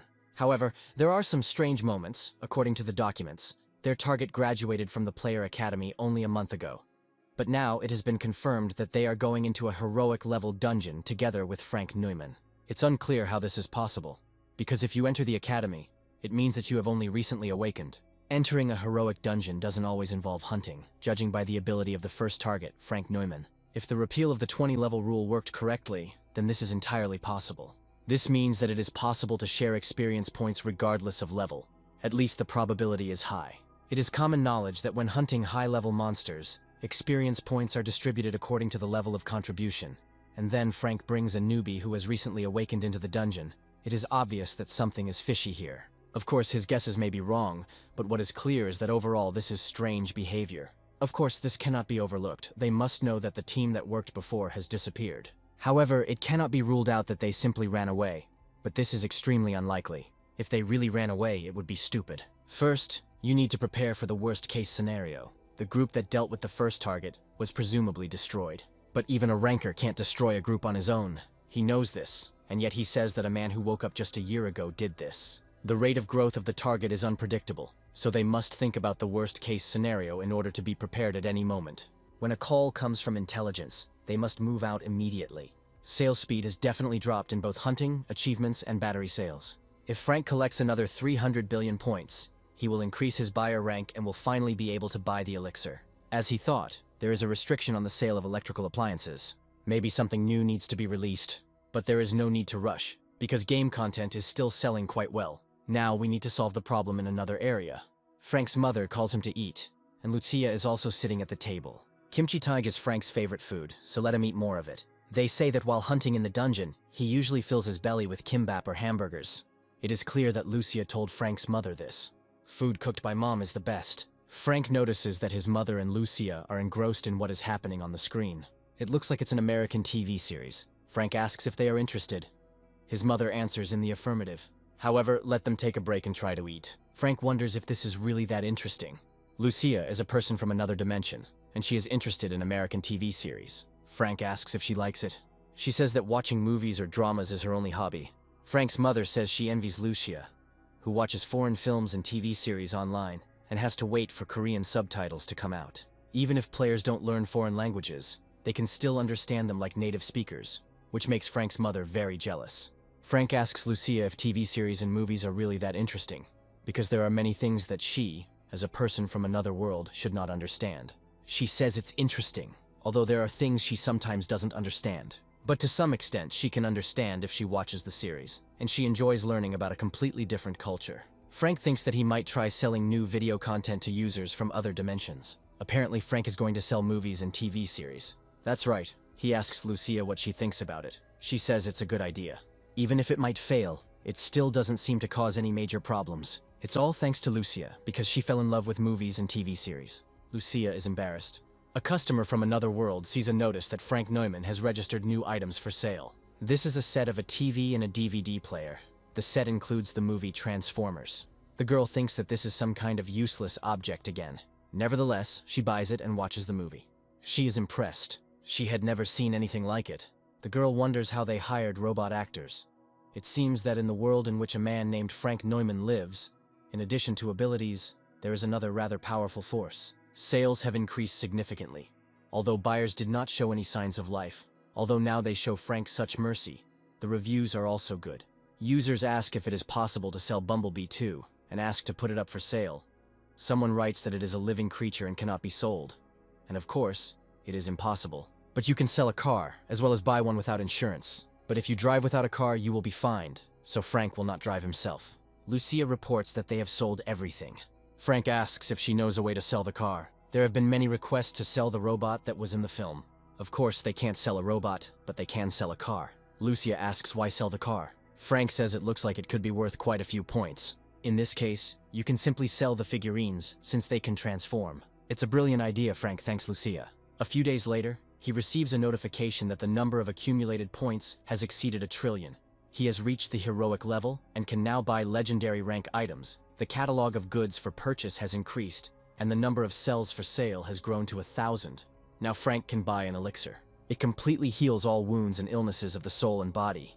If you take it again within 24 hours after the last dose, there will be no effect. Almost 100 billion. Frank buys the elixir. He says it's all thanks to Lucia. He's going to go and try it out right now. Frank comes to the hospital to see his father and uses the elixir. Now his father should be fully cured. Soon, Frank decides to see what has changed in the product catalog. There are some god-grade items, such as Thunderer, Active Skill Book. The item information is incomplete, and the price is not specified. I wonder how many points it would take to buy a Divine Tier item. To reach this level, the player's accumulated points after awakening must exceed 1 quadrillion. Someday Frank will be able to gain that much, but that is still a long way off. The legendary Strength Status Enhancement Elixir increases strength by 1. It does not work on players whose strength is over 400. Frank was just expecting something like this. To increase strength by 1, you need about 300 million points. But he can't help but take advantage of this. He buys this elixir too. Frank's mother asks if her husband is really getting better. The doctor says it's amazing how the dying cells are being regenerated. The mother thanks the doctor. He says there is no need to thank him. He himself does not quite understand what is happening. He simply injected the same amount of inhibitors as usual. If rehabilitation goes well, Frank's father will be able to lead a normal life. The players are getting impatient. They want to finally attack Frank. The location of the entrance to the target dungeon changes periodically. You need to wait until it is established in one place. Players think they can just attack when they enter the dungeon. As their leader has already said before, they assume the worst-case scenario and prepare for it. Accordingly, they cannot allow for a single unnecessary variable. Maybe it's because their leader is from the military. He's very meticulous. When he served in the Japanese military, he seemed to be doing well, and was quite successful even when he was a player. He was called the hero of Osaka. It is unclear why such an outstanding person works with them. One of the players heard that he allegedly raped a minor, but it seems like it was a serial killing. Frank and Lucia fight monsters again. Lucia likes the legendary gear. Frank offers to buy one for her too. She says that it will be too much. Because of the legendary level elixir, there are not enough points as it is. Suddenly Frank realizes that they are surrounded. Perhaps these are those Japanese, and there are quite a lot of them. Lucia asks if they could have used mercenaries. Frank thinks that would be too much. Before they are completely surrounded, we must try to destroy the enemies. First, they will deal with those who are 100 meters to the right, and after that they will move to the left and destroy the rest. Lucia rushes forward. Frank activates his instant movement skill and is ready to pounce on one of the players from above. He attacks. Seeing this, the other player uses Ice Storm. Frank charges back through the stream of ice. Another enemy has been defeated. Meanwhile, Lucia attacks another player with a shield. Then she cuts it with her sword. The leader of the group tells everyone to gather. Players in armor come forward. Lucia rushes to attack. The players are focused on her approach and do not notice Frank, who is preparing to attack from behind. However, the group leader notices him. There is an explosion. Now Lucia is also approaching from behind. She activates a magical shield that causes an explosion. The leader of the group orders a retreat. The players scatter. However, they continue to be attacked. Players are enveloped in purple lightning. The leader of the group decides that something is wrong here. It's incredible that such experienced and well-armed players can't handle just a couple of people. Here, lightning also envelops the leader. Frank says this new weapon will need some fine-tuning. Lucia gathered all the survivors in one place. Frank asks to collect their personal belongings. As he thought, they were Japanese. If the boss wants to live better, he'd better cooperate with Frank. The truth contract has been activated. Frank asks how many more personnel they have left. The chief says he's not exactly sure, but as far as he knows, they have about 20 to 30 people. One of the players is unhappy that their manager is revealing such information. Lucia immediately attacks him. Frank asks how many people know of its existence. The chief says perhaps only the minister of the Department of Dimensional Gates and his closest supporters. The minister is probably blocking the information and not reporting it to his superiors in the hope of currying favor. It looks like the leader wants to live. He nods. Frank guesses that it is because of the daughter, whose portrait he saw in the group leader's medallion. He wonders where he found out about this. Frank activated psychometry. He saw the chief talking to his daughter via video link. She is in the hospital. Frank asks to describe his situation as briefly as possible. Nick was participating in a military operation when he saw a notification that he had awakened. He had many heroic skills and was highly anticipated. 5 years ago, Osaka was attacked by orcs. Nick attacked and killed many of them and saved the city from capture and destruction. They wrote about him in the newspapers, and there was also his photograph from the battlefield. One day, he found out that his daughter had a mana-blocking disease, and there was a 100% chance that she would die. There are still no suitable drugs or inhibitors, so until a new medicine comes along, there is no other option but to simply keep her alive. His daughter didn't know she was going to die and had no idea why her dad didn't want ice cream. She asked him to buy it more often. Nick received messages from banks notifying him of the need to repay the loan earlier, and that 4 weeks had passed since the last loan payment. The minister heard about his situation. He knew that Nick was in a lot of debt due to hospital bills. He said he felt sorry for his daughter, and if she worked for him, the problem with hospital bills would go away. Nick promised that he would try his best. Frank clearly had something that could help with the mana lock disease. It's a magic neutralizer. It can cure this disease as well as mana depletion disease, and it costs even less than 10 million points. Frank asks if Nick can kill the people from the Dimension Gate department who have information about Frank. Nick replies that maybe it can, and maybe it can't. Frank asks to see his status window. He has over 1,000 points of agility, which is typical for hired killers. Nick says he will do whatever Frank asks as long as he is left alive. Frank will do it, but only if Nick agrees to his deal. If the one who signed the soul contract does not fulfill his obligations, he will experience wild pain. Failure to comply with the contract can lead to death from pain shock. The contract comes into force only with the mutual consent of the parties without the use of violence, and costs more than a magic neutralizer. Nick asks if it is really possible to cure the mana lock disease. Frank says he will be able to see the effect of the item himself, and if the contract is broken, they will both die. Nick signs the contract. The paper enters Frank's body and dissolves into it. The same thing happens with Nick. Other players also want to sign a contract. Frank says they can't. They're asking for their lives to be spared. The contract can only be used by mutual consent and without the use of force. Frank knows that these players killed innocent people. Ultimately, they are just trash. He cuts off their heads. Frank buys a magic neutralizer.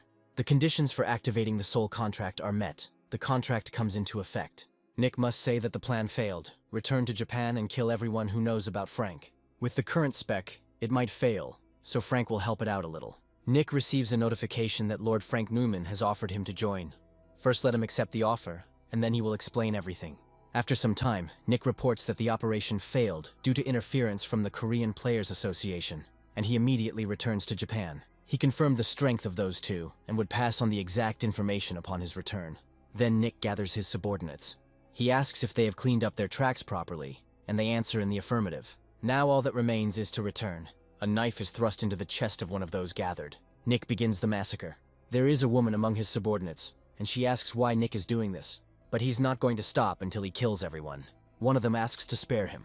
Nick asks for forgiveness. Frank soon sees news of the suicide of the Minister of the Department of Dimensional Gates and his assistants. Lucia asks how Frank plans to use Nick next. It would be possible to simply leave everything as is and get the information, or to form one's own government. It's better to go hunting first. Then Frank's mom calls him.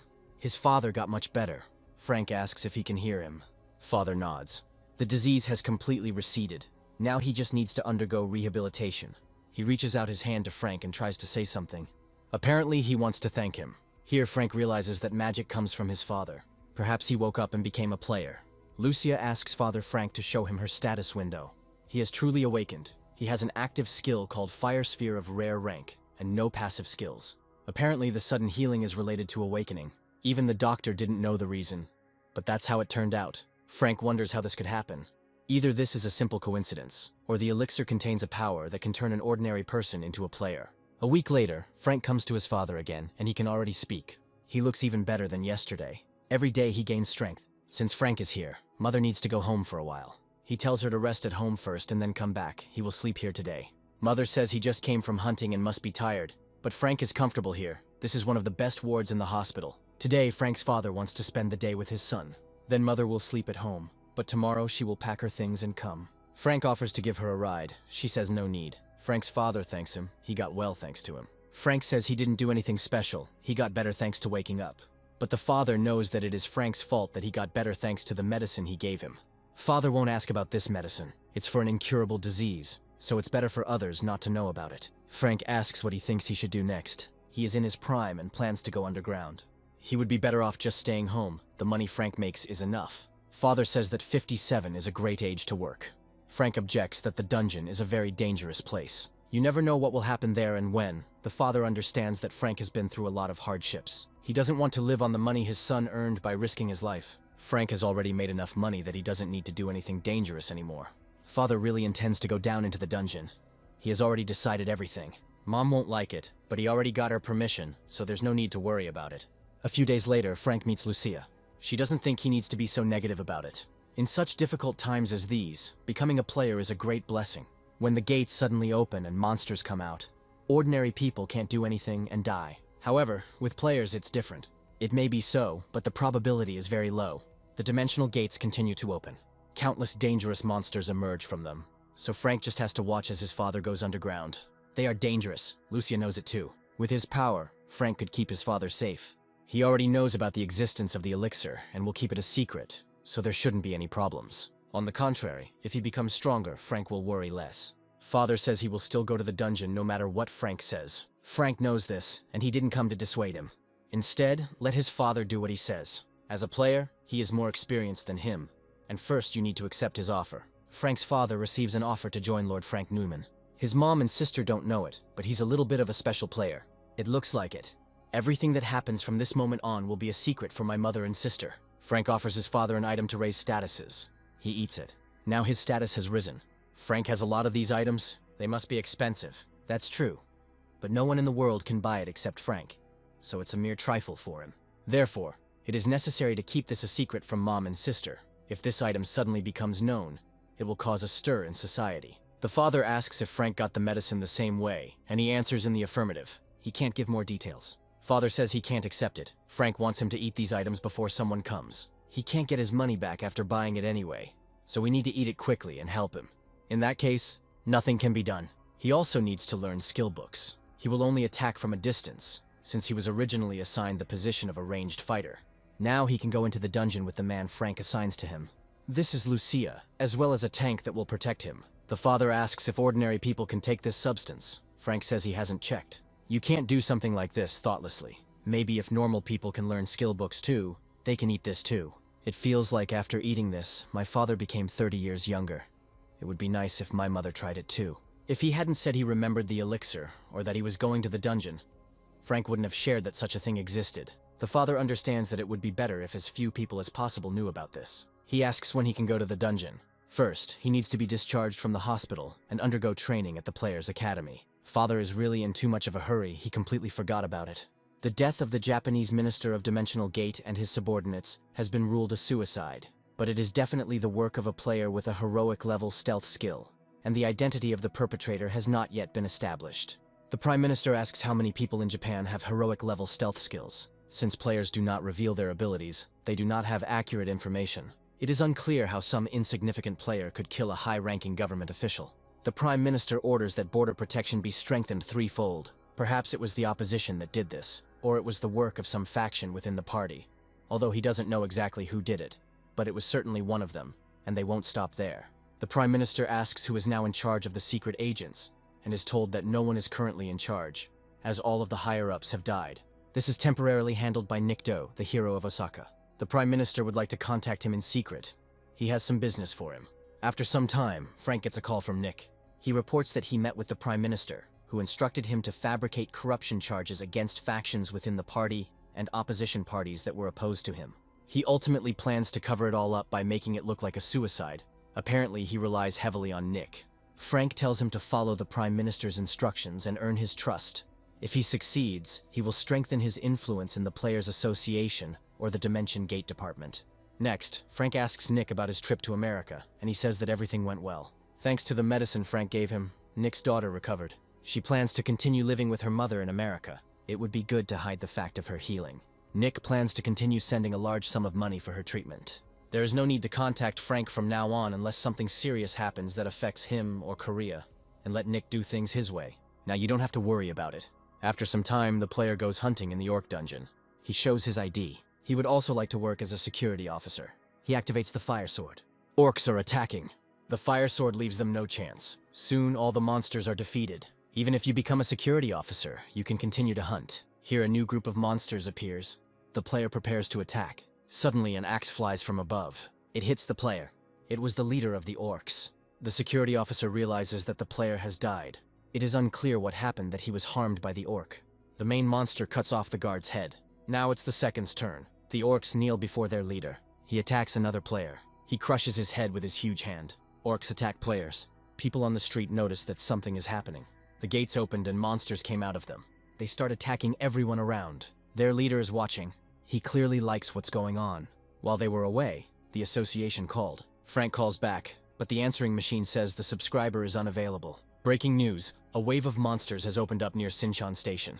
Lucia says these aren't just any monsters, but a group of orcs. Perhaps the monsters are evolving and becoming stronger. Orcs are the monsters that are most similar to humans. Non-combat orcs are of normal level, but if they become soldiers, they can already be of rare level. Their leader may be of heroic level. In rare cases, it reaches legendary level. Lucia saw it with her own eyes. An army is sent to fight the monsters. Machine guns and tanks open fire on the orcs. I wonder how much stronger these orcs have become. Players hope to get rid of them all at once. Orcs flee from the rising ice wall. They seem to be losing. There are severed heads of orcs all around. It looks like Frank was worried for nothing. The attack continues. Here, the orc leader appears. It makes a deafening roar. Frank was under the effect of the mind suppression skill Battle Cry. When under the effect of the skill, the body is paralyzed for 10 seconds. The indomitable spirit is activated. Resistance to the battle cry is shown. This is the worst thing Frank expected. Under the influence of the battle cry, the monsters rush to attack again. Now the advantage is on their side. Orcs are killing players one by one. Their leader approaches the player whose body is paralyzed. Another player rushes to her aid, but the orc chieftain crushes him into the ground with his giant foot. Then he is attacked from all sides. The chieftain swings his axe, causing storms to form. It's not clear why some orcs are so strong. They might even die here. Black lightning explodes around the orc leader. Frank attacks him from behind. However, he is ready to repel the blow. Frank sinks to the ground. The orcs charge in. Frank activates the lightning. The player calls to stop the orc chieftain. Another says they should retreat. Frank agrees. It activates the flicker. The mana flow is unstable. The activation is cancelled. These monsters are well prepared. There is a sorcerer standing on the roof. The players are told to retreat. A legendary level orc has appeared. Frank wonders whether to do as Lucia taught him. He will die if he doesn't dodge. Or maybe he will become disabled or die. The survival instinct is activated. Frank attacks the chief. He stabs him with his sword. Then Frank attacks again and again. The players are amazed. Frank tells them to retreat. It's a temporary buff, so he won't be able to hold him off for long. The orc chieftain swings his axe. The survival instinct has ended. Frank activates the black robe. The players are running. A circle of fire appears above them. There is an explosion. Players take refuge in a temporary shelter near Sinchan Station. Frank's powers are still not enough. Then one of the players calls out to him. She asks if he remembers her. This is the girl who said Frank was her type when he defeated the Blue Dragon. This is Helen Stone. She is delighted that Frank remembers her name. There's no way he doesn't know him. Among all the rankers, she has a unique ability. With her specialty as a demonic spearwoman, she even appeared on television several times. She is a famous ranker even for ordinary people. Helen thanks Frank for his help. If it weren't for him, something bad would have definitely happened. Previously, they were in the same punitive detachment. Although Frank doesn't remember them, they haven't seen each other for a long time. Apparently, this is the man who survived the battle with the dragon. The chairman of the Players Association is pleased to meet Frank. He would like him to spend some time with him. The chairman has received many reports about Frank, so even though they are meeting in person for the first time, he seems familiar to him. Perhaps it's because Frank doesn't know much about the chairman, but he can't say the same. In fact, Since this is their first meeting, it is quite normal to feel like strangers. But in the future, they should build a friendly relationship. Frank asks why the chairman was looking for him. He says they found out that the orc chieftain and the mage are of the legendary level. So, just like with the Amugi, they plan to assemble an elimination squad. Compared to the Amugi raid, this fight will be much more difficult. In any case, there is a more serious problem. The orcs have taken civilians hostage, so they can't launch an airstrike. More precisely, they don't exactly take them as hostages, but rather perceive them as food in case of an emergency. To begin with, they plan to gather the military and players in large numbers again, from which they will organize 2 elimination squads that will simultaneously deal with both the leader and the mage. Frank asks why the chairman called him separately and tells him all this. He is thinking of appointing him as the commander of one of the assassination squads. Frank asks why him. Because he fought the orc leader alone, albeit briefly. The chairman wants Frank to talk about the skill he used in the battle. Frank says he can't give all the details, but he thinks he can tell you about the activation conditions, usage time, and rollback. If he tells them about it, that will be enough for them. But before that, Frank wants to know why the chairman is interested in this. He is not sure that even with a buff like Aniclimax, it is possible to defeat the orc chieftain during the skill's duration. The chairman has one consumable item for Frank. This is the blood of a heroic level ogre. It gives a portion of the ogre's physical abilities. For 30 minutes it increases strength, agility, and endurance by 40%. After the end of the action time, strength, agility, and endurance are reduced by 10% permanently. It looks like this is an upgraded werewolf king's heart. Apparently the chairman wants Frank to take advantage of this and defeat the orc chieftain. He believes that Frank will definitely be able to win using the buff together with the effect of this item. And if you add Aniclimax's buff to this, he will definitely win, even if the chieftain uses his rage. If Frank accepts the offer, all debts for purchasing the legendary rank skill book will be written off. And after completing the raid, he will be able to get 1 item for free. Sounds good. 10% of lost skills can be restored for about 3.5 billion points. But the chairman doesn't know that. Frank asks to give him 2 items he wants for free. In addition, he wants revenue from the sale of items that matches his contribution. They come to an agreement. The chairman thanks Frank for making this difficult decision. He would like to ask for one more thing. The chairman is ready to do everything in his power. Frank would like to be promoted to team manager within the association and for a new team to be created for him to lead. The chairman agrees. Frank says he was worried he would refuse. People with his skills and character naturally have the right to take the place of the head of the team. The activation conditions are quite complex. Frank says to be sent to meet the orc chieftain one-on-one. If you do this, the chance that the skill will activate will increase. It may be dangerous, but Frank has to take the risk. The chairman thought that he was an egoist who cared only about his own benefit, but he was very much mistaken. They will start preparing right now. The detachment sent to fight the orcs was defeated. All citizens immediately learned about this news. The main reason for their defeat was that there were 2 legendary level orcs. All citizens fell into a state of panic, and people living in Seoul and Gyeonggi province began to leave their homes and head south. The government requested help from those who were in the UN and fighting in other countries, and also called on rankers and players from all over the country. At the same time, the government requested assistance from UN peacekeeping forces, and the fact that a second detachment would be sent into the fight was widely advertised. UN peacekeeping chief Jason asks if there is a way to stop the psychological attack the orc chieftain is using. If they can't stop her, then there's a good chance the new squad will also be defeated. The punitive squad will lure out a legendary level monster and destroy it. It is unknown whether they will be able to destroy a monster of this level in a short time. If during the battle it activates a psychological skill, a huge number of casualties cannot be avoided. They have to take that risk. Until they have a way to counter the psychological attack, they won't be able to do anything. They came here to help them. They can't just avoid a dangerous fight. Although they may sacrifice a lot to win, they will not participate in such an ill-conceived plan and die like dogs. Maybe these are players who are temporarily part of the UN, and not peacekeeping soldiers. This damn guy just hates players. He was deliberately stalling for time. This battle will be incredibly difficult. There is no guarantee that the orcs will just sit there. They have no choice but to hold the meeting tomorrow. It's been a long day. Everyone has worked hard. Today we need to get some proper rest. Frank is called out by Alice. She asks to give her some time. Alice heard the talk. It seems like he made a big contribution in the first battle. She thought Frank joined the second raid to level up quickly and powerfully. But that's not the case. Apparently, he was hiding his skills all this time. Frank says that if he had hidden them, the blue dragon would have killed him. But since then his skills have improved greatly. Alice heard that he would take the brunt of the damage this time.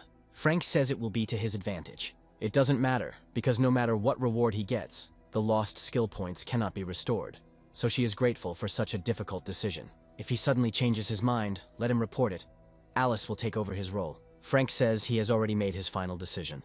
The debt of over 1,000,000,000 for the 2 legendary items would be written off, so there was no way he could refuse. Alice would like to know about Frank's contribution to the Amugi raid. In this raid, she was second in her contribution.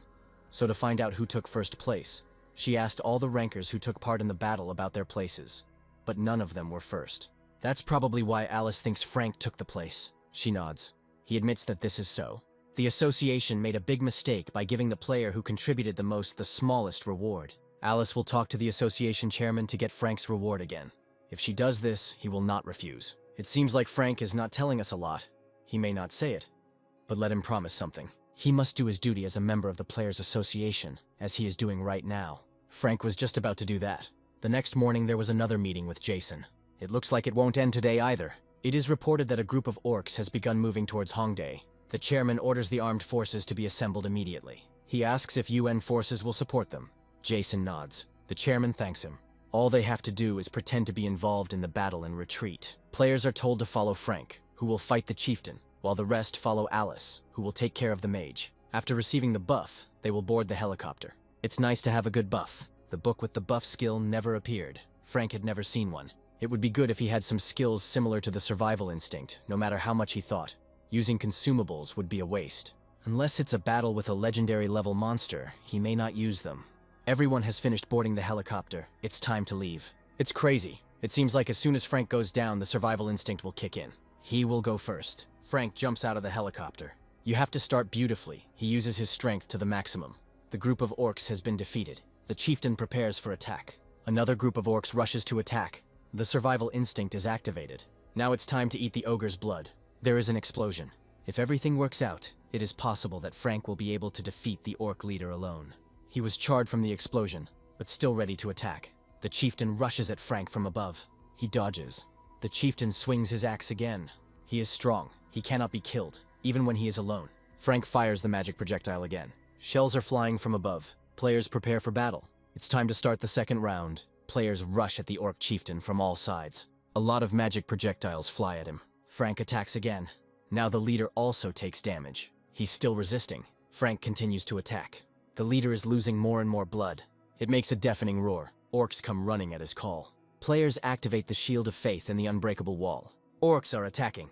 In the helicopter, players use magic. The orc leader throws an axe at the helicopter. She punches through it and hits several players. Then the axe falls out of the helicopter. It's time to strike the decisive blow. The players are once again attacking the orc chieftain from all sides. Frank delivers the decisive blow. He strikes the chieftain in the chest with his sword. The survival instinct has ended. The monster's eyes glow red. Now he is ready to deliver the decisive blow. Players retreat to the tanks. The orc chieftain attacks Frank, but he strikes again. Other players rush to attack. The orc leader's hand flies off. He still won't die. The chieftain attacks again. This time he strikes Frank. He cuts off his head. We need to evacuate and take care of the wounded. Players climb up to the helicopter. The mages launch projectiles at them. Players are falling. The orcs are attacking again. Another player is attacked. The one in the helicopter sees this. He says all survivors are on board. Frank is tired. I wonder if Alice won. Frank asks the intelligence officer if the raid on the mage was successful. The officer hesitates to answer. Finally, she says the raid failed. It wasn't just a failure.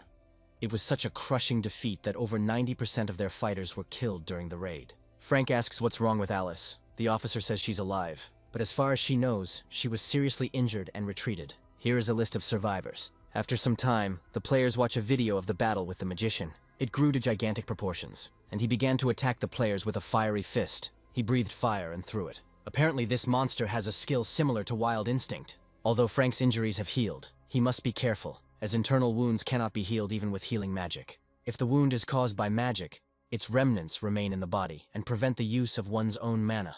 Although small wounds from magic heal quickly, but with serious injuries, its remnants remain for a long time. Frank asks to tell him how Alice is. The chairman says the external injuries have been treated, but the internal ones are so serious that they will have to take care of her for a week. There is currently a fierce battle going on. At least thanks to the fact that Frank's team dealt with the orc leader, their morale has dropped noticeably. Without it, it is much easier to use military force. Frank says he'll help too, but recently he was on the verge of death. Seeing this, the chairman thinks that it is better for him to just recover. Frank is fine, and if he can help even a little, their casualties will be reduced dramatically. The chairman thinks that he is very upset about losing his statuses, but still goes to the battlefield without showing it. The other players say they will go too. They must avenge their fallen comrades. They will all go together. The chairman will lead them. Frank jumps out of the helicopter again. Orcs are attacked by lightning. Hunting heroic level orcs is much easier. Now they will show them. The chairman launches a fireball at the orcs. He throws fire again and again. It turns out that he is very strong. He has such destructive power that he quickly deals with magicians. He gives out a calling cry. The orcs run towards him. The players think they are running away. The chairman orders to follow them and leave no one alive. These monsters have made such a mess here, and now they are running away somewhere. Frank activates the shimmer and appears in front of the orcs. Now he uses lightning breath. It seems that the situation is better now than before. Suddenly there is an explosion. It was set up by a magician, and Frank must catch him. Fireballs hang over him. Frank dodges the explosions. He won't let the magician go anywhere. The orcs appear again. Frank shoots lightning at them. The magician transforms into a fire giant. Jason is watching this. The UN Joint Force will provide rear support. The fire monster attacks Frank. He punches the ground. The players rush to attack. The monster is hit by multiple weapons from all sides. The flame is dying down. There's still a little bit left. Frank prepares to attack the monster with lightning breath. He attacks. Players use other magical weapons. Frank prepares to deliver the finishing blow. The magician loses his monster form. A wall of fire erupts. Frank charges in. He delivers the decisive blow. The fire gradually dies down. They won. Frank is being watched by Jason, who thinks he is a magical swordsman. They must win him over to their side. Jason didn't think that there was anyone else so strong in Korea besides Alice Lair. The battle ended in a great victory for humanity. But they were unable to destroy all the orcs. Some of them fled to their home world. The Korean government announced the victory of the second raid, and after the success of the first raid on the legendary Imugi, the victory over the legendary Tier orcs was widely publicized throughout the world. Although Korea seemed quite strong on the outside, many rankers and high-level players had died, and the government was worried because it was unknown when another legendary-level monster might appear. Frank comes to see Alice at the hospital. He asks how she feels. Alice says that the external wounds have already healed. She doesn't use magic on purpose, so she'll be back to normal in a couple of days. Frank tells her not to blame herself too much. There was nothing to be done. Alice thinks it was her mistake. She must become stronger, if only so that next time she does not experience such terrible pain.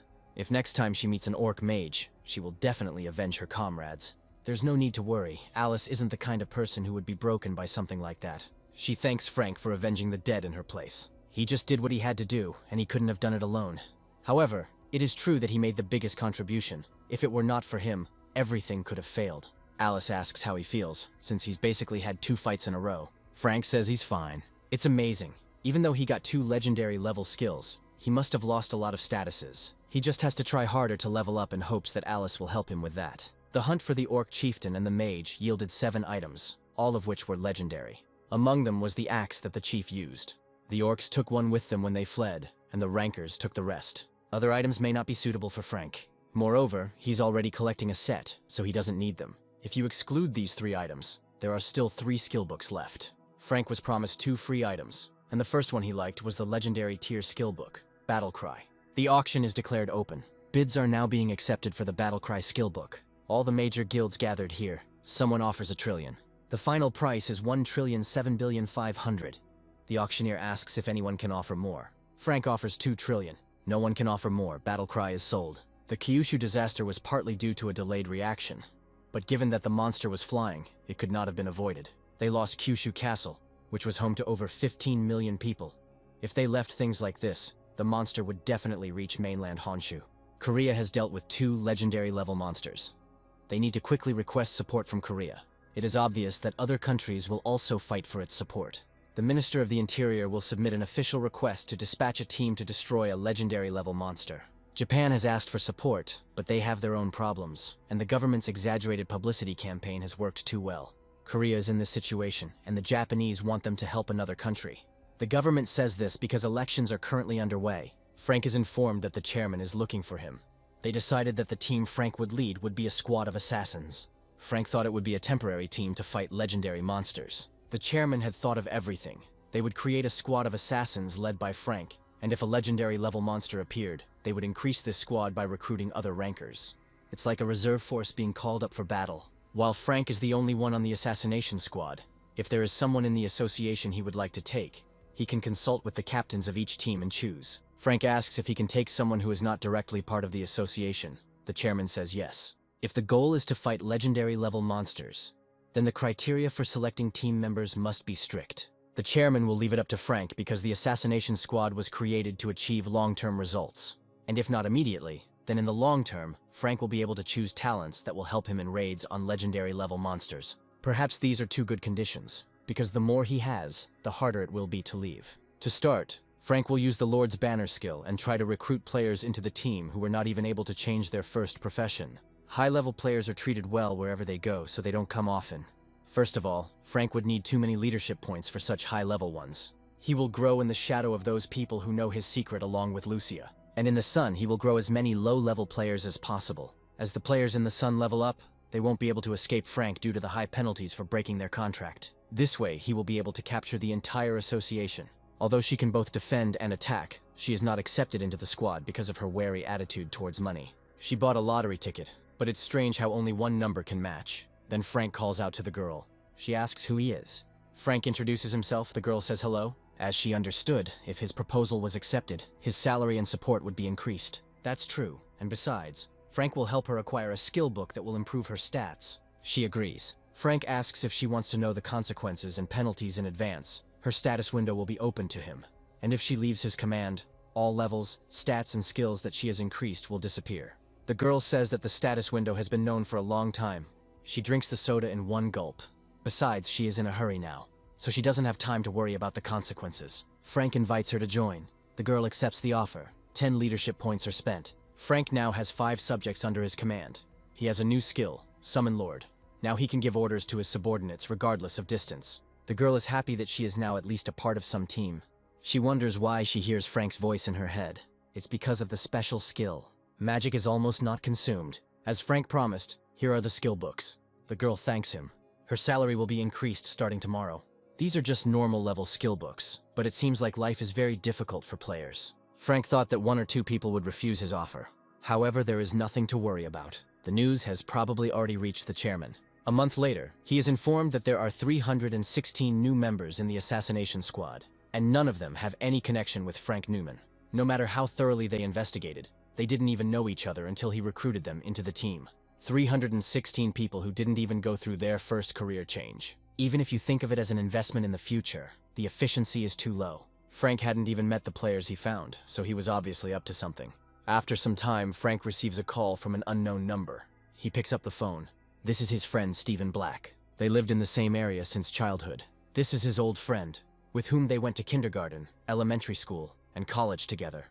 They lived as a family, so they called each other's fathers uncles. Stephen asks why Frank didn't tell him he changed his number, and he says he was a little busy. No matter how busy he was, he had to send a message that he had changed his number. Stephen heard that Frank's father had awakened. He mentioned it while he was drinking with Stephen's father, so Stephen called and asked for Frank's number. Maybe Frank wants to go out for a drink too, he agrees. Apparently it was his friend. Frank became completely absent-minded and didn't even think about contacting his friends. He also needs rest. A bowstring that is pulled too tightly will definitely break. Lucia needs to go to watch the drama. Then let her go by car, and Frank can go by taxi. Lucia can give him a ride to the meeting place, but the place is on the other side of town, so if she gives him a ride, she won't make it in time for the drama to start. Lucia is leaving. It's surprising that she's so interested. Frank looks so good, and his shoulders are so broad he's a real handsome man. He says it's all down to hard work and muscle power. Stephen still enjoys mixing soju and beer. Frank asks what he's doing now. Stephen works in the sales department of Osen.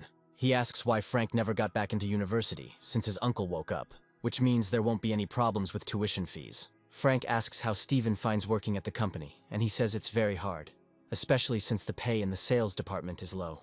If you really want to sell something, you have to give it your all, and the players have their noses in the air. Even those who just changed their first profession are very arrogant. Frank will tell his father about this, so that they can bring Stephen magic stones. Stephen says there are a lot of scammers here, but he will buy the stones on the most favorable terms. Then he gets a call from the arrogant player he was talking about recently. He definitely called to ask me to pay his alcohol bill. Stephen decided not to pick up the phone, but it was okay. He would just call him tomorrow morning and say that he fell asleep early, and that's why he didn't answer. Frank says it's better to call his father and ask him to sell the magic stones. Here the player who just called enters the cafe. He realizes that Stephen is ignoring his calls. He says he was drinking and didn't see that they called him, but the player saw everything. so he has time to drink, but no time to answer the phone. Steven asks for forgiveness. The player tells him to follow him immediately. He says he will pay the bill. Frank says there's no need to go after that bastard. The player hears him call him. He grabs Frank by the jacket. Steven says that this can't be done. The player pushes him away. Frank asks if players can use force on civilians. He says of course it's impossible and he didn't use force. He asks those present if any of them saw him use force. It seems that no one saw anything. Frank says he saw it, but no one is likely to believe him. There is no point in calling the police. They do not reflect the opinion of the parties to the conflict. There are many ways to teach people like him a lesson. Let Steven not even think that in the future he will receive stones from him. He will tell everything to the captains close to him.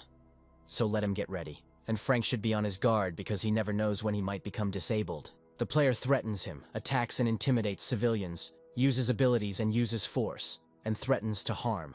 This is enough to revoke a player's license, and possibly even land him in jail for 20 years. The player sees a phone in Frank's hand. He's trying to take it away, but Frank grabs his hand. Now he also attempted to steal.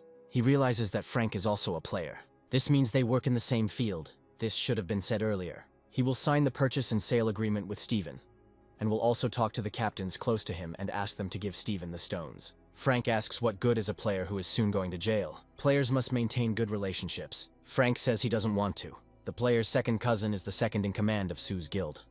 There's no use in arguing with him. Frank asks what they will do. The player calls his sister, who asks why he is calling.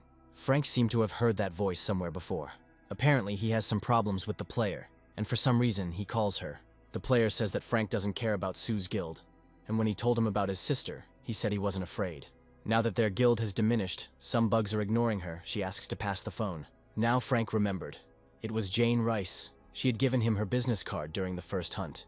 He turns on the speakerphone, and he says that he and Jane haven't seen each other for a long time. She asks who it is. The head of the new team of the Players Association, Frank Neumann. He says that Jane's younger brother just attacked and threatened a civilian in front of him. He used powers and skills outside the dungeon that could harm ordinary people, and also attempted to commit theft. However, it seems he did these actions believing that the Sioux Guild would stand up for him. If the Vice Guild Master's second cousin was so arrogant, then the guild members would probably act the same way. Perhaps Frank should consult with the association chairman and conduct a special audit of the guild. Jane says that this boy has nothing to do with Sue's guild. He's just using her name. Then slander can be added to the list of charges. Frank asks if Jane will file a lawsuit against her brother. But maybe they are in cahoots. Jane says she will file a lawsuit tomorrow morning. Her brother is arrested. Frank suggests that Steven go for a second round. So that means he is a player, and also from an association. Frank was about to tell him, but that guy intervened. They will have another drink and then discuss the details. A simulation based on the power of legendary monsters is being developed in the US. Even if only one monster appears, the human casualties and damage will be colossal. But this may be an exaggeration. After all, Korea dealt with 3 legendary level monsters, and there was no major damage. It's all thanks to the fact that they were able to handle this quickly and efficiently. Korea can gather rankers from all over the country in less than an hour. Compared to that, it would take them 6 hours to gather even a portion of the rankers. In addition, Korea, having dealt with 3 legendary level monsters, suffered huge damage, especially the casualties among rankers. This is due to the mental skill of influencing the psyche over a large area. Moreover, monsters such as the Orc Chieftain and Orc Mage live in groups with a large number of heroic level monsters. They are much more difficult to deal with than monsters that act alone, like the Amugi. Most high-level players who raid legendary monsters will not benefit much from this. They need rankers. This is clearly seen in the example of China. And judging by the battle scheme of the raid on the legendary level Orc, they absolutely need someone strong, someone whose abilities have gone beyond the ordinary ranker. Apparently, this is about Frank Neumann, the player Jason reported on. According to some, its level is above 500.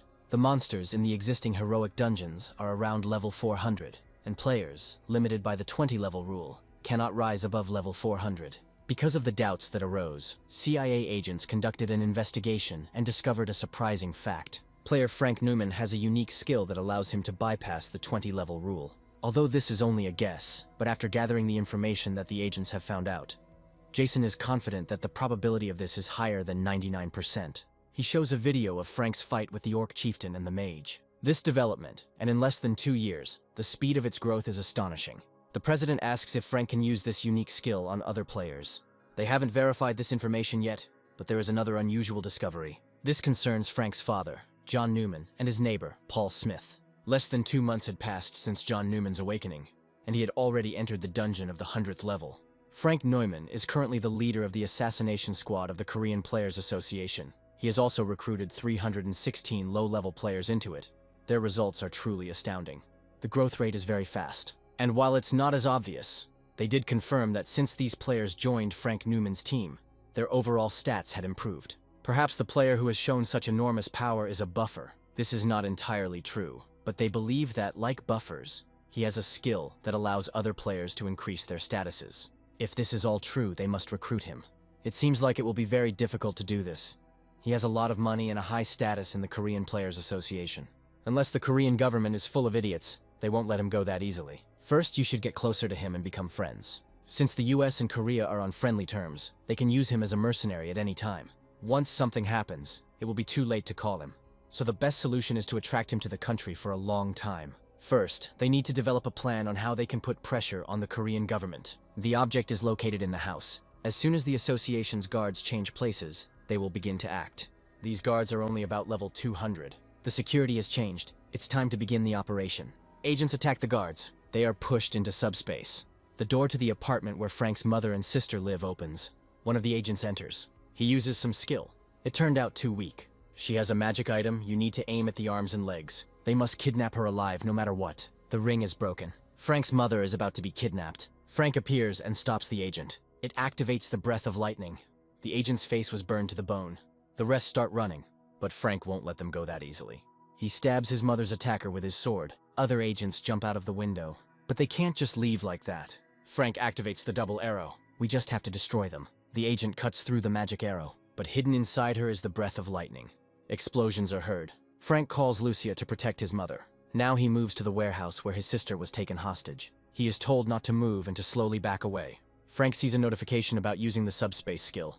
These bastards prepared carefully. He must enter the subspace now if he does not want to see his loved ones die. He will go, but if any of them harm his sister, they will all die. The agent says they don't mean to harm her. If Frank enters subspace calmly, she will follow. Frank enters. The move should work. If Frank's sister doesn't want to die, it would be good to accept the offer. She is ordered to accept it immediately. Suddenly, the agent's hand flies off. There is an explosion. This is Frank, and he's inside. He launches lightning again. Then his hand emerges from subspace. It is not clear how this is possible. Another agent is enveloped in lightning. Frank emerges from subspace. He stabs the agent behind his sister with his sword. She sees that Frank is missing half of his body. She faints. Frank almost died. The move was partially successful. Frank puts his sister to bed next to their mother. Lucia will look after them. She says she will protect them even at the cost of her life. As Frank thought, they had now reached their father. He goes to him and to Paul Smith. They repel the attack of the agents. It's not easy to close the distance. They have to attack all at once. The agents rush to attack. Here someone appears ahead. This is Frank. He attacks agents with a sword. Explosions are heard. Those who miss them run away. A wall of ice rises in front of them. They destroy it with swords, but Frank is already in front of them. It activates the ice storm. There is another explosion. Agents are calling for his death. They are going to attack him from above. Frank activates the absolute shield. Attackers cannot penetrate it. He continues to be attacked. Frank repels the attack. He has not fully recovered yet. I wonder what they ate. They continue to attack. One of them crashes into the shield. Paul Smith enters the fray. Frank's father joins him. Explosions are heard. The survivors try to capture Frank's father. He stops them with a mental skill. They are paralyzed. Then Frank launches lightning bolts at them. They just need to take him hostage. Frank's father dodges the blows. There is another explosion. Finally, everyone is defeated. Frank's father asks how badly he was hurt. He says there are no injuries, just a little blood. The father is puzzled as to why they attacked them at all. Judging by their speech, they were Chinese. That's right. Now we need to find out the reason. Frank thought so. Those bastards wouldn't leave them alone. He will make them cry tears of blood for messing with him. Soon, Frank informs the chairman that his family was attacked by the Chinese. They tried to take them hostage and take him to China. Perhaps if they failed, they were going to kill him. The chairman asks if they were definitely Chinese. Frank tested this using the truth contract skill. The chairman asks if anyone is left alive. Frank says he killed everyone. But there were about 100 of them, and there should have been bodies left behind. The battle was fierce. Frank had to use all his strength, so he simply incinerated them. He single-handedly took on hundreds of high-level players. They can't let him get taken away. For safety reasons, it would be better for Frank to stay with his family at the association's headquarters. He will do so. The chairman is very sorry that he had to deal with this. In the future, they will provide his family with the protection of higher-level players. Frank is grateful. He thinks about how to get rid of people who threaten the safety of his family. Even though he has the Veil of Darkness skill, it is unlikely to be able to completely hide his identity. Lucia offers to send her. Frank is against. This requires psychometric skill, so he must go himself. Then Lucia will go with him. Frank is glad to hear this, but he would prefer that she stay here and protect his family. And while he's gone, we need to take care of selling electronics. The answer will definitely be in the item store. The legendary Ratman transformation form costs 29 billion points. There are also forms for transformation into a goblin, orc, kobold. There are a lot of things here, and the Ratman is the cheapest. Frank seemed to have heard the seller's name, McCovey's. Somewhere before he was a regular customer and participated in the boycott of his goods. Sometimes you have to sell things to such people. With this scenario, the chances of Frank being recognized are practically zero. Although it is expensive, he will be able to gain more than he loses. Breaking news, the government has officially announced that Chinese secret agents who infiltrated the country and carried out an attempted kidnapping and assassination were killed at the scene. It became known that the Chinese agents were high-level players. Captain Frank Neumann announced that he would be suspending the hunt for a while. And then they were informed that he had collected his belongings from the association's temporary accommodation and had moved with his family to a house in Pangyo. This is an area where high-level players mainly live. It is close to the buildings of large guilds and associations, as well as high-level dungeons. They probably moved because of such a convenient location. It's relatively safe in such an upscale area, and considering what Frank went through, it's understandable. Meanwhile, disguised, he arrived in China, in Jilin province, and found a hiding place for secret agents. He will return here at night. He didn't think that they would give him a real passport and not a fake one. Even though there are some similarities between the Ratman and the human, Frank is just an ordinary Japanese journalist here. It's time to start the transformation. He turns into a Ratman. Perfect. Even the weapons have changed. It's time to hit the road. Everything here is even more dilapidated than he thought. It seems they are even acting against their own citizens. Frank holds his gun at the ready. There are 27 of them. Among them, there are those who possess the skills of a good ranker. Frank will kill them with one blow. The agents notice him. They are puzzled as to how the Ratman ended up here. Frank charges in. One after another, severed heads fly. We need to kill the monster. Agents prepare to attack. They use ice missile and compulsion chain, but it doesn't help. Frank uses his skills. He killed everyone. Security guards come running to the noise. They find that everyone is killed. This is definitely a player. A normal monster couldn't have done this. At that time, there were 27 agents in the headquarters building. All of them high-level players. This is a challenge to state authority, and it must have been done by rebels from Inner Mongolia, but they would hardly have been able to recruit someone so strong. There is a suspicion that this is Frank Neumann.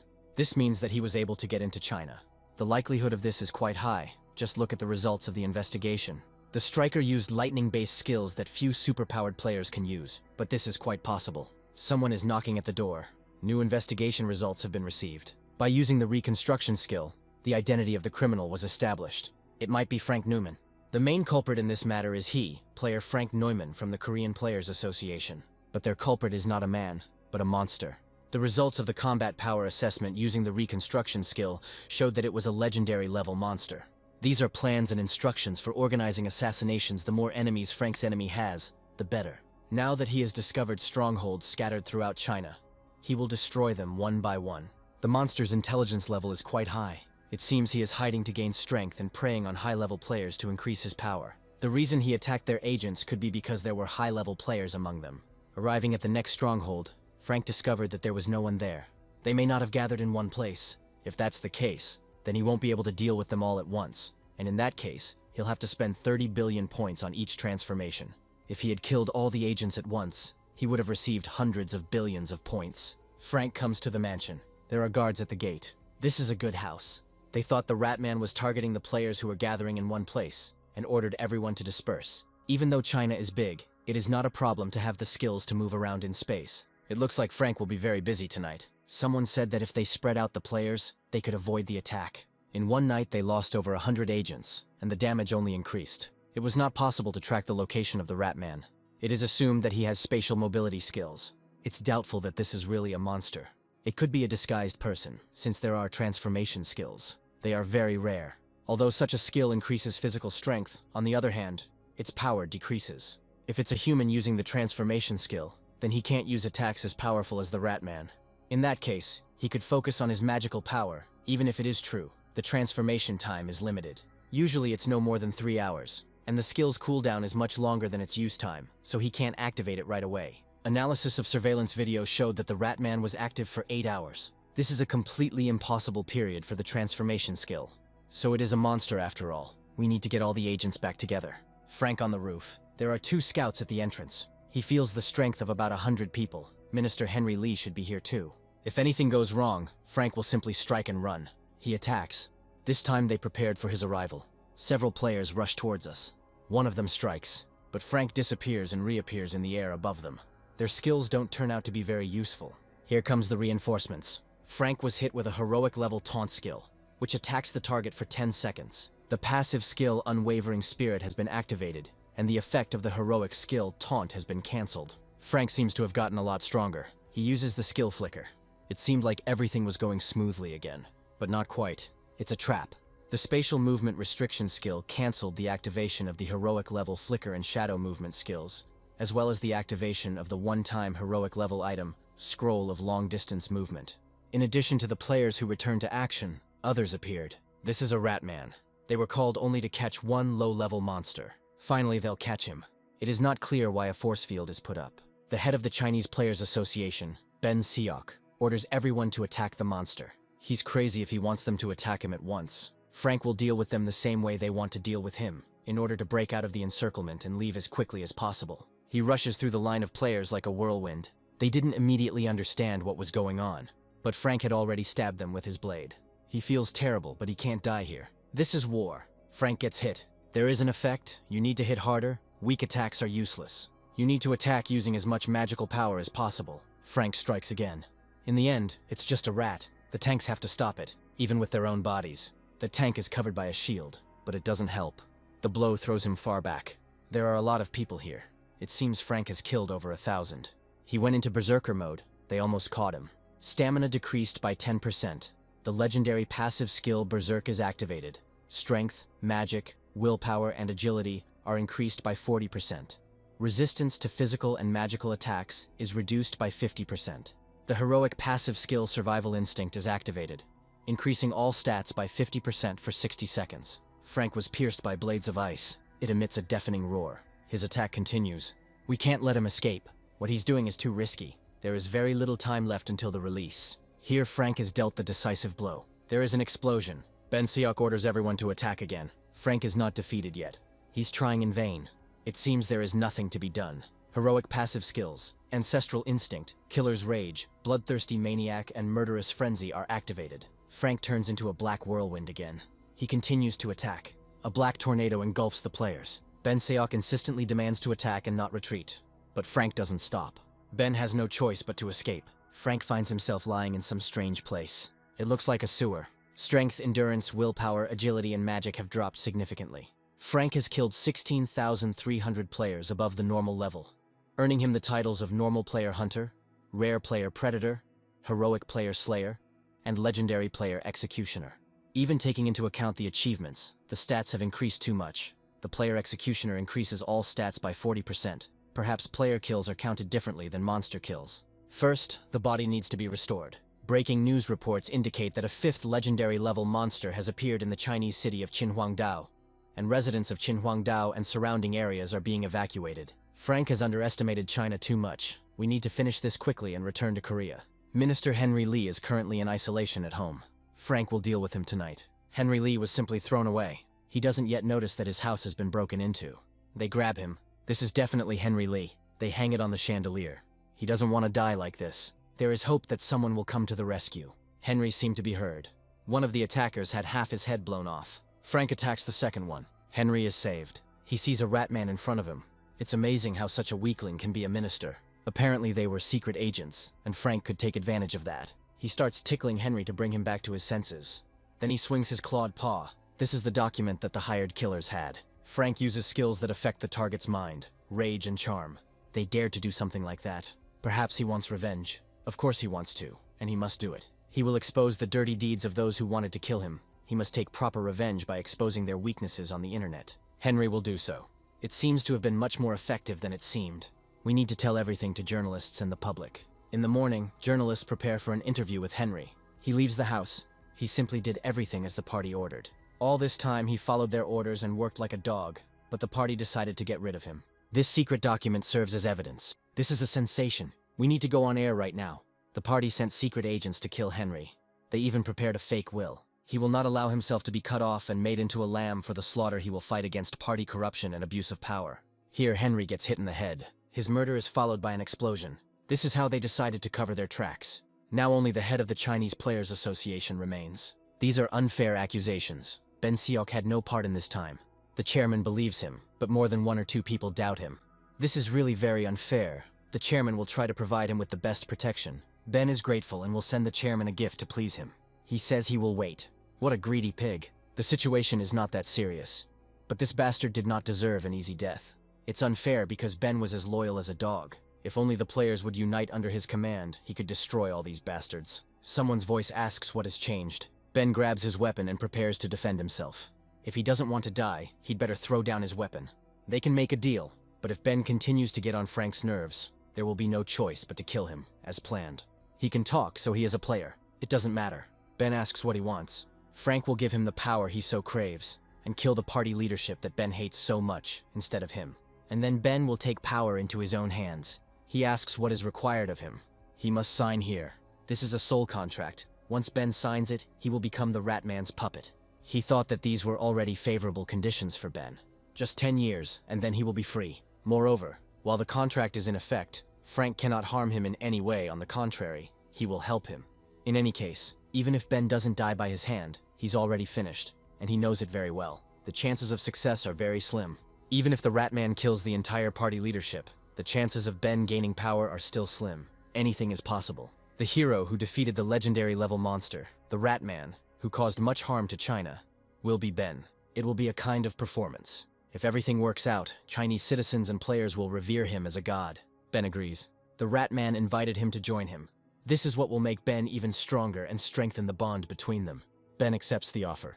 It seems to be working. He has become even stronger. He will be loyal to the Ratman for 10 years. It would be a good idea to change his manner of speech. This relationship will end in 10 years anyway, and before that, Ben will squeeze as much benefit out of it as possible. For these 10 years, he will be the Ratman's faithful slave. Although limited in duration, it is a contract of obedience between leader and subject. It is unknown whether Ben will be able to discard all the stats and skills he acquires during this time. A month later, he comes to the party congress. They called a convention, and the heavens themselves favor Ben. I wonder how to get rid of them all at once. I can't believe that a Ratman could easily infiltrate a party congress. Even he would need quite a long time to overcome this level of security. Perhaps during this time, everyone will be able to escape. Frank never thought he'd get a chance like this. There are practically no players inside, so it will be quite simple. Frank will only kill the bad guys and be done with it. It's time to begin. A flash appears. The convention participants think that someone is using magic. It blows their heads off. Then Frank kills the man standing on the podium. There are several players among the participants of the Congress. There is an explosion. The attacker may have died, but this is not true. It makes a creepy sound. This is the cry of a Ratman. He attacks. The players have no equipment. Frank uses lightning strike. The party members start to run. Frank will first figure out his goals. Now it's Ben's turn. They are running away again. China will fall if this monster is not dealt with here and now. To protect Chinese citizens, they must fight even at the cost of their own lives. Not bad. Even if they die here, they must fight so they can protect the civilians. Ben takes out his gun. Frank pretends to be ready to fight. They engage in a staged battle. The Ratman seemed to be slower than last time. Perhaps he still hadn't fully recovered. They must help the head of the association so they can defeat the Ratman. Everything is going as agreed. The explosion destroys the building, and everyone sees Ben and the defeated Ratman. Those present begin to film the battle. Ben lets out a victory cry. The Ratman has disappeared. He died. The head of the association, Ben Seok, was able to defeat a legendary level monster. He is a hero of China. The effect turned out to be even better than expected. The head of the association, Ben Seok, is a hero who single-handedly defeated the Ratman, a legendary level monster, and his support for the presidency has now increased. The capture of the military elite is complete, faster than Frank thought. This is because they know who is in charge here, and besides, there are a lot of people in the military who follow Ben. While this matter is still being talked about, it's better to sort everything out once and for all. Ben will sort it out. The party representatives are in the same boat with him, and the army has bowed its knees. Although there are still a couple of rebels left, this issue will soon be resolved. Frank asks if there will be a new president elected, and if Ben can run for the position. It will be difficult to do now, but he could take the place of deputy chairman. There is no need to worry. His man may become the head of the country. Ben won't disappoint Frank. After a long time, he again fights monsters in the dungeon. Lucia fights alongside him. He has become much stronger, but to reach the mythical level, he will have to hunt stronger monsters. It might be worth going to Fukuoka. Lucia agrees that Frank has become stronger, all thanks to the points she gave him. She was just doing what she had to do. She also became stronger, all thanks to Frank's favor. Skill books haven't appeared yet. There are very few legendary level skill books on sale. That's enough for today. Time to go back. Frank wanted to hunt a little more. If he spends another 3 hours, he will earn an achievement. Then he would break his daily routine. It would be better to continue tomorrow to catch even more monsters. But today, he needed to rest a little. Frank agrees. It's Monday. I think that's when Best Romance comes out. It's not because of the drama. Frank didn't say anything. Lucia will go first. It turns out she is very nice. Maybe we should invite Steven for a drink. Frank has 3 missed calls and a message from Alice. He completely forgot that he promised to treat her. He saw her message and decided to call. His phone was turned off, so Alice sent a message. Frank was in the dungeon. He is done with his seclusion and does not think China will act anytime soon. Frank asks when he can treat Alice. You can do it right now. Frank agrees. It was Alice Lair. Something must have happened again. They haven't seen each other for a long time. Frank must have been very busy lately. Alice hopes that his family members have come to their senses a little. They underwent a long course of rehabilitation and are now much better. Frank and Alice had almost finished dinner. Only then did Alice report that a 6th legendary level monster had appeared today. It appeared in the USA. Frank asks why Alice contacted him. They want him to come. In fact, they have been wanting to lure him over to their side for a very long time. They contacted them through the UN, but it was practically the same as if they had contacted them directly. Frank asks to tell more about this. US government officials came to Alice and showed her his photograph. So they asked her specifically to send Frank. That's true, and frankly speaking, it's difficult to formally refuse. After all, Korea and the United States are allies who have signed a mutual defense agreement. But still, Frank is not a military man. That's why they met. Alice was tasked with convincing him thoroughly and strictly ensuring that he did not give in to US persuasion. It seems the association is in a very delicate situation. Alice appreciates your understanding. But this doesn't mean that Frank is obliged to fulfill the association's request. And besides, fighting the legendary monster is dangerous. This is true. So the association has prepared a decent compensation. To begin with, they will change the distribution of income from magic stones. He gets 100%. He could have simply taken everything for himself before. He will also be granted personal tax benefits, which he currently receives because he is registered under the auspices of the association. If Frank leaves, they disappear. So, they are proposing to remove the conditionality of these benefits. But he was already planning to renew his contract with the association. That's nice to hear. It's strange that this is all they have to offer. Nothing special. To be honest, Alice and Chairman Kim thought about it a lot and didn't find anything they could offer Frank personally, then let them reveal their real cards. In fact, the initiative in this matter came from the government. The head of the association turned to them for help. The government then decided to propose a map of the ownership rights to the dungeon. All dungeons belong to the state until now. No organization or individual has been able to privatize a dungeon.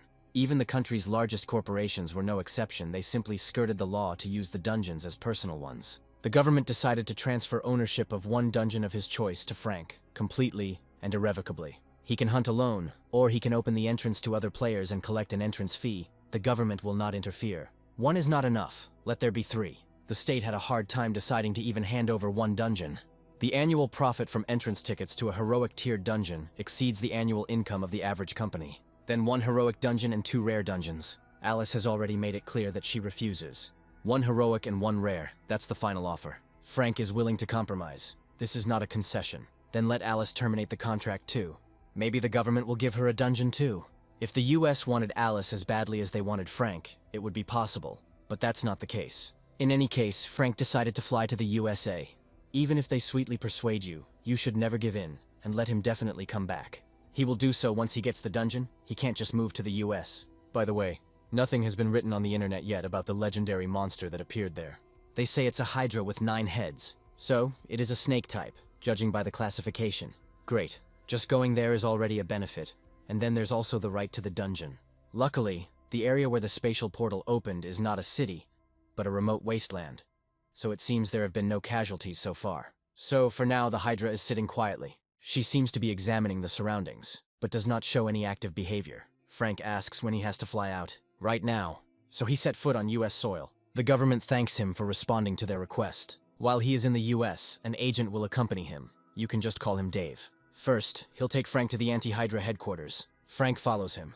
There are a lot of people here. They say the United States is the most powerful country in the world in terms of raids, and it seems these are not empty words. William, the head of the Hydra Control headquarters, is pleased to meet a legendary monster hunter. It is an honor for him.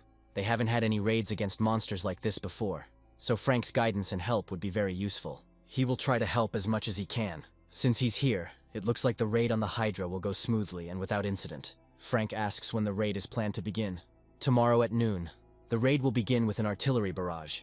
But if the Hydra suddenly changes route, events may begin earlier than planned. Frank will be assigned to the First Strike Force, a team comprised of the best rankers in the United States. It's late today, so Frank needs to get some good rest, and tomorrow he can get to know the others briefly. Perhaps it would be worthwhile to work together with the team in advance. Although Frank is listed in the first squad, he has a free role in battle. He can act at his own discretion. It starts at noon. There is little time left. Frank will end this tonight. Perhaps William exalted him too much. This was an order from his superiors, and he is fully worthy of such words. One might think that he single-handedly killed all the legendary orcs, but it was he who made the greatest contribution. Their task is to make the best possible impression on Frank. They must cast aside any doubts and simply complete the task as required. The commander of the First Strike Force, #1 in the US player rankings, appears. He asks what William can say about that brat. He doesn't know. He just does everything to make Frank feel comfortable, on orders from above. I wonder how well he will do tomorrow. Possibly better than the #1 player. If the legendary orcs had appeared in the USA, they would have been destroyed the first time. They would not have had to attack twice, as in Korea. They'll find out when they open the lid. Tomorrow they shouldn't be rude to Frank for no reason. Larry should try to behave normally, and shouldn't even think of calling him a brat. He understood everything. William need not worry.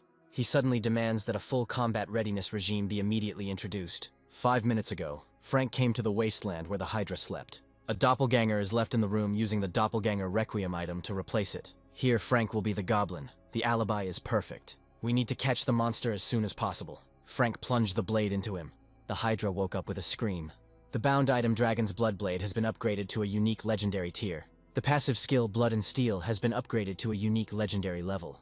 It seems that the monster's regeneration is also extremely fast. This guy is too slow. Hydra breathes fire. Perhaps now she will finally show her true strength. Something is wrong. Doesn't look like a legendary tier monster. It looks like he used powerful consumables with hard numbers before the fight. Even though he prepared the doping, Frank continues to suck out his strength and mana.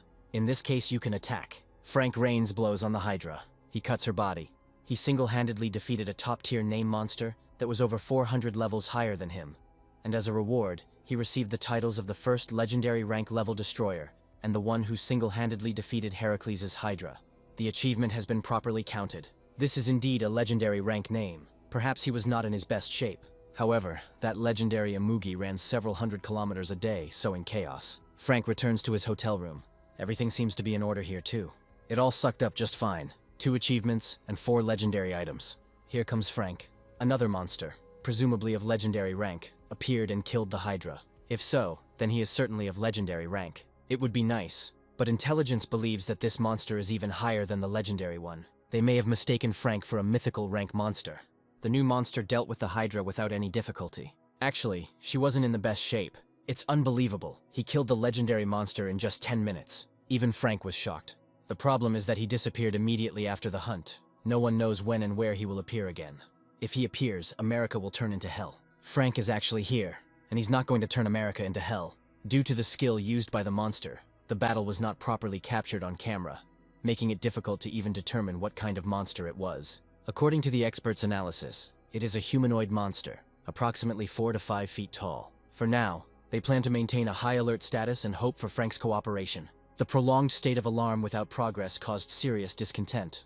Due to the retention of high-level players and rankers, even high-level dungeons in the US have begun to show signs of monster waves. As a result, the US federal government lifted the state of alarm and disbanded the rankers and high-level players. Since Frank was already in the US, he might as well at least do some sightseeing.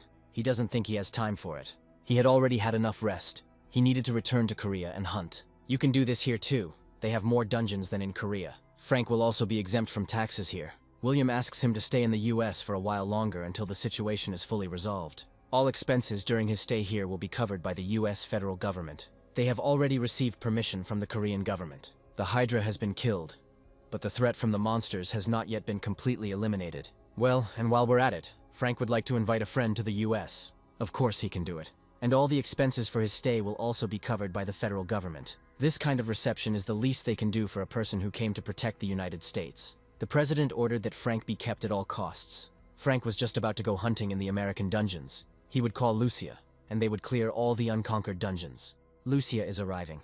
Frank treats her to delicious things she's never tried before. Then he shows her the sights. They are observed and photographs are taken. Together with Lucia, Frank fights monsters in the dungeon. He hasn't returned. It's been more than 3 months since he left for the USA. Alice doesn't know why he doesn't come back. She was the closest to him in the association. If she doesn't know, no one else knows. They are not close at all. Kim asks if Alice called Frank. She says she did. He said that since he was already in the USA, he would calmly take in the sights and return, and asked not to worry. Kim asks what's so interesting there that it would take so long to rest. Alice doesn't know. She's become a bit prickly. Maybe she has feelings for Frank. Apparently this is true, and now she is behaving this way because of jealousy. There can be no talk of any jealousy. Besides, Alice is much older.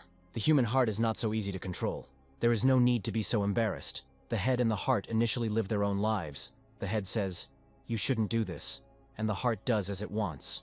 This is wrong. Now it's clear why Alice was so prickly. Kim will solve this problem for her. She asks how he will solve it. Yes, it's that simple. Alice needs to go too. Let him go to the USA and meet Frank there. Alice asks what to do next. Of course, be with him all the time. But under no circumstances show that you were jealous. It goes without saying that Alice asks what exactly she needs to do when she goes to the US, meets Frank, and is with him. Of course, we need to persuade him to return to Korea. Let Alice also have a good rest with him and then come back. There is no need to worry about expenses. They can afford it. So there is no need to slander them to Frank in vain, and she needs to get rid of this feeling of resentment. After all, Alice was offended that she couldn't get something from the United States for free, and she probably thought that she was at a loss by remaining loyal to Korea in vain. They can send her on vacation to the US as many times as they want, and will support her expenses without limitation. Kim will not treat her any differently from now on. Even if he had to kneel before the VIP, he would get Alice unofficial ownership of the dungeon, and would henceforth give her the same as Frank. So there is no need to be jealous of him. It was very foolish of Alice to trust a man like Kim. She's leaving. It seems like she was really offended. I should have treated her better. It's incredible that Alice considered this man reliable. Frank receives a message. They say Alice Lair is coming. The association is acting quite aggressively. Apparently they felt alarmed by Frank's actions. This is not surprising. If Alice is coming, it might be worth returning to Korea. It'll take a fair amount of long-distance travel scrolls. But Frank can easily afford such expenses, since he already spends them on trips to Korea and back. Since Alice arrives at 10 in the morning local time, we can have breakfast and go meet her. Lucia will go to her room, get ready to go out and return. Alice arrives. She didn't expect Frank to meet her. He asks why she came. Of course, she came because of him. Alice asks when he will return to Korea. Frank doesn't know. Life in the USA is too comfortable. He can't imagine when he will return. In this case, he can stay longer. Until he returns to Korea, Alice will also live here. Frank didn't expect this. There might be some reason why Alice can't be around him. That's not the point. Then there are no problems. Alice came on vacation, so she needs to take a good walk around America. She booked a room at the same hotel where Frank was staying. It's very convenient. Then they will go together. He will help carry the luggage. Lucia will carry it herself. Alice thanks her. Frank could carry it himself. It's better to just go to the hotel. Lucia will rest in her room. Frank and Alice should rest too. So that means they are in different rooms with Lucia. The US government pays for your accommodations, so there's no need to share a room. And even without this, they have money to pay for their stay. Alice will contact Frank later. He can show her the local sites. Then they will see each other at lunch. Frank will take her to a good place to eat. So Alice Lair really did come to the United States. That's right, she met Frank right at the airport. Judging by the fact that they stayed in neighboring rooms, they will continue to act together. It might be worth trying to lure Alice too. She is a person with a strong sense of patriotism. All their previous attempts to lure her have failed. It is unlikely that she will succumb to this. First of all, they need to return Frank to Korea. They don't even have a reason to keep him. But if they put pressure on the Korean government, they might be able to extend his stay. There was no need for that. If he had been like Alice, perhaps William would have held him by force. But he is not one of those at all. He already has a lot of sympathy for the United States if they continue to invite him under various pretexts and arouse sympathy. Then it is quite possible that he will stay in the United States permanently. There is no need to resort to harsh methods and instill in him a negative attitude towards their country. It's necessary to provide comfort not only for Frank, but also for Alice recruitment is unlikely to succeed. But establishing a relationship with such a player certainly won't hurt. Someone is coming in. William asks what happened. They have a serious problem. A creature of supposedly legendary rank has been spotted in the spatial rift where the Hydra appeared. This is a red dragon. They tried to attack him with missiles. The dragon released flames. The missiles exploded. Then they launched projectiles at the dragon, but he destroyed them too. Without encountering any more obstacles, the dragon flew into the city. He began to incinerate everything and everyone around him. Now it's moving towards Seattle. It's burning every city it passes through. The US military's countermeasures are not having any effect and seem unable to cause any significant damage. The players have already gathered. Everything is going quickly. Fortunately, they will be able to gather everyone before the Red Dragon arrives in Seattle. It's good that its flight speed is not too high. They turned to Frank for help. He was already on his way, in a fighter. Player Alice Lair also agreed to help, and is now on her way too. William hopes that everything will go well. Frank and Alice arrive at the scene. It's a disaster if the dragon is of divine rank. It has been established that his rank is legendary. They have no chance in an air battle. They plan to concentrate their attack on its wings and take the fight to the ground. If they fail, they will try to lure him to the ground and attack him there, and we will have to hope that the provocation works. It looks like he hasn't been damaged yet. Truckers are told to prepare for interception. It's incredible. This monster doesn't even come close to the orc leader. A multitude of magical projectiles fly at the dragon. Powerful explosions are heard. Time for the decisive blow. The dragon appears right in front of the players as if nothing had happened. We need to use defensive skills. The dragon breathes fire. The players took cover behind the barrier, but these wings are ruining everything. Another group of players attacks from above. Those standing on the ground distract the dragon, but he still notices the players in the air. He breathes fire, which they manage to dodge. William asks how many casualties there are. Not a single one. Everyone is alive. The dragon dives again. Everyone attack. Frank joins the attackers. Alice is here too. She strikes the dragon's leg. It emits a deafening roar. The dragon rises into the air. All players are alive. However, the dragon is going to use a new tactic. He slams his giant tail into the ground, crushing players. The rest are eager to kill him, but the blades can't even scratch his skin.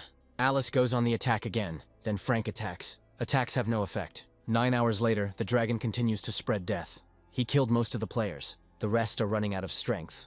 However, the dragon does not look tired at all. The evacuation of Seattle and the surrounding area is complete. William allows entry. Further losses are pointless. The dragon continues to rage. A national state of emergency is declared. William asks for more explanation. All this enormous magical power is used exclusively for protection.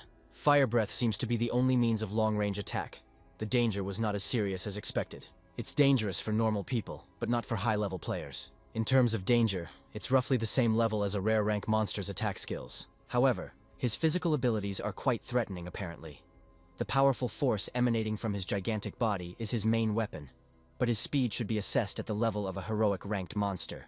For tanks with pumped up health stats, this is dangerous. A melee dealer with a high agility stat can easily dodge attacks, so it's just a strategic threat. It turns out that you can form a squad mainly of melee dealers. This is expected to reduce casualties among players more quickly, but then the firepower will be greatly reduced. The melee dealers could fight while carrying the range dealers on their backs, and when the range dealers run out of mana, the melee dealers could attack. That's not bad. But even if they do so, it is unknown whether they will be able to penetrate the Red Dragon's defense. They had encountered many monsters with high defense, but this was the first time they had encountered one like this. If you remove the red aura, you can deal damage, but it seems impossible. Perhaps it's time to return to Korea now.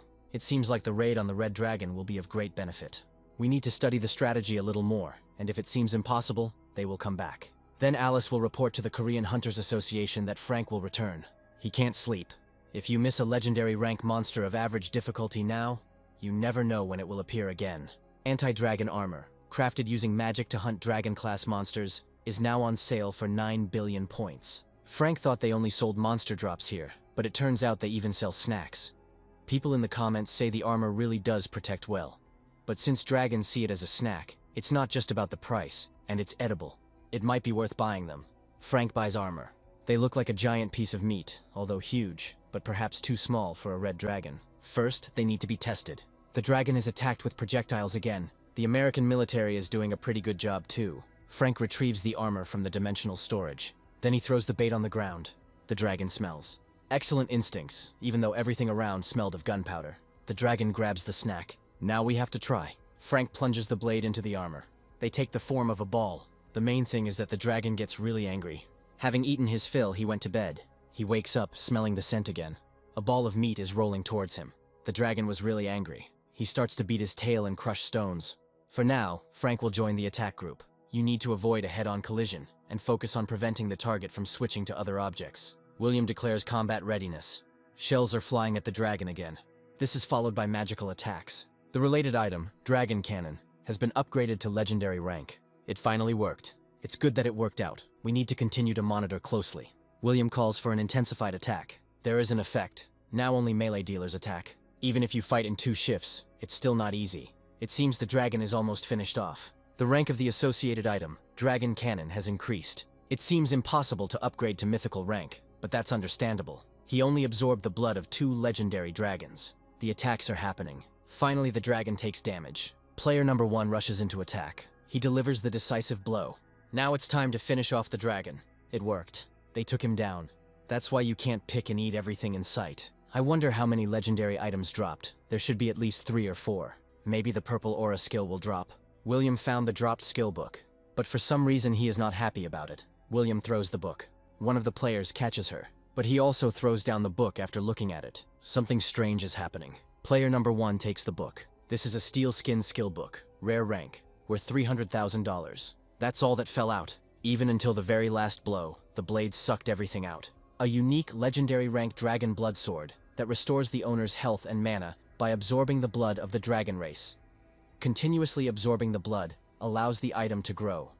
The magic of the blue dragon, the emoji root, and the Blair guild member have combined to surpass their limits. The active skills Dragon Blood and Dragon Rupture are available for use. The active skill legendary rank Dragon Blood Claw releases claws created from Dragon Blood. Can only be activated if you have Dragon Blood. The president rewards Frank and Alice for their participation in the victorious battle. They are returning to Korea. Frank meets with his family and Jack. It's a shame about the time wasted on the plane. That's true, both time and points are too valuable to waste. Although one move costs 20 billion points, there is nothing that can be done about it. Now that they're here, we need to get the most out of them. For some reason, player Frank Neumann is not present at the awards ceremony. He's been through a lot in America. Maybe he just needs time to recover. And player Alice Lair seems to spend almost all her time in dungeons. This bastard, without even being officially appointed, comes to Kim and carries this crap. It is a personal choice for each player whether to hunt in dungeons or not. Kim is the chairman of the association and therefore cannot dictate what to do and what not to do. Although Chen is a candidate for minister, he is essentially already a minister. That is, Kim's immediate superior. But he speaks to him very disrespectfully. If a boss points out a mistake, a subordinate should apologize and say that he will fix it. For some reason, the first thing Kim does is justify himself and his face turns to stone. Perhaps Chen's words were unpleasant to him. The Players Association and ordinary players are not in a subordinate relationship. The fact of signing an agreement does not give the right to dictate whether to hunt or not. Chen asks why then give subscription money and pay salaries at all. When a crisis situation arises, the first to respond are players affiliated with the association, and they also serve as part of the emergency response team. Then it would be better to declare an emergency mobilization. The association is now at a complete loss. People's taxes cannot be wasted like this. Wasting taxes is too harsh a word. The Players Association has never squandered taxes. If Chen is so worried, he can conduct an audit after taking office as minister. Then this question is settled. But the fact that a player who received huge signing money and salary is slacking off is negligence that needs to be corrected immediately. Kim says she will try. The official inauguration of the minister is coming soon, and we need to get all the players who are subordinate to the association and participated in the legendary raid to attend, including that guy Frank Newman. Kim understood Chen. The Players Association is run by a damn incompetent guy. When the minister orders something, you have to say that it will be done. This time the budget was cut because the state budget is not enough. Their country's annual budget cannot be so insufficient, and the funds currently being used were approved last year. The budget hasn't been cut, there's just not enough money right now. There is something that needs to be looked at. This is a photo of people showing how much money they have. A little more, and it will be possible to cross over to Canada. The monsters continue to attack. Lucia wields a shield and sword. Frank attacks from above. He single-handedly defeated 10,000 high-level elite monsters, and as a reward, he received the title of Ultimate Equipment Merchant. Frank and Lucia emerge from the dungeon. Red Cross members are asking whether the contract with the Players Association can be terminated. To tell the truth, they ignored them. But everyone was developing quickly on their own, so there must be another reason. Looks like I need to go to Korea and sort this out. Funding has been delayed for over a month, and salaries from the association have not been received for 2 months. Frank calls Alice and tells her about the problem. Some unfortunate things just happened. It's somehow awkward to talk about this over the phone. It's better to meet in person. Frank heard that the Red Cross members had also not received their salaries for a month, and that their support had also stopped. Alice asks if Frank knows that the government has changed. Of course he knows. He voted too. It seems the new government wants to cut down on the Players Association. Government subsidies have been cut sharply, to the point that it is difficult to maintain the current level. At first they thought that this was the new minister's arbitrariness, but this was not the case. The Players Association is under pressure from all sides at the government level, with cuts in subsidies and audits, and articles criticizing the association appearing every day. The government has gone crazy. At first, Alice thought so too. But they have a clear goal and they attack. Their goal is to reduce the size of the Players Association and to cause a brain drain. They have this goal, and Alice says they are not crazy. It's just her guess. But she thinks there have been illegal deals between the current government and large corporations. If the association were to shrink or disappear, the largest guilds would benefit the most. After all, this is a complete privatization of a state-owned enterprise. Alice agrees. It is unlikely that people will tolerate this calmly. Public opinion is divided, and people who have understood the government's intentions are indeed protesting. But the opinion that the Players Association needs to be reformed is also very widespread. Due to the manipulation of public opinion, the association has become an axis of evil, so the opinion about the need for reform is gaining even more strength. The opposition initially resisted strongly, but then gave in, and they probably got something. It's painful. In fact, due to the damage caused during the raid on the orcs, public opinion is not very good. Although it is said that people admire gamers, they are considered a privileged class, and are not liked by many. The country may not need to save the Players Association. Frank might just eat her. They will be able to provide full support. I wonder who has more resources, China or local corporations. Although even if all Korean companies unite, it is unlikely to be enough. Frank said he understood the association's internal affairs perfectly well, and suddenly decided to terminate the contract. He understands the situation, but he can't wait forever. On the other hand, they say that the Portal Control Department has literally grabbed hold of Frank and won't let him go. He heard that Alice has also become their priority target. She gets tons of offers for scouting. They are just trying to lure her away, so she refused everyone. These are the ones who have driven the association into a dead end it cannot give in to them. It looks like Alice wants to get revenge on them. Frank has just the right way to really piss them off. But first he wants to propose something. He asks if Alice has considered joining the guild Frank founded. But Alice has no intention of leaving the association. It's not just because of patriotism. She can't just abandon her comrades. And she doesn't intend to watch the association completely collapse. Then let him bring all his comrades. It would be great if Chairman Kim joined too. Alice seems to understand what Frank is up to, but she has no intention of abandoning any player from the association. Then the Empty One will simply bring everyone who is in it. It's not that simple officially. The association has more than 5,000 players, and that's not counting those in service. Even large corporations have smaller guilds, averaging around 450 people. Frank seems to have envisioned a guild as a kind of player co-op. But gathering everyone together and creating a guild with private funds is unrealistic. Frank didn't plan to create a cooperative guild. He will offer the players from the association not the same conditions as now, but better ones. So let them all go to him as a team. Frank meets with Alice and Kim. He will ask directly how he plans to put both the government and corporations in their place. Kim seems to be having a hard time coming to terms with the loss of the association. But if public opinion can be changed, then the association will be able to maintain its current image. And Frank won't have to interfere. He won't have to create a new guild and worry about it. Kim asks him to at least think about the country and help them just once. First, you just need to listen to Frank. The information he collected is almost no different from what Kim already knows. Frank failed to find evidence of a deal between the government and large corporations. The reason the government wants to reduce the association's influence is to support corporations. They are even extracting personnel from the prosecutor's office and the courts. And they are particularly actively targeting Frank and Alice. But all this could fall apart if the association slips out of government control and becomes a private guild, managed individually. They will simply change the sign and come out with the same lineup. Even if it is possible, Kim is against it. A private guild will act only for its own benefit. It will not be able to make decisions that are detrimental to itself, even for the sake of the country's future. Even if the organization is state-owned, it is the same. Frank is completely silent about the Portal Control Department. Even in subordinate structures such as the dungeon management and player management, corruption is rampant. Frank apologizes for being so frank, but the Players Association is the same.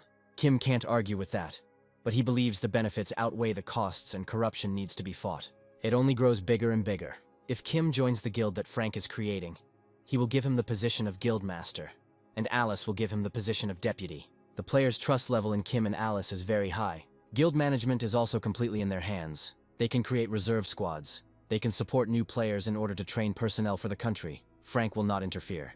Kim doesn't think that's possible given the Players Association's annual budget. Frank is confident that the amount is impressive, but the initial investment will be large, and he does not expect losses. He was in the US, and there were plenty of people there willing to invest. If Frank officially announced that he was creating a guild, he would immediately collect 30 trillion won. This is a very large sum. Frank thought that was more than enough. This is, of course, a lot of money, but you can't call this amount something supernatural either. There are more than 500 high-level players directly affiliated with the association. The contract advance payment will cost approximately 30 billion won per person, with 15 trillion won just for the advance payment to high-level players.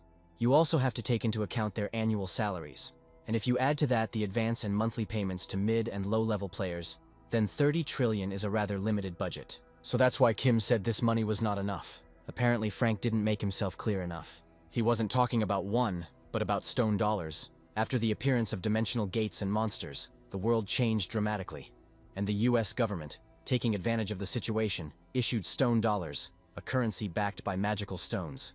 This was done to bypass the Federal Reserve System, which issues dollars after the introduction of the stone dollar. The position of the regular dollar was significantly weakened. As a result, the stone dollar began to be preferred in the international arena. All the investors Frank works with are foreigners. 30 trillion stone dollars is about 300 trillion won. This amount should fully satisfy Kim's expectations. He's not sure that 300 trillion won will really be invested in Frank's guild. Frank calls someone and says that he is going to create his own guild. He asks if he can get the promised investment right now. He will send in a message and invoice from an investment company registered in his name. About 30 trillion stone dollars were received. Frank shows Kim the bill, so he really wasn't joking. He hardly seems like the kind of person who would lie to such respected people. The amount is simply too large to take at face value, and to be honest, Kim still doubts that this banking app is real. It's real. There's no doubt about it. But there is one point that Kim would like to clarify. Those investors who have invested such sums may try to interfere with the management of the guild. They won't be able to do this. They have already transferred the money and have no reason to interfere. The most important thing for them is that the guild gets on track and brings in a stable income. They may decide to withdraw their investment. This is also excluded. It is clearly stated in the contract that there will be no interference in management, and unilateral withdrawal of investments is impossible.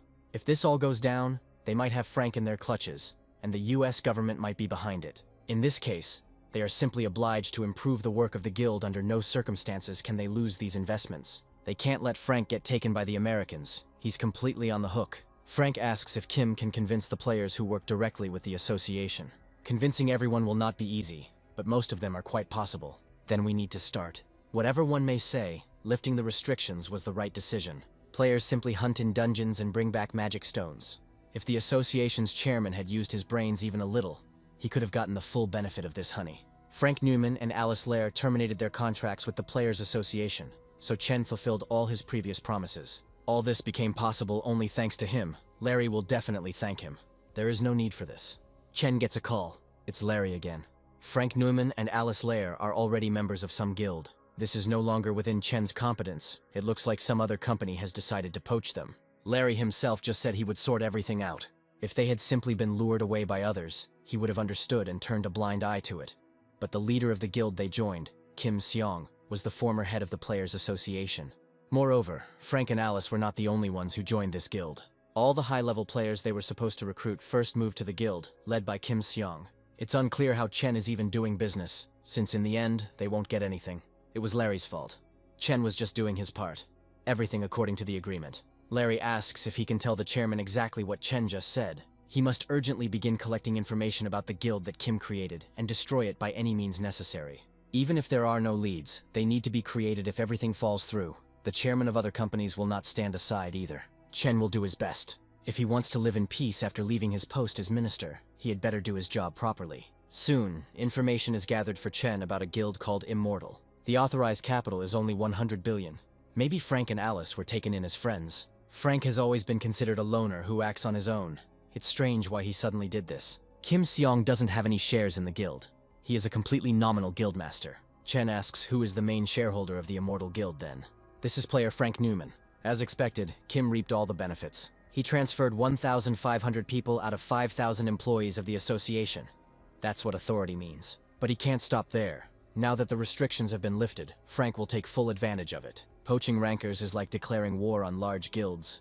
Perhaps it is too hasty a decision. As soon as they lured high-level players from the association, it was already the beginning of the war. Then they will bring here the players with whom they are negotiating, and only then will they begin to act. This is impossible. Those who are still hesitant can be forgotten. They don't even think about going over to their side. Frank himself said that it was possible to take all the players from the association.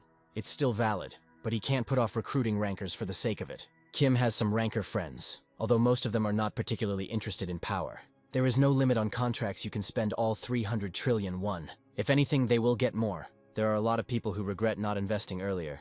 Then the price for rankers will skyrocket. In fact, these prices have long been inflated by large corporations. Although, to be honest, theirs are still below international standards. So we need to raise the stakes as high as possible. So high that large corporations will go nuts. They didn't expect Immortal to start luring away their people.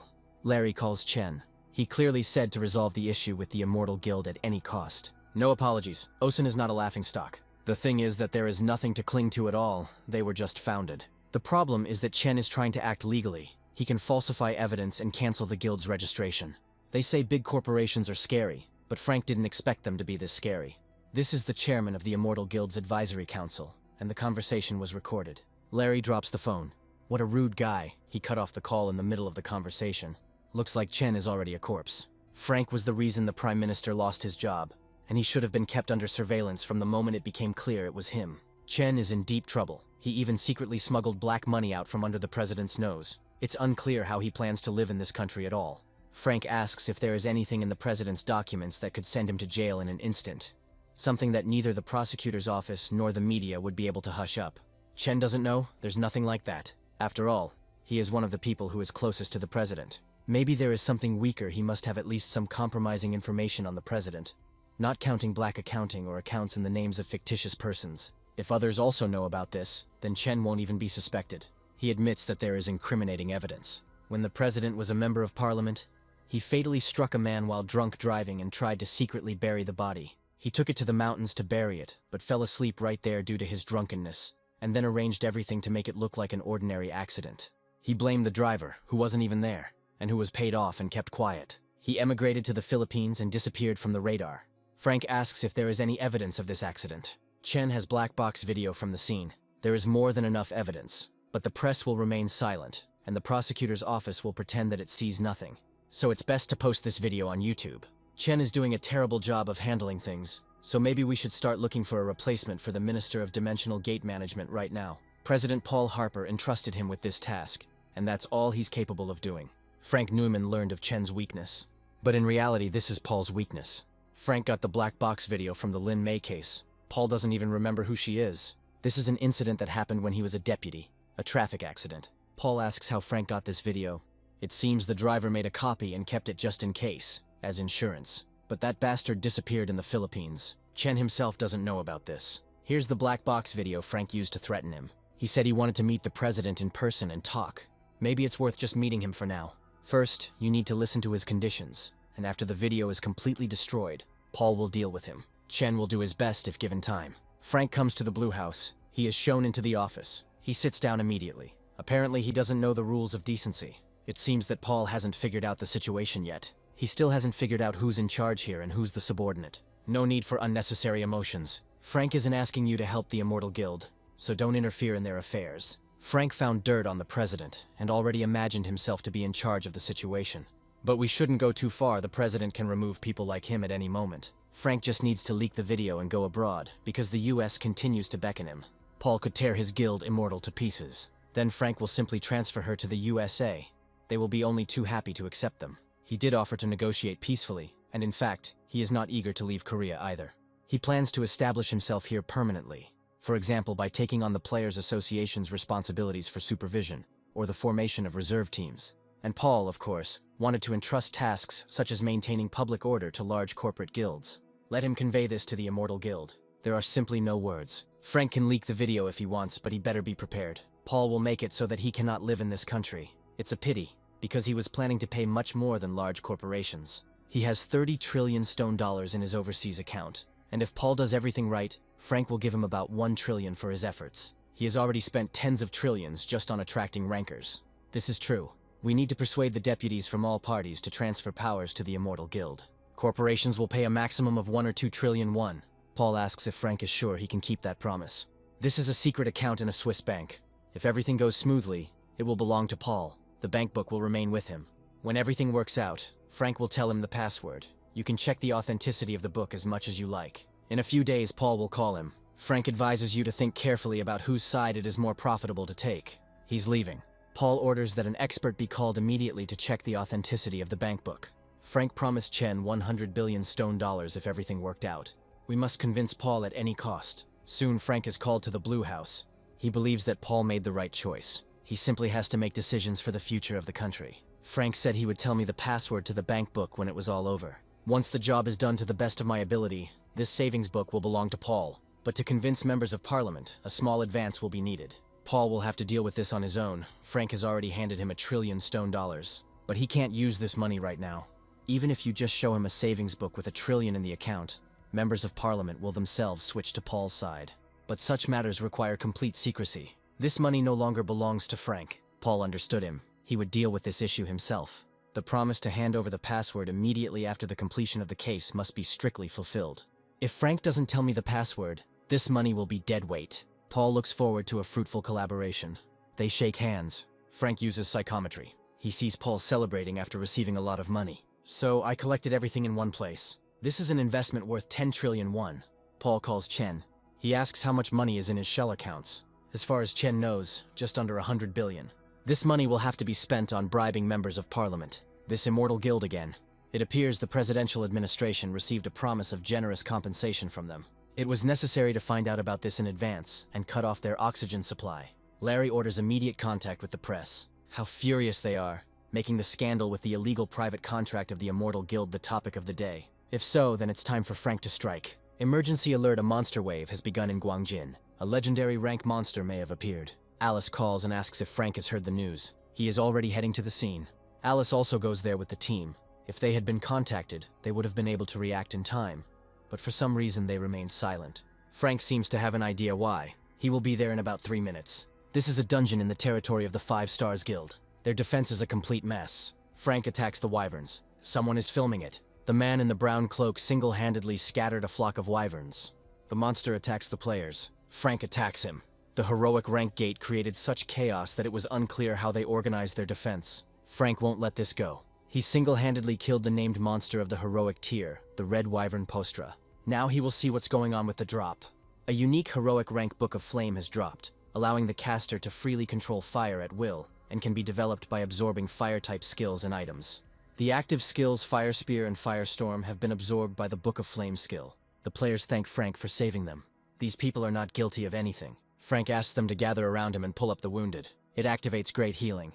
It's incredible how high his magic stat is. If he can support healing on such a scale, it means that his spiritual strength is simply incredible. Most likely, his strength and agility are also at a high level.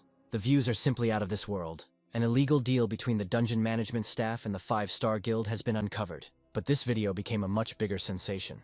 The incident with the wyvern wave from the dungeon was broadcast live via a stream from one of the eyewitnesses. It turned out that this player was a member of the Immortal Guild. Frank didn't expect anyone to be filming right in the middle of the fight. This turned out to be a success for their guild, as public opinion completely shifted to their side. By the way, Kim had no idea that Frank's skills were so high. I wonder when he managed to level up so much. It's a secret. Kim already knows that Frank has a lot of secrets, and he has no intention of delving into them. We just need to, as before, do everything possible for the sake of our homeland. Frank didn't exactly work hard for his country, but he still remains in Korea and does not plan to immigrate to another country. Besides, he played a huge role in this incident with the wyverns, as well as in the legendary raid before that. If a player is good at killing monsters, there is nothing more to wish for. This guy is definitely the same breed as Alice, only his case is more advanced. Requests to join the Immortal Guild are pouring in, and even mid- and low-level players who were previously cool to them are now showing keen interest. Kim will not accept everyone. Even if they do, the conditions will not be as good as before. He is no longer the head of the Players Association, not a civil servant receiving a salary from citizens' taxes, but a person spending investor funds. He does not intend to cause losses either to Frank or other investors. His views changed greatly, but among those players he rejects, there may be a real diamond in the rough. Then they will simply make the offer again. Large corporations often do this. But once they sign an official contract as an authorized organization, the situation will of course change. Then they will work with government money and will no longer be able to throw it away. Sometime later, a ceremony to sign the transfer of authority agreement took place in the Spatial Gate Management Office. Chen's term expires in less than a year, and he's already preparing to leave. If they are so obsessed with money, they would be better off going into business. Chen will soon become the owner of a fortune worth 1 trillion. The contract was successfully signed. Paul saw it on TV, and at the moment the contract was signed, Frank Neumann received a message. It looks like he was watching the broadcast too. He will soon contact Chen too. He actually receives a message. Then they run into the president's office. A list of secret funds used to recruit friendly organizations during the presidential elections has been leaked online. And that's not all. Information about the slush fund that Paul received while serving as an MP has also appeared online. Paul says to block it at any cost. But the information manages to fly around the country, and the people demand that Paul be removed from office as president. He's flying to Switzerland. President Paul Harper, who is under indictment, is subject to removal from office. The main thing is that there is money. Paul came to the bank. The employee offers to walk him out. Paul was arrested red-handed for forging private documents. The fake savings book was made very skillfully, but you can't fool them with that. Paul resists. As a result, he gets hit. He was also charged with obstructing the performance of official duties. Soon, the news reports that former President Paul Harper has been arrested in Switzerland for forgery and resisting police. The big corporations thought they could get away with it this way. Frank would give them everything back in full. The presidential debates begin. One of them promises that if he is elected, he will arrest and bring to justice all those involved. For now, we can focus on hunting. Frank gets a call from Inukuso. They want to ask him for help. The people's demands are so high that politicians will have to act proactively. The Japanese government will likely intervene at an official level. The Minister of Foreign Affairs and the Minister of Dimensional Gateway plan to visit Korea in person. Inukuso will also go there as an accompanying person. The Korean government is unlikely to have the strength to negotiate. Now they will first meet with the acting prime minister and ask for help. And then they will go to the Immortal Guild to ask them for help. If they liberate the Kyushu region, then the ownership of part of the dungeons in this region may be transferred to them. Frank asks to entrust this matter completely to him. Even if Kim makes a decision, it will all be over if the chairman of the advisory committee refuses. Frank has no intention of giving up. Kim takes him to the meeting. It was a great honor to meet player Frank Neumann. The foreign minister pleads for help for Japan. These bastards are trying to play on pity in order to get a free ride. Frank will help them. He is an angel sent from heaven. He will be called the hero of Kyushu. However, he has one urgent matter, and he will not be able to go to Japan right now. He would like to start in about 3 months. The Japanese people want to reclaim Kyushu Island as soon as possible, and Frank must empathize with the desperate Japanese citizens. And this is said by those who waited until the last minute. Frank would be happy to do so, but he really has very important business. The foreign minister asks what this is all about. This is a very important issue that needs to be resolved. Frank will finish in 3 months. If it's about money, then there's no need to worry. It will compensate for all the losses Frank will incur by helping Japan. It's quite a large sum. They might have to hand over all the dungeons in the Kyushu region to him. The Minister of Spatial Gates is puzzled as to why such a huge compensation is required. Frank can't say that, because he has his own life too. When he finishes his business, he will help them for free. Perhaps it's time to reveal the invasion of Honshu right now. By the way, if something was hidden from Frank or he was lied to, he will never help Japan. If there is an emergency in the country, you need to pay for urgency and solve the problem, rather than appeal to emotions. So Frank knew about the situation on Honshu. To exploit the country's troubles in this way is going too far. Frank is unaware of the situation on Honshu. They will give him the dungeons, but all the dungeons in Kyushu are too much. Frank will be given the rights to 30 dungeons, which is the maximum the Japanese government will agree to. Frank showed respect and didn't even demand compensation for the damage, but they completely lost their bearings. They should take a look at this. There are records of the damage Frank suffered. Maybe he should just publish this ledger, then no one will blame him if he refuses to help Japan. Since they rejected his generosity, the ownership of the Kyushu dungeons would no longer be enough. If they hand over the rights to the dungeons of Shikoku Island, Frank will help them immediately. They will give him everything, just let him help. As soon as the combined UN forces arrive, they will begin the operation. They say it will take about 3 days, so we'll have to wait at the base for now. Since the operation involves approximately 100,000 high-level players, there will be a slight delay. At night, the Choji prepare to attack. Their leader found a green crystal. He eats it. Frank is awakened by an alarm. He asks what's going on. The Golden Eagle has gathered all the Choji tribes and is moving towards Hiroshima. Frank asks if the civilian evacuation is complete. For now, the order to retreat has been received. With their current forces, they could not stop them, so the command ordered a quick retreat. We need to leave quickly. The rest have already evacuated. Frank asks if Inakuso would like to take this chance and try to become a hero of Japan. The title of Hero of Osaka has already lost its power. He could have become the hero who saved the Japanese archipelago. To better understand Frank's instructions, Inakuso must be at least the level of Minister of Dimensional Gates. He will go with Frank, and they will stop the Chodze. First, they will try to lure them to another area, and then escape using the spatial movement skill. This is a legendary rank shadow cloak that increases the power of assassination and stealth skills. Inakuso will repay Frank with loyalty. Frank asks if there is anyone among his subordinates whose sense of justice is over the top, or, in other words, an idiot. There is one who spoke out against the order to retreat, so he was locked in an underground bunker. We need to get him out of there. Frank noted that live streaming is a great way to increase awareness. Let him take care of the filming. There is no need to hide your face, otherwise Inakuso will not gain popularity. Even though Kimura is a healer, he is quite fit for battle. But he can both heal and shoot at the same time. Or maybe he wants to go back to the bunker. If not, then let him start a live broadcast immediately. They will show the entire nation the immorality of the Japanese government. Inakuso and Frank will distract the monsters and lead them in the other direction. Frank's determination to sacrifice his life for the people of Japan is admirable. Kimura starts filming immediately. The Japanese government abandoned Hiroshima, but one Korean player and one Japanese player did not abandon it. Kimura asks for prayers for these heroes so that they return safe and sound. Frank begins the attack. He makes the Chodze freeze. Then he releases fire. A fireball hits the Chodze. Incredible. Frank single-handedly killed 5,000 high-level monsters of the Choji tribe. He received the title of Choji Tribe Slayer. Fire spreads instantly through mana. This bastard seems to be very angry. Frank attacks the Choji boss. The Book of Flame doesn't work on him. We need to try again.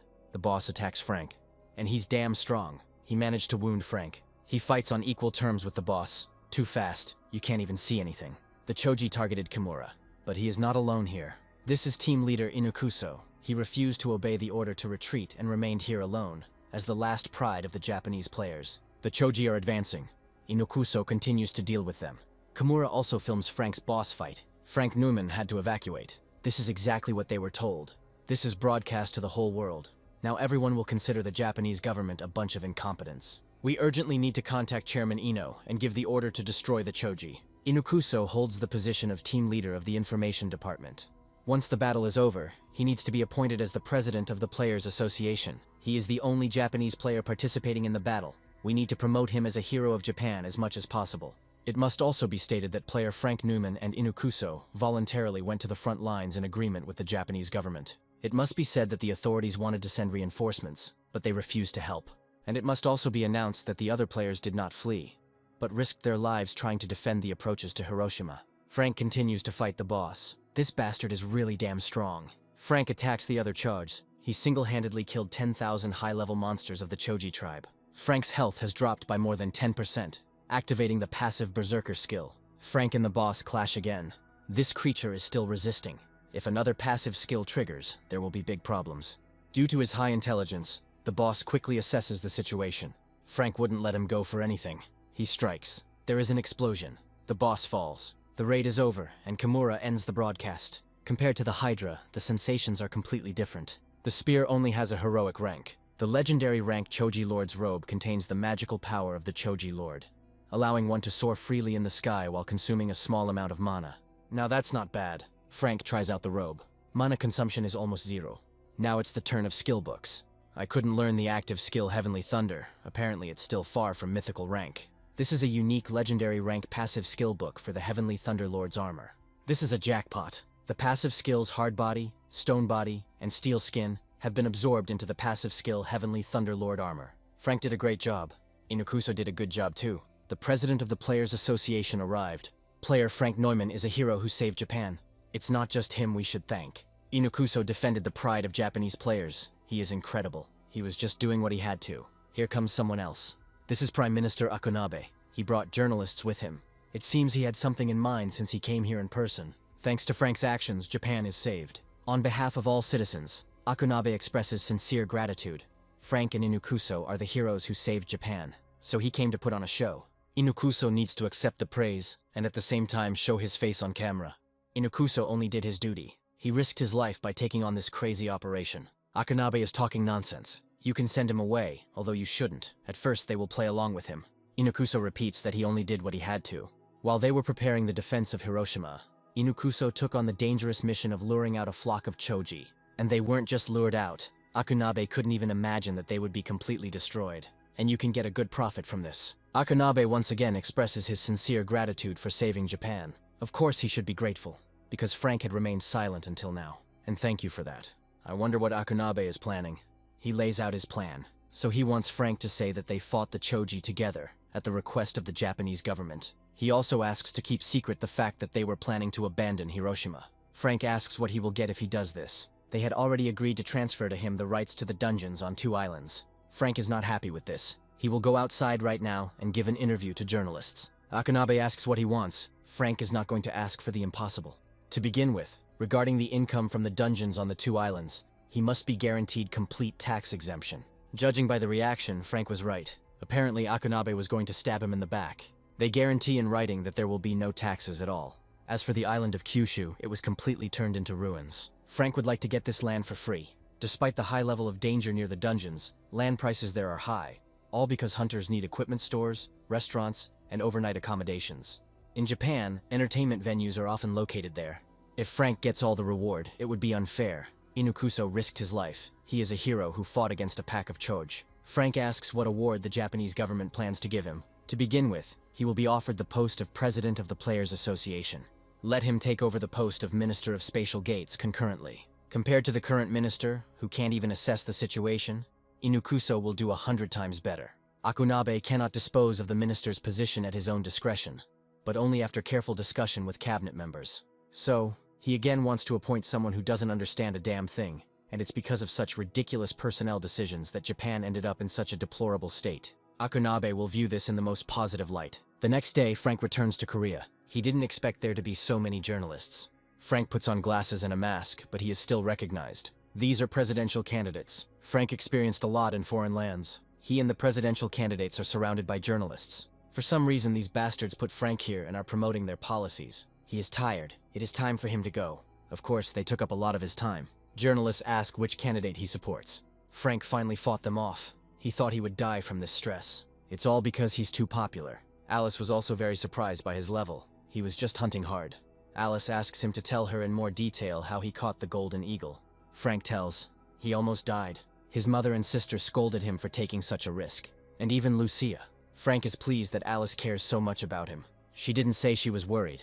But it wasn't that she wasn't worried at all. Frank is back after such a huge success. Managing the guild has become easier, although journalists are a nuisance. But this can be tolerated. There have been many offers to invest in their guild. All of them must be rejected. In addition, they were inundated with applications for membership, and not only from Korea.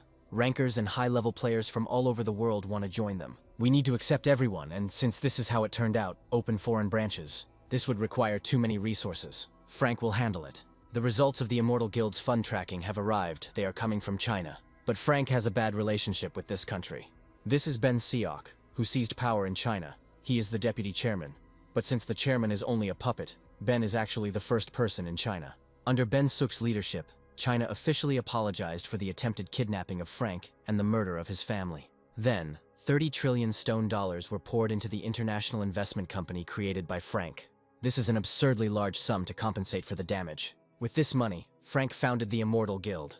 However, he kept this fact a closely guarded secret. They clearly have more than just a business relationship. Perhaps China learned of Frank's hidden power and decided to bend to him. Arguing about the past won't change anything. The main thing now is to establish friendly relations with Frank. CIA agents in Northeast Asia are doing everything they can to find out what secret agreement Frank made with China. But it doesn't seem to be easy. Since their relationship is based on money, there must be an opportunity to intervene. First, we need to offer 100 trillion stone dollars. If Frank wants regular dollars, they'll say they'll invest 1 trillion. However, the price for this must be paid in full. The US ambassador to Korea sought Frank to convey President Wilson's wishes. He heard that many difficulties, especially financial ones, arose during the expansion of the Immortal Guild. Apparently the US wants to invest. There is nothing wrong with that. They invest 100 trillion stone dollars. If Frank wants regular dollars, they can pay 1 trillion. Their scope is quite serious. If this is not enough, they can increase the investment amount. It's not for nothing that they are called a country with $1,000 trillion budget. They really do throw trillions around. Frank asks what the terms are. They would like him to stay in the US as long as possible, and at the same time, if a legendary monster appears, to participate in the raid. Frank may go to the US on vacation, but he doesn't plan to move there permanently. They have a solution for this case too. There is a player in the US named Sarah. She has a unique skill of moving through space over long distances. Using her skill, one can travel between Korea and the United States in the blink of an eye. The scroll of long-distance movement is implemented as a skill, an item costing 10 billion points each. If there's any trouble in the US, they'll send Sarah to the Immortal Guild. Frank agrees, but he has one condition. They will fulfill any request. Instead of stone dollars or regular dollars, Frank wants skill books. Healing, protection, lightning and fire worth $1 trillion. The money that the US federal government promised to pay is purely an investment. Frank believed they would not demand a return on investment until his relationship with the US soured. He's right. As long as their friendship lasts, the federal government will never demand repayment. Soon, the United States signed an investment contract with the Immortal Guild. The passive skill, Heavenly Thunderlord's armor, has been improved. The passive skill, Steel Skin, has been absorbed. And the active skill, Black Thunder Dragon's Breath, has been improved. This is just the beginning. We need to go hunting. Frank invites Lucia to come to the entrance of the Minotaur's dungeon in Los Angeles. They hadn't seen each other for a long time and hadn't hunted for a long time. Hunting the crowd is not easy. Since they are solitary creatures, there is no other way. It's time to go back. Today is probably the last day to collect skill books. These are the last ones. The passive skill Book of Immortality has been improved. The passive skill Natural Recovery has been absorbed. Frank received a quasi-mythical rank skill for the first time. All stats increased by 80. The passive skill Book of Immortality has been upgraded to a unique quasi-mythical rank. Frank will not die until the body is completely destroyed. This means that simply by consuming low-rank skill books, you cannot reach the full mythic rank. The passive skill Black Thunder Dragon's Breath has been upgraded to a unique quasi-mythical rank. This was the last batch. The president is not sure that this is the right choice. But the issue of national security is resolved. Even if a legendary monster appears, they will be able to eliminate it without much loss. That's true, but Frank has 4 growing skills. Even Joseph, who ranks first in the US, only has 2 of them. And even those are only heroic rank skills. Lately, Wilson has been thinking that even at the cost of sacrifice, it was worth it for them to cope on their own. In Korea, there are other legendary skill holders besides Frank, but in the US there is none. If they continue to hunt legendary monsters with the help of others, they will not receive any trophies. It's like a poisoned chalice. We'll have to allocate additional budget for the development of American players, and we need to secretly find those with growing skills. It is planned to engage in their active training. Legendary monsters are currently considered the highest rank, but no one knows how long this will last. We need to try to convince senators and congressmen. Even the Democratic Party will provide full cooperation in this matter. But at the same time, they need to find a way to lure Frank to their side. Frank looks at customer reviews for the first time in a long time. Customers are unhappy that he sells a TV set with a DVD player. But sales are going great. Let them argue as much as they want. Frank still won't sell them separately. Customers offer him to sell food. He can register 5,000 products, Lucia 2,000. For now, it's better to focus on selling prepared foods like ramen or frozen foods. This way they will be able to sell microwaves as well. Sounds good. Divine ranked item Cup Ramen has been registered. Finally. First, you need to try chicken with beer. However, a microwave is needed.